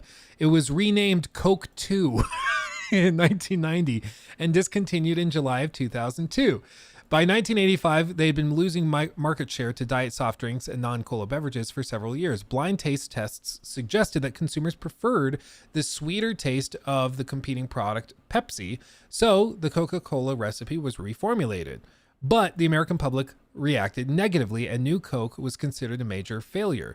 They reintroduced the original formula within 3 months, rebranded as Coca-Cola Classic, which resulted in a significant sales boost. And this led to speculation that the New Coke formula had been employed to stimulate sales of the original Coke, which the company has vehemently denied. The story of New Coke remains influential as a cautionary tale against tampering with an established, successful brand. Yeah, and this is basically like where they purposely released a clear drink. There's all sorts of things with Coke where like people think that maybe they intentionally released New Coke and that it was meant to be a failure to get people to go back and rally around the original. Doesn't seem like that's the case. Like they've interviewed people that were on the team at the time that decided to do this. And it was true that in taste tests, New Coke rated higher. People liked New Coke better, but they didn't like the idea of it not being Coke or being different. So even though blind taste tests, they liked the new one better, they liked the established brand more. So everybody united around hating New Coke, even though in blind taste tests, they liked it more. They rallied around the original and it boosted sales. So it was a marketing blunder that actually ended up helping them a lot, which is just hilarious. It's just funny how that works. You know, it's crazy. It's crazy. Dr. Pepper never gets the respect it deserves. Dude, for real. Dr. Pepper's very good. Yeah, it's a whole thing. It's a whole thing. Call of Duty took this strategy to heart. Dude, Call of Duty kind of does it too. You're right. Like they release every year a new version of their mainstay title, and then it's usually received pretty poorly. And and after it's received poorly, they like put the previous entry on sale and they shift it around and everybody's like, actually that game from last year that we all hated at the time is actually really, really good. It's like, but that doesn't really make much sense. It doesn't really make much sense, but whatever. Somebody's saying there's a Twitch W. What is a Twitch W? Here's a fact. Did you know in Mexico, Coke is cheaper than water because the president of Mexico sold their main water supply to Coke? I did not know that. But if that's true, that's freaking hilarious. Hey, look, I've never had an Apple Watch, but looking into Series 9, is it worth it? Honestly, like smartwatches are only really worth it if you are trying to track like workouts, if you're trying to work, like if you're trying to track movement, activity levels, stuff like that. Seeing notifications is nice. If you're concerned with telling time, just go get a nice watch. Like, just go get a nice watch. It's fine. It works well. You can quickly glance and see the weather, but your phone does all of that too now, especially even on iPhone, you can have widgets on the home screen and stuff. You just don't need to worry about it too much. You don't need to worry about it too much. Let's see. On May 1st, Partner Plus program is being renamed to the Plus program. All monetized streamers will be able to achieve 60/40 for 100 plus points for 3 months, or 70/30 for 350 plus points for 3 months. What the hell does plus points mean? 100 sub points? Yep, if you keep your sub points above 100 for 3 months, you get the new rate. Oh, okay. So if you have above 350 subs on Twitch for 3 months, you make 70/30 on the sub split.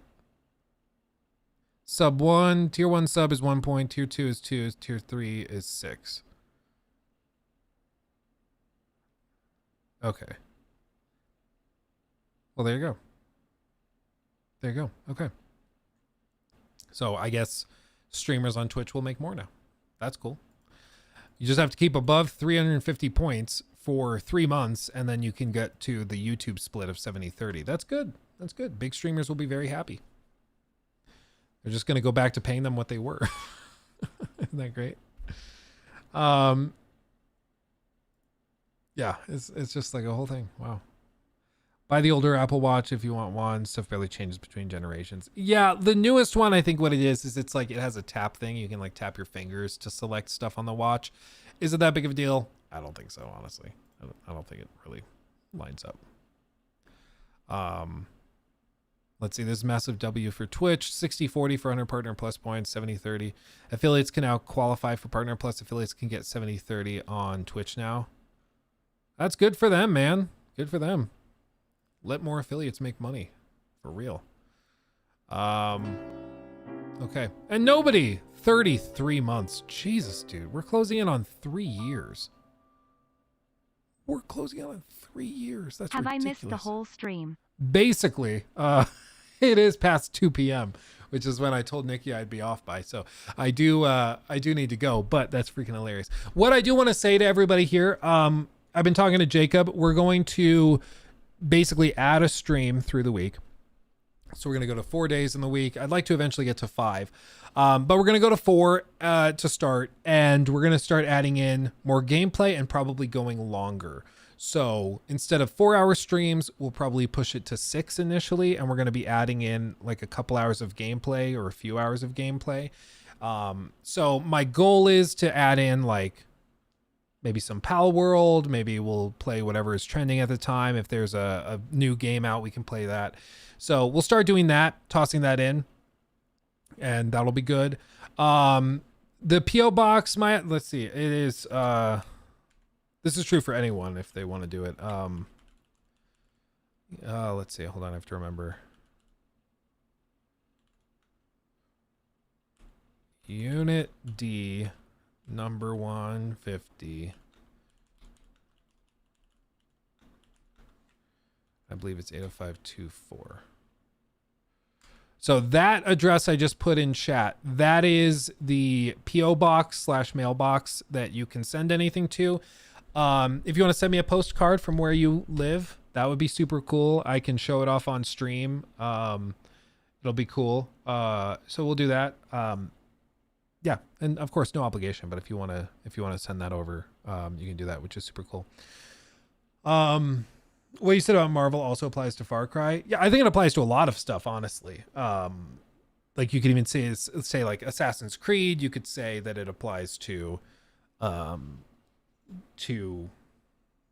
Fortnite iterations and seasons. Like it applies to a lot of stuff, I think. Hell yeah, more streams. Yeah, I just like for a long time I've not done gameplay during streams just because like whenever I've done it, viewership plummets. And then I'm like, okay, well, that's not really worth doing it. But I think viewership plummets because the people that watch the streams right now are the type to watch it for me rambling about stuff. So like the people watching are not the types to watch gameplay. But if we start doing more gameplay streams, I think more people will watch for gameplay. So it's just the chicken and the egg thing. Like we just have to build it up. And it's not to say that we can't still ramble and talk about stuff while doing gameplay, but it's just that we'll diversify it a little bit. And I'm looking forward to it. I think it'll be fun, and it'll give me a chance to actually get more gameplay in some of these titles. So it'll be good. It'll be good. I'm looking forward to it. And hopefully you guys enjoy it too, and it'll be good. You know? Yeah, I watch Retro and Jor's gameplay streams. Oh, good. Yeah. It'll just be fun. It'll just be fun. Okay.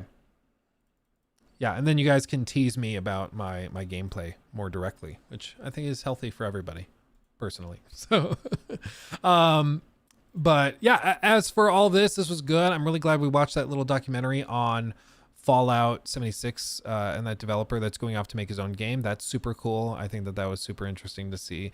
And I think it's awesome. I think it's really cool to see. Warzone streams were cool. Oh, dude, if we did Warzone streams again, like a community night would be really funny. I think that would be really fun. I would like that. Because what we used to do way back when is we used to do like community night, basically Warzone Wednesdays, where we'd all hop on and whoever was in the chat could hop on and play like Apex with me and maybe Phipps or like go and play, you know, whatever we were playing. It was super fun. It was super fun. So you do 16 times the stream every week? That's the hope. That's the hope. Yeah. No, I think my goal is to just rev it up a little bit and get to like 6-hour streams and then maybe add in one more day. And then eventually, you know, here's the crazy thing, guys. A year ago, this live channel was hemorrhaging money. Like I would lose $1,000 to maybe $2,000 a month just in like trying to operate it, especially when you factor in my time and if that I could be making other videos for the main channel, and I'm giving that up to do the streams. It was a bad business decision to do the streams, but I did it because I liked it and I had fun with it, and I was hoping that one day we could get to the point where it was sustainable. The stream clips have started doing well enough that it's now sustainable, and there is an outcome, maybe 6 months to a year down the road, where we potentially could be at the point where the streams and this channel makes more than the main channel, which is insane. Like, we're slated to hit 100,000 subscribers on this live channel by like May or June. It's ridiculous. It's insane. It's because of you guys, so thank you. But it just means that I'll be able to justify spending more time actually streaming and playing games and doing stuff like that live, which is going to be super cool. Is this the end of the critiques and in-depth reviews? No, still do the in-depth reviews. I think the critiques are just going to move to probably 1 or 2 big projects a year, just because it's so time consuming, and it's just going to be picking the battles more specifically. So like 2023, the big video, the one big video we did was on like Hogwarts Legacy, and that was a really good fit. And for 2024, I'm not sure what we'll do.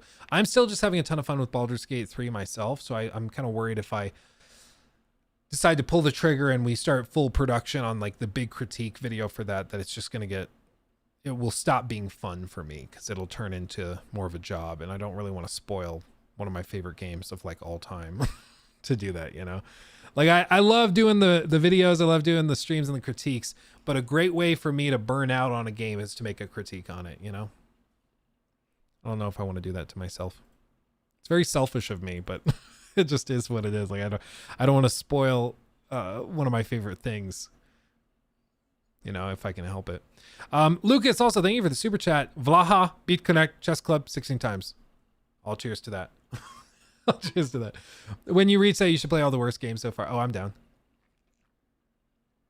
I'm down. Oh yeah, I did the Avatar Frontiers of Pandora review, or work in progress review. And I was hoping to be able to do like a full review and critique, but it seemed like people kind of lost interest pretty quickly. So if I put it out now, I'm not sure how interested people would be. I have more notes and stuff. Maybe on our longer stream, that's one thing we can do, is we can spend more time going through, like, I can show you my list of notes, my Google Doc, and just kind of do like the breakdown of what is going on. It's just more complicated now. Like, unless a video is sponsored, I can't really justify having an underperforming video. Because like I said, I've got people's salaries to pay. I can't afford to put out some less than performant videos, you know. Arthur, the reason I don't is just because Nintendo is super toxic, and they copyright stuff, they claim stuff, they'll put strikes on your channel if you do something without their approval. Like, they're just toxic. So I just don't. How much total time do you spend on those big critiques typically? Some of them take weeks of work, some of them take months. It just depends. But like, they lose money if we're just looking at ad revenue. Like, they lose money with the time that I spend on them, and the time especially that like Jacob has to spend editing them. They lose money, absolutely, without a doubt. So they're a labor of love. Like, they're not something I'm doing because it makes sense for the channel. They also, in terms of views, don't do better than the typical content. In terms of sub growth, in terms of every metric, if an outside analyst looked at them, they'd say, oh, never make one again. I do it every once in a while because I enjoy doing it and deep diving into a game, but they do not make sense, unfortunately, on YouTube. Maybe YouTube can change around how things work and it'll get better, but as of right now, it just doesn't really make sense, honestly. So, yeah.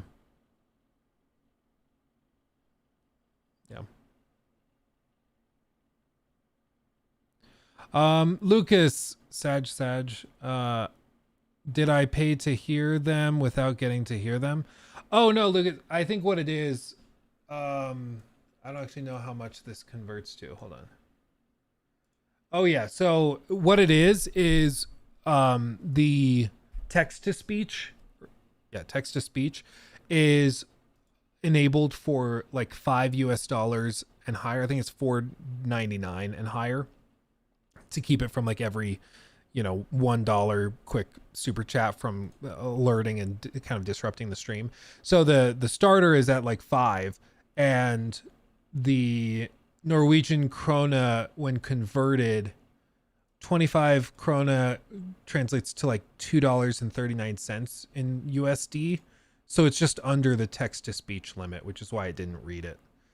I tried having it enabled for every super chat, and it just made it so the whole stream was text to speech, and it was like glitching out the whole time. It just didn't really work that well. Dreamin' Plays Games, also thank you for the 2. Hey Luke, I was wondering if you'd hire me. For what? For what? Just depends. As of right now, like our team is pretty solid right now. The biggest thing that we've struggled with is finding ways to, like, I want to expand the team, but we have to make sure that we can find a way that the person that we add to the team can justify the expense that they bring. You know, like if a person costs, I don't know, let's like $3,000 a month or $5,000 a month or whatever. I have to find a way to make them generate at least $5,000 of value, right? And it's just tough to figure that out. Very few people can like click into that space. So it depends. Like I've had people contact me like probably 2-3 times a week. I get emails from people asking, can I hire them as like an editor? Or can I hire them as a stream moderator or something? And it's like, it's not that easy. Like as much as I'd love to just hire people, like there is a business consideration at the end of the day. Like it's got to make financial sense too. Did I get the PAX update? I did, Crisco. I did actually. They did authorize me to get a badge, but they're making me submit applications for the rest of my team individually. And I think it only really makes sense if I can do business meetings while there. So I'd have to be able to get Jacob and potentially Trevor there too. And so I'm waiting to hear back on those. So now I'm waiting for another round of feedback and approvals. Let us know if you have any openings. Yeah, I will. Anytime I'm like, the one thing I've said before, the one thing I am looking for is I'm looking to revamp the overlay. So if you're like, if you know how to do this stuff, if you know how to do the little, I can show you like cut together transitions. Ooh, la la. Hit me up. Because I would pay you quite well to craft a new overlay for the streams. But that's the one thing I'm looking for right now. That's one thing. But anyway, I'm going to lose my voice and I've been going too long. My wife will throw things at me if I don't. So I will call it there. Thank you everybody for chilling with me. Thanks everybody for hanging out. Much love. We'll be back probably tomorrow with the members only stream and maybe some gameplay stream as well. But I'll be back with that. Tomorrow's video should be pretty fun. I have a video going up on the main channel, I believe, tomorrow. So that's going to be really cool. And we will have lots to talk about. So we'll get there. Much love, everybody. I love you. I love you. Oh, play the sound bites. I could do that. Let's see. It was Vlaha. Assassin's Creed Valhalla. I don't have BitConnect saved, unfortunately. Chess Club, I do have that. Shout out to the Chess Club. And 16 times. 16 times the detail. Booyah, I got those. I got to there. And then Dreamin', whatever you need. I'm always willing to learn and grow. Yeah, for me, it's like I just need something brought to the table because I can't really hire somebody and then figure out. Like, I have to know what you're going to bring to the table before hiring you. I can't just hire somebody and then find somewhere to put you. Like, I'll hire you for a reason. So like if you're a world-class thumbnail creator and graphic designer, then yeah, I know what I can hire you for. But just, you know, empty blank stuff, I'm not really sure where to go. Anyway, much love everybody. You guys are fantastic. Stay safe. We'll see you soon. Hugs and kisses. Bye-bye.